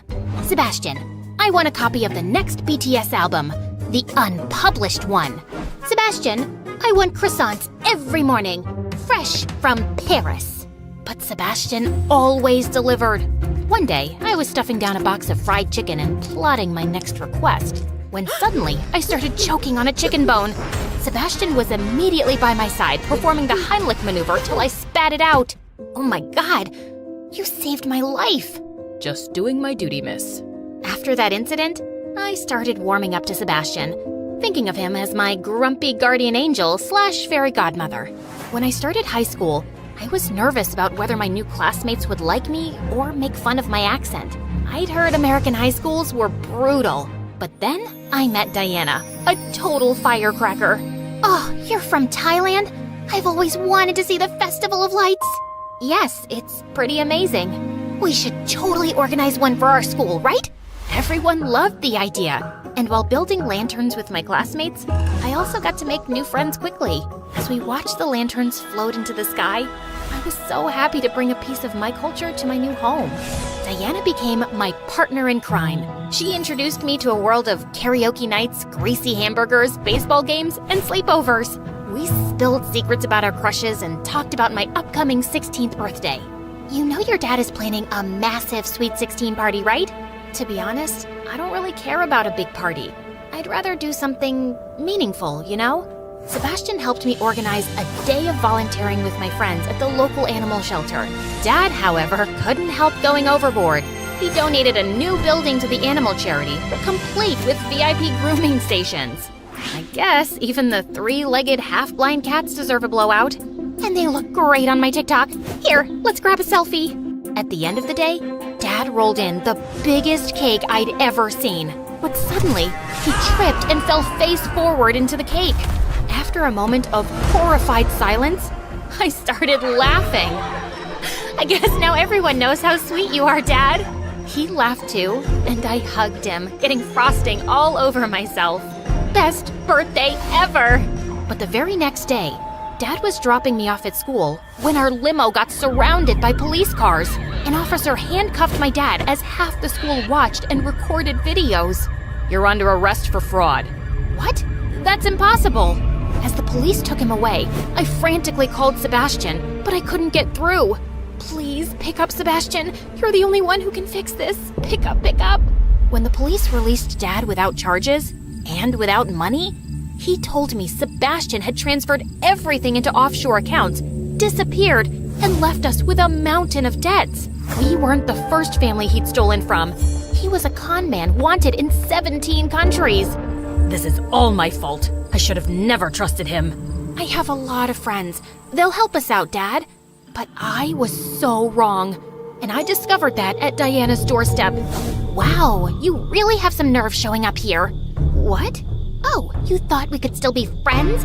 Your dad's a criminal. And who knows what you've been up to? Before, you were rich and exotic. Now, you're poor and toxic. So scram. She tried to slam the door shut, but I pushed her in so hard that she fell on her butt. My dad's not a criminal. Then he's an idiot who got scammed by a butler. I left before I ended up punching her stupid face. I couldn't believe I ever thought of that snake as a friend. Luckily, not all of my friends were as horrible. One helped Dad find a job as a night guard, and another let us stay in her uncle's apartment. I moved to a public school, and things were not so bad, except for one thing. The debt collectors. They hounded Dad and even followed me everywhere. One even pretended to be a teacher to get into the school and took my bag. Hey, give me back my bag. You mean my bag? Where's the money, girl? Are you stupid enough to think I carry it around in my school bag? Sebastian took everything, and we're broke, you moron! I don't believe you. Tell your dad to return our money soon, or things are gonna get a lot worse. Of course, I didn't tell Dad. He was already crushed and looked worried all the time. The only time I saw him smiling was when I sent him a selfie I'd taken of us on our old hotel roof. We didn't have much in Thailand, but we were happy. I just had to remind him that happiness was possible here too, but I didn't know how to do that. But then a few months later, I was working part-time at a coffee shop when I overheard two customers chatting about an upcoming meteorite shower. That's it! Dad loved the stars. If I took a picture of the falling stars, it would remind him of us on the rooftop of the hotel in Thailand. It would cheer him up for sure. Chicago boasted a towering skyscraper, over 100 stories high. The roof, reserved for the top floor hotel clients, was just the spot I needed. On the night of the meteorite shower, I sneaked into the hotel's kitchen wearing a borrowed chef's uniform from work, then went to the Lost and Found. Bingo! I found a perfect fake fur coat and hat. I channeled my inner Paris Hilton and got to the elevators, where a bellhop boy was stationed. He stared at me suspiciously all the way up. You look familiar. Do I know you from somewhere? Unlikely. I don't really mingle with the bellhop crowd. Why? What's wrong with the bellhop crowd? Oh, nothing at all. I'm sure your family's very proud of you. Your mother must have dreamed of a future for you where you press buttons for a living. He turned away silently, and I hopped out of the elevator as we reached the top. I felt bad that I'd offended him, but I was just selling my rich brat role. The view from the top was amazing, but the wind was incredibly strong. As time passed, it intensified, and a thunderstorm loomed on the horizon. Just as I was about to give up, a multitude of shooting stars lit up the sky. I took countless pictures before running back home, and I burst through the front door. Dad, look! Dad! I stopped short when I saw the whole place had been trashed. I ran into the kitchen where I found a strange woman looking anxious. Who are you? What happened here? And where's my dad? Oh, thank God you're here. Kanya, I'm your mother. What the what now? I didn't even know she was American. I know you don't remember me, but your dad asked me if I could take care of you, so here I am. Excuse me? You're about 16 years too late. I'm sorry. I was so young when you were born, and your dad and I didn't really work out, so I thought leaving was the best solution. I knew he'd take good care of you. You're right. He did a great job, and I want him back. I ran out and called my dad crying. I'm sorry it has to be this way, sweetie. The debt collectors are getting too dangerous, and I need to draw them away from you, so I'm leaving for good. I love you, and I'll miss you terribly. You have to leave this house immediately and go stay with your mom. And you have to do what she tells you. I may not be able to call or text you again. No, Dad, wait! But he had already hung up. Dad was gone. And now I had to leave my house and my school and go live with this stranger at the other end of the city. And she forced me to wear a wig and contact lenses to make myself unrecognizable. I did what she said, but I just wasn't ready to accept her as my parent. I made it my life's mission to find Sebastian and make him return our money so Dad could pay off his debts and come home. I started visiting police stations every day, but no officer wanted to help me until I bumped into... Hey, it's you. Bellhop boy? You recognize me? Yeah, your disguise isn't that great. Also, my name's Enzo, and you owe me a tip. I'm so sorry about that encounter. How about I buy you an apology coffee? Better make it an extra large. It turned out that Enzo had started a new job at the police station as an IT assistant, and he recognized me from the viral video about my dad's arrest. So now you want to catch this Sebastian guy? Yeah, but I don't know how or where to start. Let me see if I can dig up some info. You'll really help me? Let's say I'm tired of asking. Have you tried switching it off and on again every time something doesn't work around here? Like a couple of Sherlock Holmes, we started tracking famous rich people's social media accounts because such people were usually Sebastian's targets. He's like a tick, looking for the fattest victim to suck on. But Sebastian was also sly, and he knew the police were on his tracks, so no matter how many pictures we looked at, we couldn't find him. Until one day... Wait, isn't that him on the yacht with Siley Myrus? OMG! Yes, even with the mustache, I'd recognize that sleazebag anywhere! Okay, let's zoom in on the boat name and... Found him! He's in Greece, posing as a pet masseuse for TikTok canine stars? The next day, I bought a flight to Greece with the last of my savings while Enzo alerted the local police. Together, we descended on Sebastian. Drop the poodle. You're under arrest. Give me back my money. Your disguise is dumb, and I've already gambled all the money away, stupid. I kicked him in the shin as the police carried him off. I was happy he was caught, but the money was gone. With no chance to pay off our debts, Dad would be on the run forever. That night, I went walking on the beach, and I saw the sky was filled with stars. I took a picture of it and sent it to Dad, but he didn't reply. After I returned to the States, I decided to start mending things with Mom. It wasn't easy, but she was the parent I had now, and I could see how hard she was trying. She even had a box with my baby clothes and pictures that she'd kept all these years. Slowly, we started to get to know each other, and she was really cool. As for Dad, I would send him a new sky picture every night, even though he never replied. He did make me realize I loved taking pictures of the night sky. Enzo, who was still looking for his dream career, was now working at an electronics store. So I asked him if he could find me a good deal on a camera. Sure, but it'll cost you.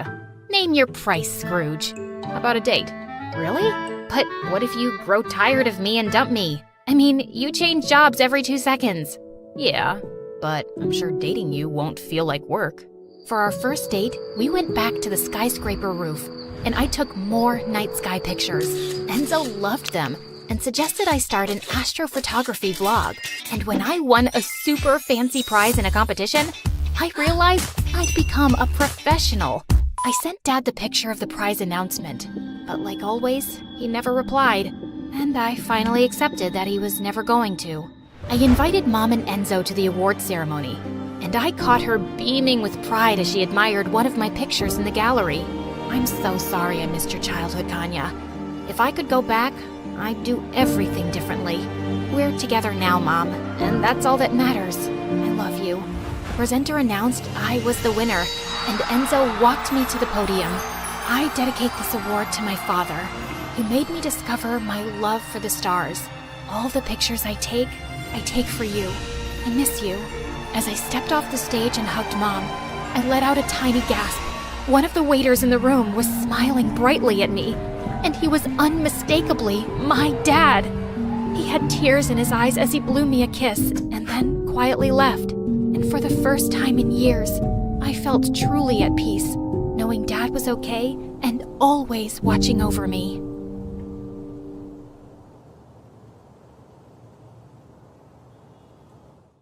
Ugh, boys are so complicated. I know a lot of people have strange relationships with the opposite gender, but I can guarantee you that my tale really takes the cake. Do you think you have problems talking with boys? Imagine how confused I got the first time I ever saw one. I was head over heels and a complete idiot.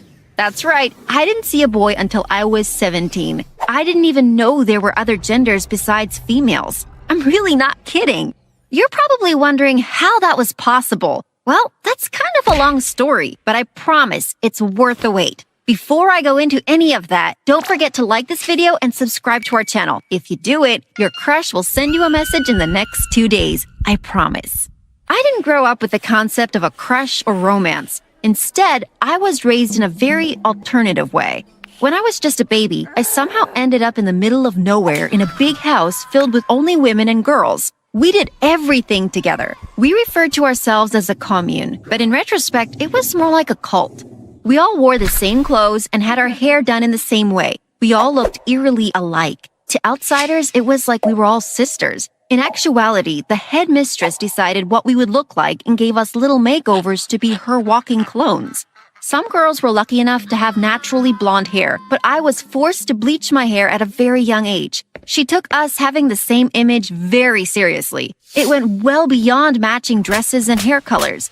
This one time when I was around 8, this girl around my age went off into the woods without telling anyone. That kind of thing was explicitly against the rules. She ended up playing around the forest and got her head stuck in a broken maple tree. By the time some of the older members were able to find her, her hair was completely covered on the stuff from the tree. After maybe an hour of trying to wash it out, the headmistress came out with a knife and cut it all sloppily off. It looked so bad, but that wasn't the worst part. Next, she ordered us to line up and one by one, and she started giving everyone the same sloppy haircut. I loved my hair, and when she came to me, I cried as loud as I could. It wasn't my fault. Why was I being punished? There's no I here, the headmistress said as she lopped off my hair, which was already brittle enough from all of the bleaching. She also cut her hair in the end, effectively making us all hideous. That's just what the cult was all about, wiping away our individual identity. I know this sounds like a nightmare, but for years it was just my life. There were lots of shady things I discovered from time to time, but I never addressed them because I found it normal, or I did for a while at least. One day, I decided to go on my own little adventure. I was only about 8. I didn't see any harm in it. I wasn't supposed to walk away from the farm, but I didn't feel like spending another grueling 8 hours tending the crops. I thought I could sneak away for a little bit, so I waited for the headmistress to leave. Next, I told the other girls I had to go to the bathroom, but I actually quickly ducked behind a corner when they weren't looking. The next thing I did was quickly run away from the house. I had never been farther than the farm at this point. I expected to see more of the forest or something, but instead I just saw a fence. It wasn't a pleasant picket fence, though. It had barbed wire twisted around it everywhere. Next, I heard the headmistress. She sounded like she was on the other side of the fence, but I couldn't see. I tried to lean up for a better look on the other side, but ended up cutting my hand up pretty bad. I immediately shouted out in pain, and before I could see where she came from, the headmistress was right there. She wasn't worried about me getting hurt, though. She was very angry. She didn't bother to help me bandage it up and instead dragged me back to the rest of the girls while I was crying. Next, she pulled me up by my arm and started lecturing all of us. First, about how irresponsible we were that someone could get away so easily, and then about the dangers of leaving the protected grounds. If you thought the haircut was weird, you should brace yourself for what came next. After I got my hand bandaged up, we all had to wear wraps on our hands. It was so weird. The other girls complained that it made the farm work difficult, but the headmistress said that we were all in this together. Even though I had a feeling there was something off about our lives, I didn't really have anything to compare it to. The only things I ever read were printouts the headmistress made. I had never watched TV or heard music that we hadn't played ourselves. I honestly thought that the world just sort of ended beyond the walls. The headmistress explained how we lived at the center of the world, and beyond the fences, it was full of monsters and the unknown. I know some of the things I used to believe sound so stupid, but try not to judge me. It's all I ever knew. You're probably wondering how we kept ourselves busy in such a small world. Well, it wasn't easy at all. First off, there was a lot of praying. My entire existence focused around this religion that the headmistress made up on her own. Our beliefs focused on the importance of discipline and hard work. Anytime we weren't out on the farm, we were praying. One time we literally spent 4 hours straight, just knelt down in silence. My knees were so bruised. Praying and working were the only things we were permitted to do. I asked the headmistress what we were praying so hard for, because my knees were really starting to hurt. She told me that we were praying for the only 2 important things in life, the safety of our fellow sisters and creating babies. I know what you're thinking. How do you get babies in a society with only women? You need to promise not to laugh at what I'm about to tell you, because I never got a proper talk about where babies come from. You'll have to wait a little bit, because to understand where we thought babies come from, you need to understand our ideas of the world. See, we were raised on a belief that we came from the farm itself. I truly believe that the entire world fit in this tiny 4-acre plot. You might wonder why we never tried to explore beyond the walls. Well, we were raised on horror stories. One day, we didn't have enough vegetables growing on the farm. The headmistress made us cut our portions in half. I was so hungry. I asked her if I could go try to find some food beyond the wall, or maybe even set up a new farm where maybe the ground was more fertile. She warned me that if I went beyond the walls, I would be gobbled up by massive monsters. She told us about big monsters made of metal and flashing lights that would swallow us whole just for fun. A part of me wanted to be skeptical of this, but people did disappear from time to time. I didn't really understand until I was a little older, maybe around 11. We had a roll call every morning after our sunrise prayers. One day, Sarah, the girl who always stood next to me, wasn't there. I assumed she was sick, but I didn't see her at all. During lunch, the headmistress came to announce that during the night, a magical force had drawn her away and she was eaten by monsters. I was so scared. She warned us all never to go outside of the fence, no matter what we saw. Now, I thought this was all crazy until I saw one of those monsters with my own eyes. It was a giant, flying, buzzing monster. Next, we all ran inside and called for help. The headmistress ordered us to pray for our safety. We knelt together for about 8 hours in prayer and were so relieved when our headmistress let us know that our prayers were heard and no one was to be eaten today.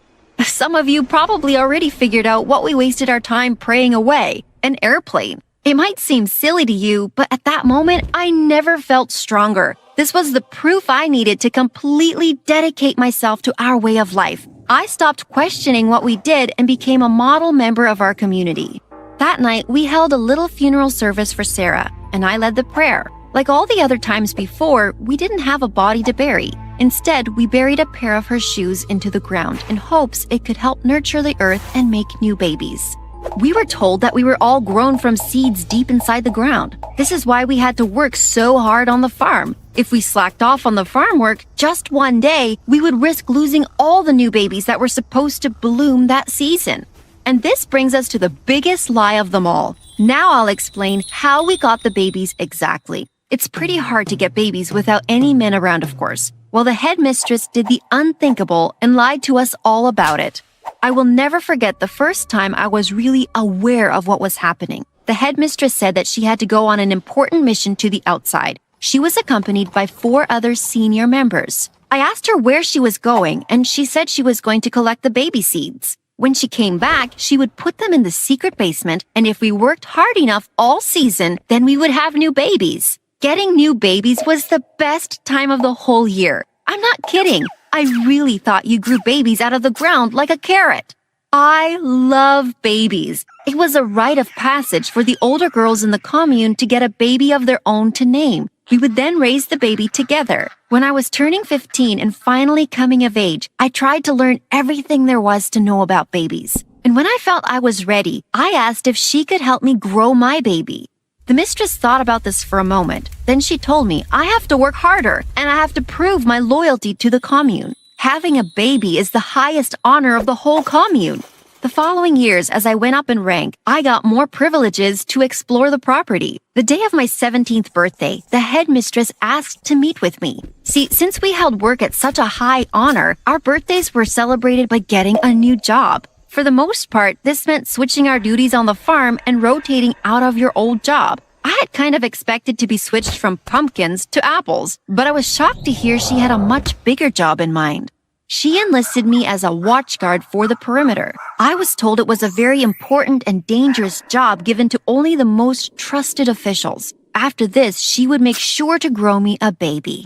It was my sole job to walk around the perimeter the whole day and make sure no one was coming in or getting out. She entrusted me with the sole piece of technology I thought we carried on the estate, a walkie-talkie. As someone who never really ventured near the fence, I didn't think it would be such an active job. You would actually be surprised by how life-changing this promotion was. One day, when I was making my rounds, I experienced the most traumatic thing in my life. I heard the sound of branches breaking on the other side of the fence. I immediately called the headmistress. She told me to go back to my room and she would take care of it. My curiosity got the better of me, and I decided to blow out my candle, shut off my walkie-talkie, and duck behind a bush to watch. Sure enough, a few minutes later, the headmistress showed up. She was holding some contraptions I had never seen before. I have since learned the names of these two objects. The first was a flashlight. It lit everything up so much better than the lantern. I could see everything. I could now see that the sound of the branches breaking was Missy, one of the teen members of the community. At first, I felt some relief that there weren't any dangerous intruders or evil monsters. It didn't take long for those pleasant feelings to leave me. Right after Missy started apologizing for leaving, the headmistress pulled out the second contraption. What I know now was a gun. Missy immediately started running again, and the headmistress chased her until I couldn't see them anymore. Next, I heard a big bang. I didn't know what a gun did, so I just assumed a giant tree fell on them. I rushed to go and help them both, but I didn't see any broken trees in sight. I ran right into the headmistress. I asked her what had happened and where Missy was. She asked what I saw, and I told her the truth, or at least part of it. I just said that I heard Missy cry out, and then I heard a large crash. I was crying so hard, but the headmistress told me a monster had kidnapped her and it was too late. She tried to fight the monsters off, but in the end, it was just too late. The next thing she did was rush me back inside before I was going to be stolen too. She made me promise that I would never go into the forest and that I would never tell anyone what I saw. Part of my job was keeping the illusion that we were safer than we were. Something just didn't add up for me. I was curious to know what deviant force had convinced Missy to cross over the fence. Little did I know I was about to find out for myself. I was just going about my regular rounds when I heard a loud rumbling sound. There, approaching the fence, was one of the monsters the headmistress had talked about. It was large with two large glowing eyes on the front, and it looked like there was a person trapped inside. I couldn't see what they looked like, but they were waving. How was that possible if all the people in the world were within these walls? I called the headmistress using the walkie-talkie and told her what I had seen. A monster holding some poor girl hostage. The headmistress told me to immediately go home, but I wasn't about to let someone else fall victim to a monster. I shouted at the person to hold on. I was going to rescue them. That's when the person came out from the monster. They were not like any girl I'd ever seen. They were super tall with broad shoulders and hair all over their face. They spoke with a super deep voice that made my stomach drop. Hey, they said. What's all the commotion about? Are you okay? My mouth went dry, and I couldn't get any words to come out at all. What was coming over me? It felt like I had butterflies in my stomach, and I couldn't think of what to say. Oh wow, you're actually kind of cute. I didn't know what to say, but my face got so red and hot. I was uncomfortable, but in a good way. What was this feeling?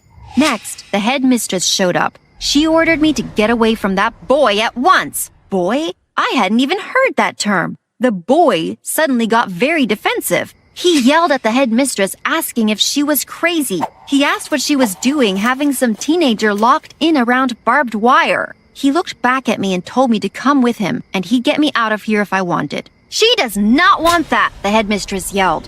I was already halfway on the fence, ignoring the barbed wires and all. It was like I had no control over my body and some kind of primal instincts were kicking in. If you cross that line, Missy, you'll never be allowed back here ever again. Mark my words. My body had already made up my mind, though. I don't think anything in the world could have stopped this urge to follow this boy. The headmistress stormed off. He helped me up and opened up the monster for me. I was nervous to get in. I bowed down and thanked the monster for safe passage. What? You've never seen a car before? The boy laughed. He explained that it wasn't a monster at all. On the commune, I felt like I knew the entire world, and now I suddenly knew nothing about anything. As we were driving along the city, I saw so many things. I asked to stop at everything. I had never seen street lamps or puppies or even a lake. Everything was so scary and new. Carlos, as the boy was called, patiently drove me around explaining everything. I was surprised when we finally found something I could explain to him. Nailed right on one of those trees was a picture of my sister with the words "missing" printed on it. I shouted at him to stop the car and we hopped out. Next, he asked me what was going on, and I explained that this was the picture of one of the sisters that just joined the commune last month. He said that we needed to report this to the police. The child had been abducted from her home around that time. Impossible. We went down to the station and they pulled up a bunch of missing children's reports. It turns out all of the children that had been grown at the farm were actually just stolen. I asked if they could find where I had been from, but unfortunately, the records didn't go that far back. I led the police back to the commune, where they arrested the headmistress, along with some of the senior members, and took custody of all of the minors there, all 50 of them. The minors were to be returned to their homes or put up for adoption. As I would be counted as a legal adult starting the next month, Carlos said I could just live with him. He was going to teach me what love was. My entire life was a lie. Carlos helped me get started in the real world. He introduced me to lots of amazing things: ice cream, grocery stores, and all new sorts of clothes that didn't have to match anyone's. Carlos told me it was cute, but I knew I was hard sometimes. The moment I walked into his apartment, it was like I had stepped into some futuristic alternate reality. I screamed the second I saw a baby trapped inside a box. I punched the box and broke it to let the baby free. Turns out it was an entertainment device called a TV, an expensive device that I smashed within minutes of knowing him. I explained to him how badly I wanted a baby, and if he thought we'd be able to find seeds around here. He laughed right in my face. When he told me where babies actually came from, well, I didn't believe him. Gross! I asked him if we could adopt one of my younger sisters, and he said no. He wanted to put my cult life behind us, and part of letting go was making new connections and letting go of the old ones. In the end, we ended up moving far away from that city and far away from any of my sisters. I got used to technology and even got a job at a local daycare. I was normal. I was almost forgetting everything about my sisters until the day I found out I was pregnant. I was so overjoyed. It was fun sharing it with Carlos, but I wanted to share it with my sisters as well. It was then that I really started to miss them. Carlos was very adamant that I cut them out completely, but I didn't agree so much. Secretly, I made a Facebook account where I tried to get into contact with them. I talked to a few of my sisters about what they were doing. Most of them were still in school for them. The transition wasn't too much as they were still young. I reached out to my closest friend from the commune. We were the same age, both freed when we were about 18. Turns out she was not happy with her new life at all. She hated technology and was too scared of boys. She told me she struggled very hard just to survive and she was incredibly lonely. I wanted to share the news of my pregnancy with her, but that seemed to send her over the edge. A few days later in the mail, I got a letter from her saying she never wanted to see me again. I showed the note to Carlos, and he said that it was my fault for purposely getting involved with those people. He accused me of purposely looking for drama because I like to play victim. It was then that I saw Carlos was not the knight in shining armor I thought he'd be. I had no support system after that. Just when I thought things couldn't get any worse, I lost the baby. The doctors told me that I wouldn't ever be able to get pregnant. This devastated me. Carlos was very unsympathetic to my depression and bad mood. He was so nice and affectionate when we first got together, but he seemed to get bored of me very quickly. One time I was out shopping and I saw him kissing another girl. I ran right up to him and confronted him, but he told me that it wasn't his fault he wasn't satisfied in our relationship. Sorry, I just expected more from us, you know? He wasn't even willing to try to work through it. He put in divorce papers and ended up marrying the other girl. Even worse, they had a baby together. I was so sad and miserable, but I had no support at all. I was so used to having my sisters around me all the time. I didn't know how to handle being alone. I tried finding another boyfriend, but it's just so hard. I don't know the first thing about talking to boys. Plus, it seems no one wants a woman who can't bear a child. I miss my old home, and I would give anything to be back in my commune. I know a lot of people may not have wanted to live in a cult, but it was so much better than my life now. What's worse, not being able to have a child robbed me of the biggest honor I thought I could have. I am alone with no one to love me. I can't help but wonder what if the headmaster was right, and the only thing that was waiting outside the fence was hell.